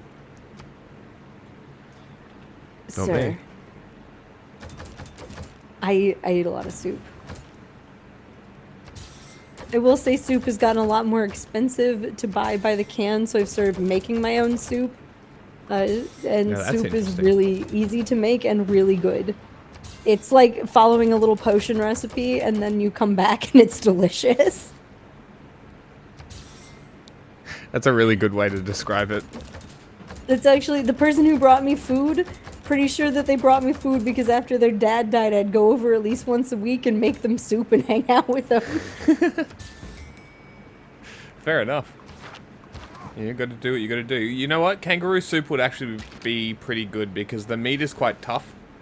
Oh. A slow-cooked kangaroo soup would probably be pretty good. Here's the thing. Someone said to me once that eating kangaroo is like eating squirrel, and I can't get the two out of, like, the equation out of my... Because I don't think I'd eat squirrel unless I was hard up. I haven't tried it to tell you the comparison, but kangaroo is delicious. It's very dark red, though, like horse meat. I've never had... You know what? I was... Horse meat! I was okay. Okay, you're starting this conversation. Get the fuck out! Okay to eat. Look, horse meat! I explained that I ate horse sashimi in Japan. Horse meat! Oh, dude. I don't... Look, Yeah, you never had a horse meat sandwich? I know hypothetically I shouldn't be against it, but I grew up a horse girl, so I can't, dude. I'm that, like, save them from the slaughterhouse, put them out to pasture, like, kind of I person. mean, look, So, like, look at it like this. I only had 2 pieces because I couldn't get over the fact it was a horse. I'm that person who used to, look, I've never been a vegetarian, but I used to avoid things with actual horse gelatin in them for the longest time because I felt bad for the horses. That's fair. That was a weird, and like I've actually learned a little bit more about it, and honestly, I don't feel so bad for them anymore. But like, I've also, well, it's also one of those things that like, they're gonna be put to death or die or not be taken care of one way or another, a lot of these horses. And a lot of them are lame. It depends on the horse. Like if you go, like different, decent horses that go through the slaughterhouse get bought by people with hearts like me. Like, let me put it that way. Save him from the slaughter. Right? You don't get to become glue And today. I'm gonna be real with you. There's been this whole thing on TikTok recently where there was this like rescue that like amputated a horse's leg and had a 3-legged horse for a while, and like people who are not horse people were all about it. And anyone who knows shit about horses is like, what the fuck are you doing? Not good. This is literal torture. Please put this animal down. It died like 6 months later, but it was like 6 months of watching this animal like not want to be alive. Anyway, like yeah, and them like raising money off of it, like off of the 3-legged horse videos on TikTok. It was a weird thing that happened recently on Horse Talk. I may or may not watch Horse Talk. Just like there was this weird thing where this woman got like really jealous of the other barrel racers, so she went in and stabbed their horses in the middle of the night. Yeah, Oh my look, God. crazy shit happens on Horse Talk, and no one talks about it except for horse girls, okay? Like, it was like she had been stalking them for months and she was jealous of their horses, and she like stabbed multiple horses and then tried to pretend it wasn't her, but Insane. she was on video going into the stalls. It was a whole thing. Anyway. How the fuck could you even do that? Like, what an evil Yeah, human I know, being. right? Like, oh, like I just can't imagine. They're such precious creatures. Like, they're just skittish. Leave them Yeah, alone. you're over here eating them. You're the one who ate them. And like, Yeah, delicious. they're delicious. Oh my god. If it was cooked, it would have been better. Like, delicious. the part of me that will consume gelatin made from their hooves and shit now, right? That's stabbing a horse, though. Is That's totally different. How do you think that they kill them in the slaughter houses? I don't know. Probably the same little like Oftentimes the answer projectile is gun They thing read them that a they use. story. a lot of times it is a nail gun right to the head. And it doesn't always kill them right away.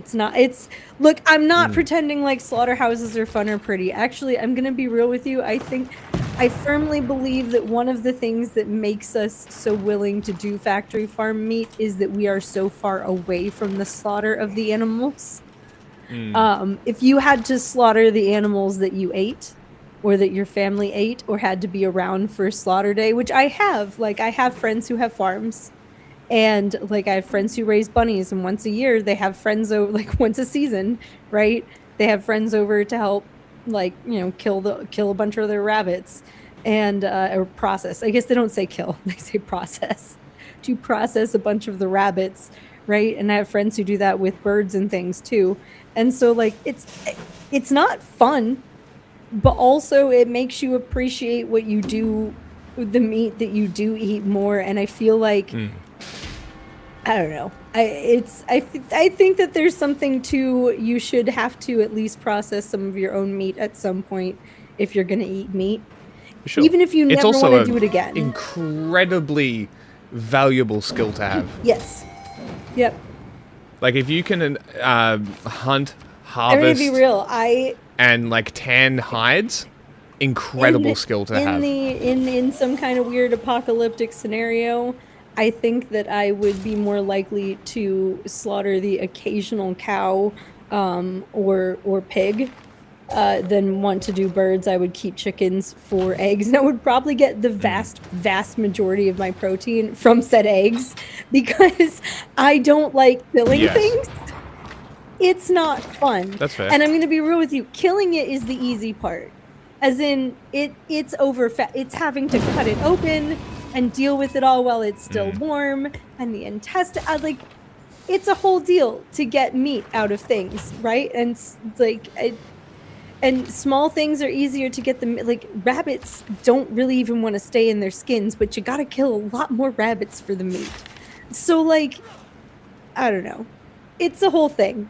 Have had rabbit stew before. I have opinions about killing things that like I make peace with the fact that like I am an animal that lives on a planet where things live and die, and I do enjoy meat and I do need protein, and I'm not gonna get it. I have such a limited diet. I'm not gonna get it from beans. Like, I mean, look. Yes, there are 9 billion people on the planet. Do we all need to have a steady supply I don't think of fucking meat at the I supermarket? don't think we No. need 9 billion people hunting. And I say this as someone who's kind of like, it bothers me every time I think about the fact that like I live where lakes are, right? In this section of the country, there are hundreds of lakes in the Midwest. And we stock most of those lakes with fish. They don't stock themselves. We stock them with fish for people to fish.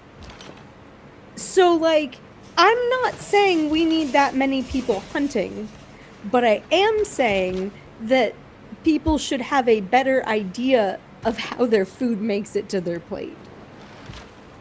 For sure. I will say that, like, it also makes it really hard, like, to talk about things like, when we have all of our farming in one place, like, yeah, okay, we don't need 9 billion people hunting, but do we need one person farming 3 million chickens and the runoff from that creating a dead zone, like all of the nitrogen creating a dead zone in the water near that chicken farm? Because we have that in a number of places throughout the United States. So, like, no, we don't need everyone doing it, but spreading things out a little bit more than we have them now. Like this idea of like, you know, hyper efficiency with farming is not necessarily healthy for the animals, for the environment, or ultimately for us with all the bird flu and stuff going around, right?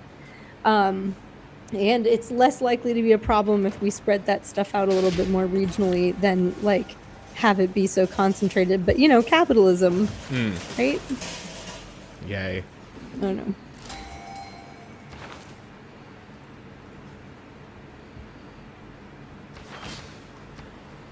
$168 billion. This includes everybody's earnings, investments, business revenue, real estate, and so on. Now, if we were to draw a line representing the point in which Elon Musk's purchasing power dipped below the amount he needed to live a comfortable life, we would quite literally need to use a microscope on a single marble. But if we go by that study that I mentioned earlier versus Austin's GDP per capita, that line for the combined people in Austin is right here. If their purchasing power suddenly dropped below this level, the average family would not be able to accumulate wealth. Their life in Austin, Texas would be spent working from paycheck to paycheck, hoping for some sort of windfall or miracle to get them past the vicious cycle of debt. So this, combined with having enough purchasing power to eclipse a major city you live in, creates a completely different mechanism of wealth. Whether it's a company or an absurdly wealthy individual, when a single... What? What are you in school for? Are you in school for ag?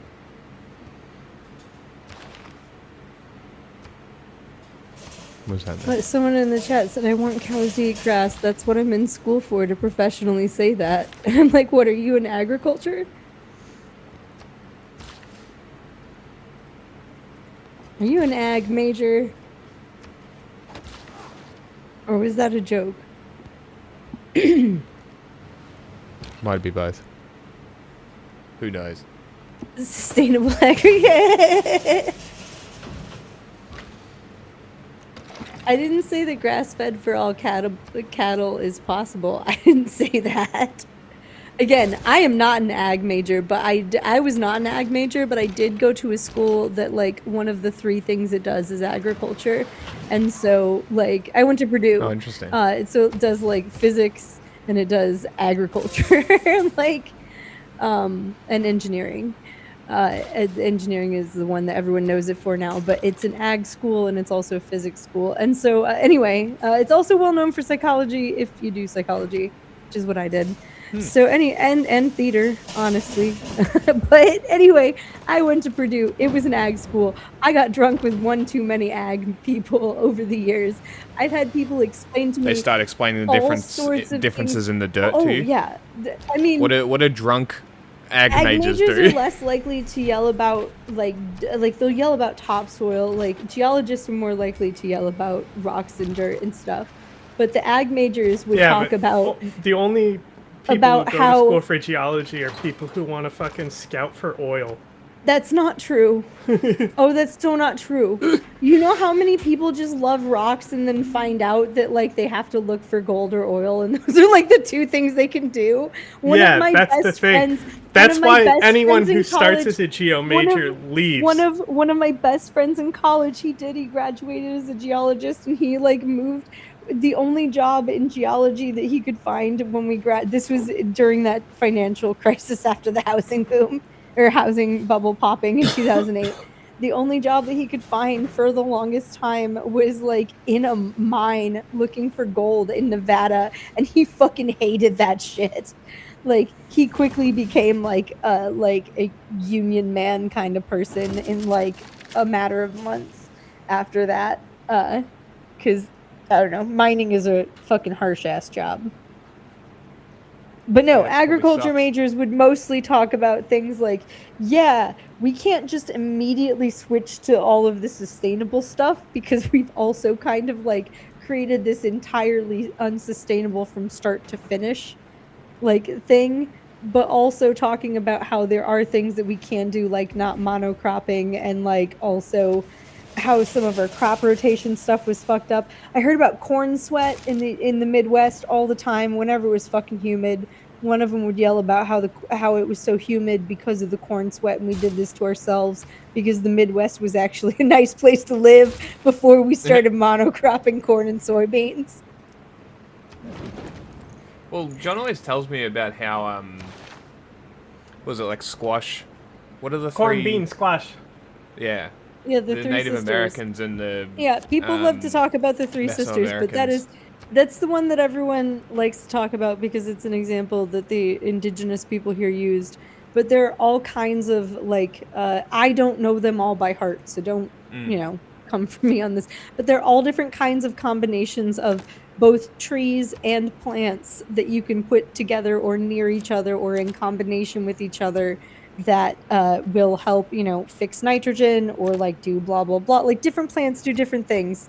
And the horticulture and ag majors. I also was a roommate with a horticulture major, which is very different than ag, but she knew a lot about plants. And so she would talk about things that paired well together whenever we hung out with ag people. Right. Anyway, there are a bunch of different combinations that you can do and a bunch of different things that you can implement to make things slightly more sustainable. But I agree, our entire system from start to finish isn't sustainable, starting with the fact that like what percentage is it of American farmers haven't gotten their like any or at least not their full load of fertilizer for the season because of the Strait of Hormuz being closed? Isn't it a major amount, like it was very like, large amount? Like a month ago, it was like 85%. I don't know what it is now. I'd have to look it up. But like it was a fucking problem. And that mixed with these like heat waves that are coming through, it's not gonna be good. Like our whole country's in a drought without fertilizer right now. And we're wasting the groundwater on data centers. Pretty awesome. Cool. All right.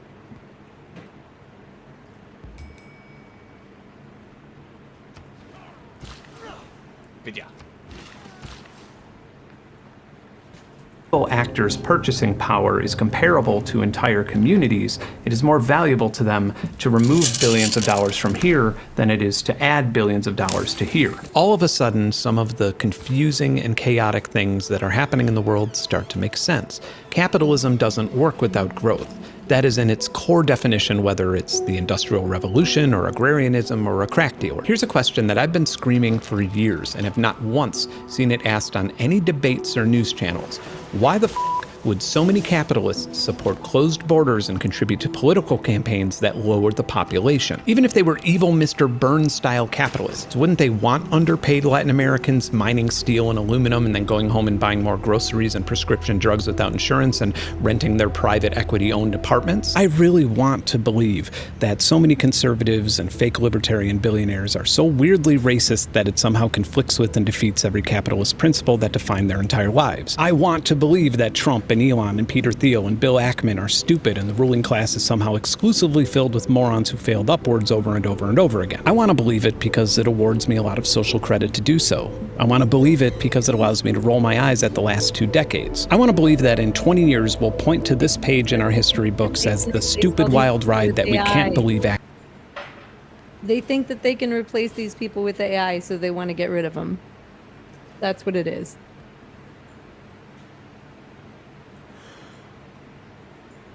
Actually happened. But I don't actually believe that, because it makes way more sense that they're using xenophobia as a scapegoat to create a labor and supply shortage that forces the middle class to pay twice as much for products using these materials. I want to believe that things will go back to normal at some point, but I don't think that they will. Consider that 4 out of 5 of the wealthiest people in the world attended the presidential inauguration, and the 5th, Larry Ellison, was in the White House the following day. Or consider that the wealthiest person in history spent nearly $300 million on the presidential election, illegally paying between $47 and $100 to people who promised to register to vote in swing states. He then selected right-wing registered voters at random and awarded them with $1 million checks. Then the wealthiest person in history, equipped with 0 minutes of government managerial experience. Perhaps you've heard it. Didn't he just get in trouble for not picking people at random, but like knowing who was gonna win?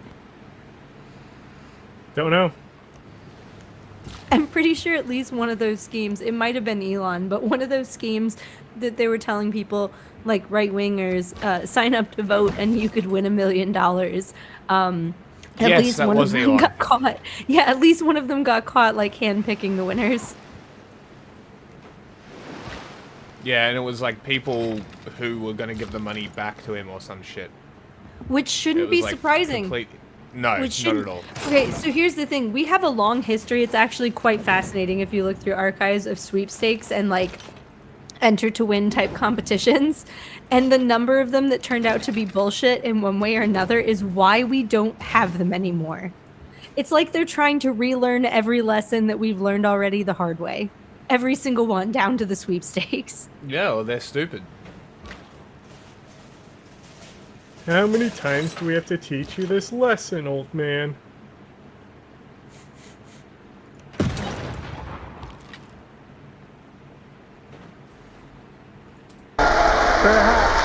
Was given his own government department that fired hundreds of thousands of government employees, terminated 15,000 grants, and gutted the Department of Human Services. The administration then terminated the food stamp benefits of 4.3 million Americans and expanded work requirements to people over 55 years of age. And all of the money we saved from this is eclipsed by the amount of our tax dollars that were spent on ICE, Border Patrol, and a rapid expansion of mass government surveillance. In fact, just from the first 3 months of our involvement in the Iran conflict, the economic impact on the American economy is actually higher than what the entire country pays for food assistance programs for the entire year. So most people's retirement savings and 401ks are in things like passive index funds and ETFs. And passive index funds are traditionally safe, conservative investments for people who... Oh, he's about to go through how Elon Musk is essentially about to steal everyone's 401k savings. With the SpaceX thing? Yeah. Fuck him. Someone should really do something about it.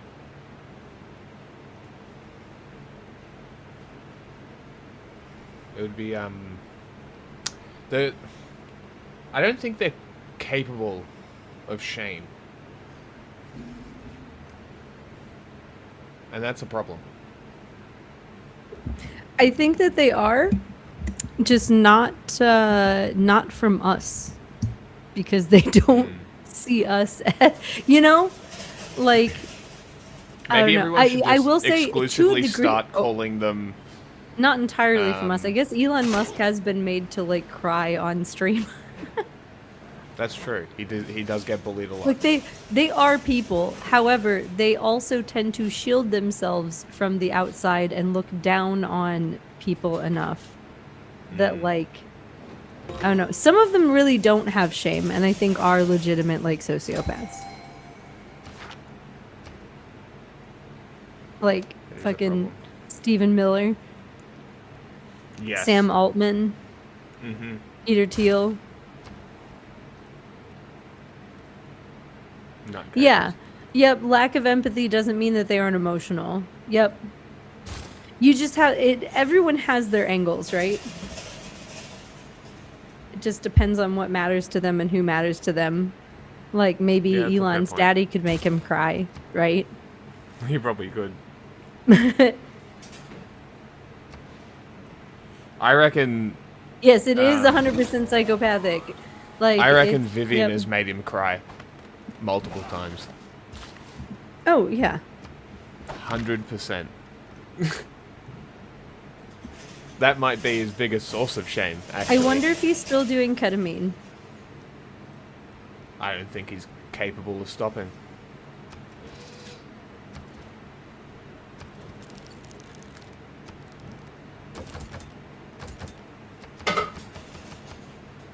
Because if he is, at some point he's gonna piss out this uterine lining, and that sucks. Ooh, that's fun. Yeah, have you not seen? Like it's it's not His good. dick already is a fucking inflatable. Is it okay? So was that just a rumor? I don't know. Ashley St. Clair won't spill the beans. These fucking beans. Well, That's a lot of beans, you nasty bitch. Haha.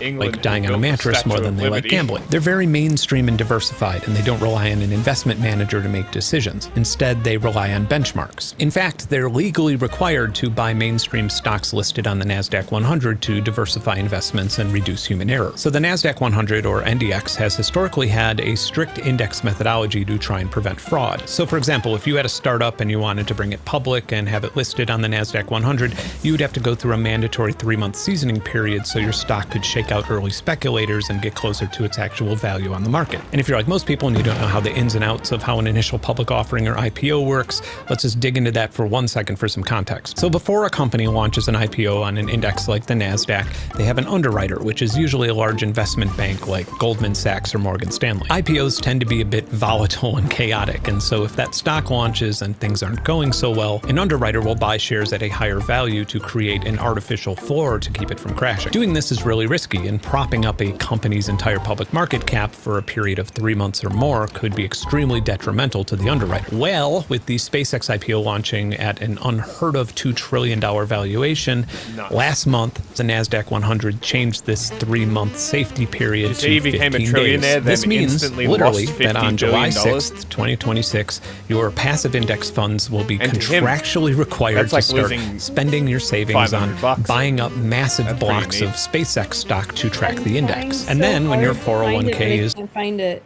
I hate how bad the internet is now at finding things that are older than a week.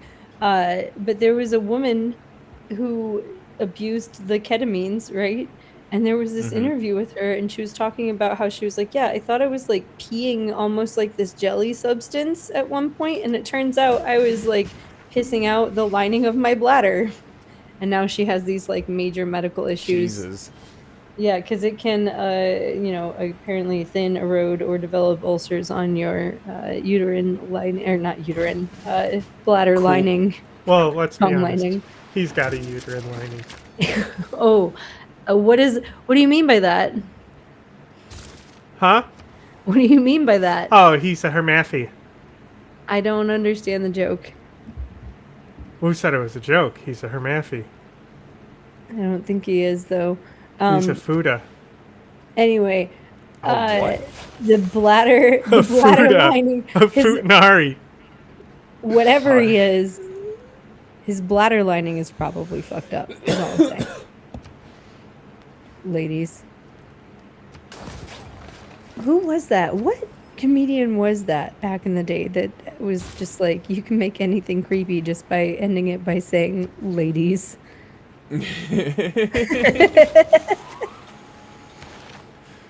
That's very funny. Oh, it was Dimitri Martin. I wonder what he's up to.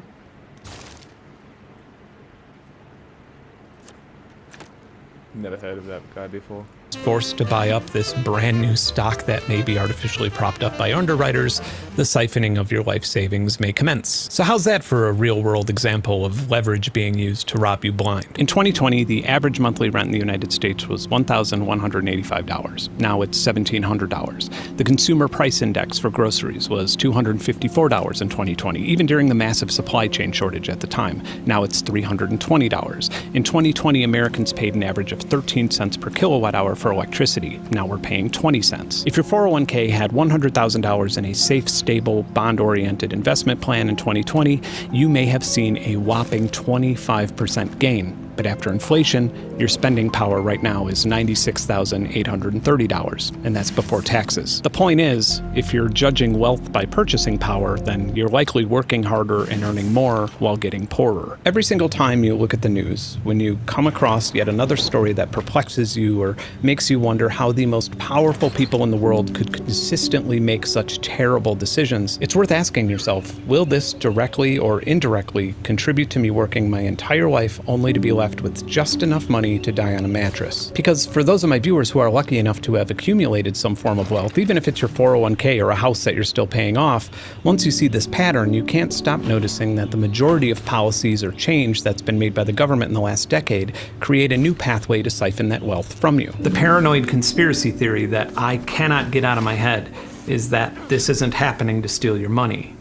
It's happening to steal your autonomy. When you combine all of this with the enormous amount of your tax dollars paying for unprecedented levels of government surveillance, how much more will it take to make you too vulnerable to fight back when you're mistreated? How much more will it take to make you feel like your family's survival is at risk when you attend a protest? At what point will you feel weary to attend a city hall meeting to voice opposition to a proposed data center? Or to make you scared to tell a joke about the president? Or even comment on videos like this one or share it on your social media? How far are we right now from the point in time when you will feel like you can't afford the risk or potential punishment for voting to replace your elected leaders?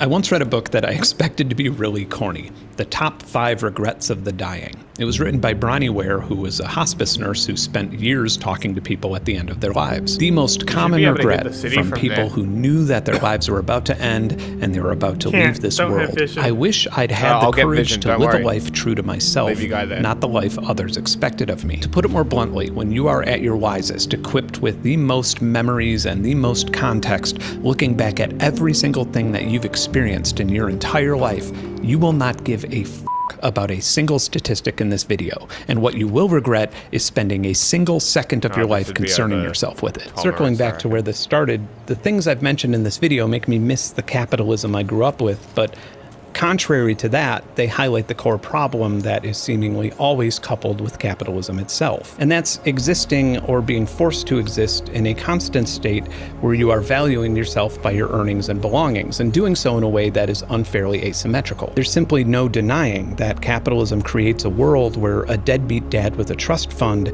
is respected more than a single parent who works 2 low-wage jobs to provide for their family. If we're to think about it logistically, the asset that everybody should be hoarding and protecting the most is time. And I don't mean this in the time is money sense. Maybe it's something that happens in your 40s, but if I order something and it requires 4 hours of my life to assemble it, I'm just sending it back. Like, sure, this cabinet looks really nice and it's worth the $250 that I paid for it, but I want to play guitar or look at stuff under the microscope for 4 hours more than I want a nice looking cabinet. And then you just realize that it's all ironically coming back full circle. Like 30 years ago, if my grandfather ordered a new coffee table and a little thin, heavy box showed up with a 22-page assembly manual, he would absolutely lose his shit. That kind of thing would be absolutely unacceptable to consumers in the 1980s. In fact, it would be seen as such an egregious scam that it would be on the evening news. This time theft isn't just some annoyance that old men bitch about in their yards. In economics and sociology, its clinical name is shadow work. It describes the uncompensated and unpaid labor that the ruling class have quietly outsourced to the consumer under the guise of convenience or innovation. In a classic market, you've exchanged money so somebody else could spend their time processing a service for you. The post-capitalist mechanism works by charging you the full price and forcing you to act as an unpaid employee. Also, at some point we have to admit that this is our own fault. We drove to IKEA and picked out the bedroom set and then searched the warehouse for the parcel number and then lifted the boxes and rented the truck to transport them and then assembled the furniture in our own homes with our own tools. Instead of laughing at the very proposal of being expected to do all these things on our own free time without compensation, we felt like it could save us a few bucks. And we were greedy about the wrong thing. We were greedy about the thing that wildly changes value without our control, the thing that is controlled by people who don't care about us, but who repeatedly, throughout history, time and time again, break our social contracts with them. Perhaps the thing that Franklin D. Roosevelt didn't account for nor could have predicted when he drew a map to make capitalism work for everybody was this inevitable phenomenon. Whether you're working 3 jobs at the same time just to keep the lights on, or literally the wealthiest person in the history of civilization, it seems like capitalism's flaw is a very abstract one. It robs us of the ability to prioritize the appreciation of living. Let me tell you about this video's sponsor. Wouldn't this be like the most amazing time to do an ad read for an app-based high-interest savings account or some bullshit? Unfortunately, making videos like this tends to cost a lot of money, and traditionally getting money requires one to spend time doing things that they don't want to do, and while I do have to do that from time to time, in this case, I don't have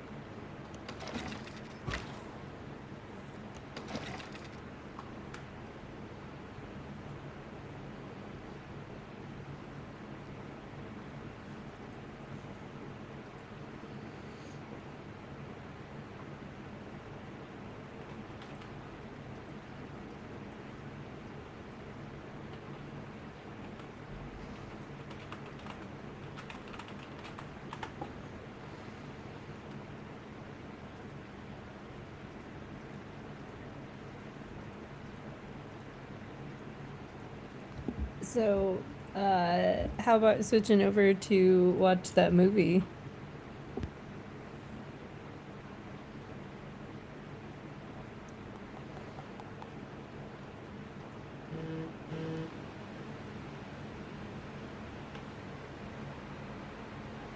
Send me the link for it, please. Okay, give me just a second.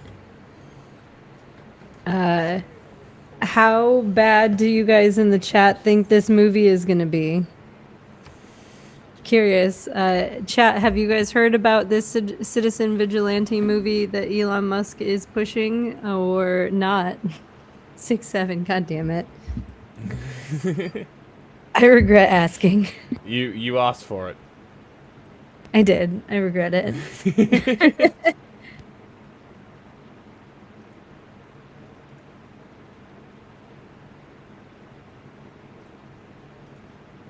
All I know is it's got the cannibal in it.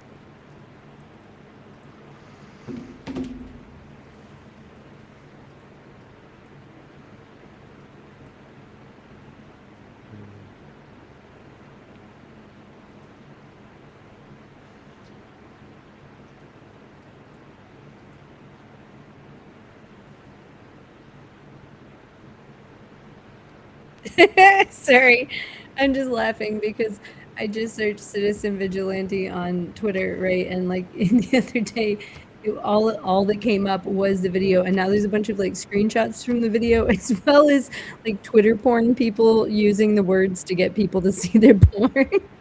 Amazing.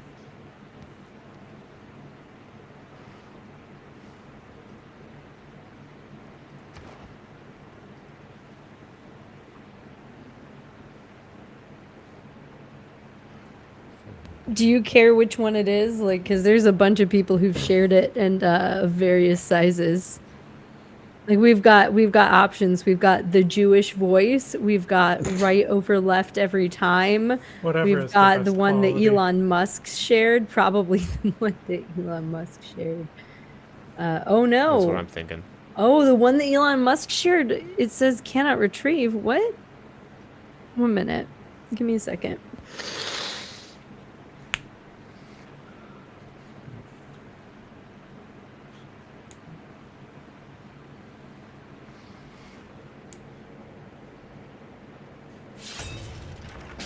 Shing.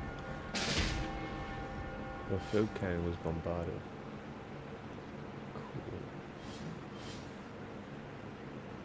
Oh my god, Elon Musk is already saying Citizen Vigilante 2 will be even better. Epic. He's a doofus. Apparently Apple TV put it on their platform and it's actually performing. Gross. I hope everyone brought their designated M&M popcorn bucket as well. Thank you for remembering my lovely tip from earlier.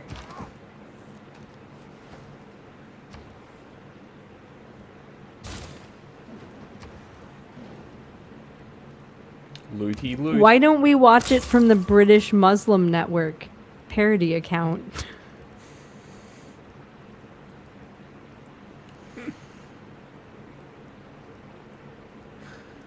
Oh god. Here, I've put it in the chat. Sorry, but Twitter's on one of my devices. It's not on my thing, so it's like actually in the chat. Uh-huh. If anyone feels like, watching Somebody it later. get it to my personal chat, please. Okay, you can also just open up Twitter and search Citizen Oh, actually, Vigilante. I can Shouldn't click really it. be that I hard. can click it. I can click it from the Bonghor account, but not from our regular account. That's weird. I can click it from my account, but I also... Yeah, we can't click it from our regular thing. I can. That's weird. That is strange.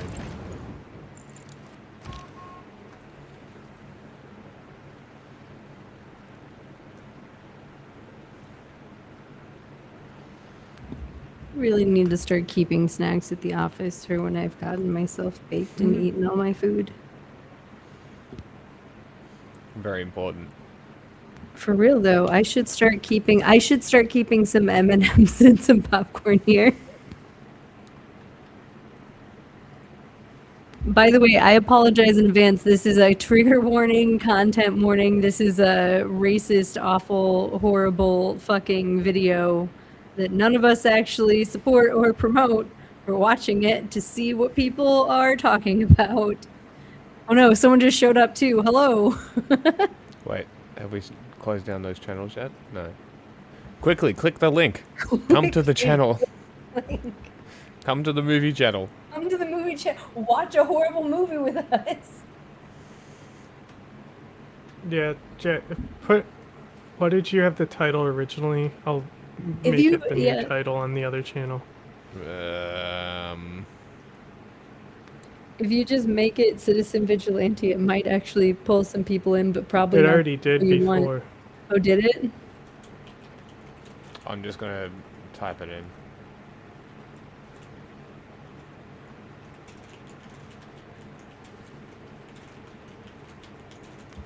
I'm telling you guys, I only made it 15 minutes in the first time. That's not what the title was, but wait, red that'll meat or work. bad movie? Fast red meat. It's both. It's both. I only That's made why. it. Okay, so I know that at some point because I've seen clips further in, right? Mhm. That like he goes on rants about how Islam is awful, and I'm sure that he ends up killing someone that I think is a rapist, but I don't fucking know for sure. I haven't actually watched the whole thing. But I tried to watch this. I tried to hate watch this already once, and I got 15 minutes in, and it was so dumb that I turned it off because it was so awful.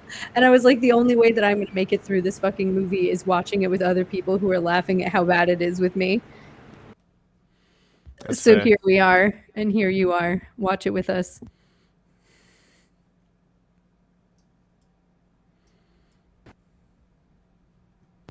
Also apologize in advance. I don't know how violent it is or how many slurs there are, but I can guarantee you there's some.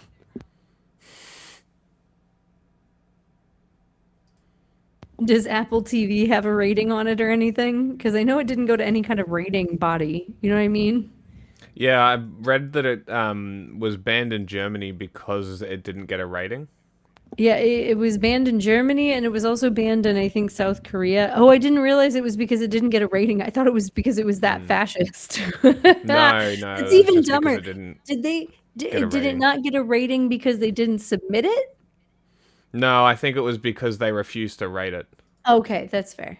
Okay, that's okay. Gotcha. Because I was like, wait, did they just refuse to submit it, and so it didn't get a rating, and then they like made it this talking point? Because you know they would. They But totally also, I don't blame them for refusing to rate this movie. Yeah, exactly.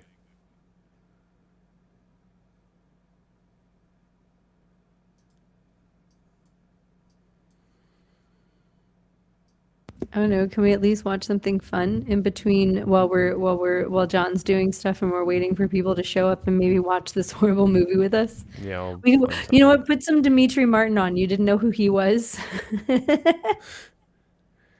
He's an old comedian that I used to think was funny when I was like a teenager. It's ready to go. I just need the channel shut down. Oh. Okay, I'll shut him down now. Have you come? Have you come to the new channel? The different channel? Are you there? Type in, like, click the link. Come on over. What's the channel name? Longhorn. God damn it.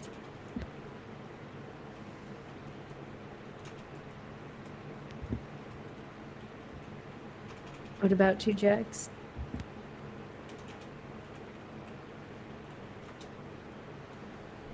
See if that works.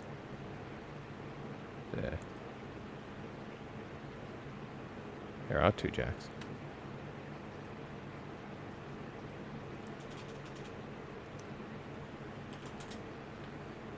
Fixed. Alright. I think that link should work. Click it. Channels are going down. John's going again.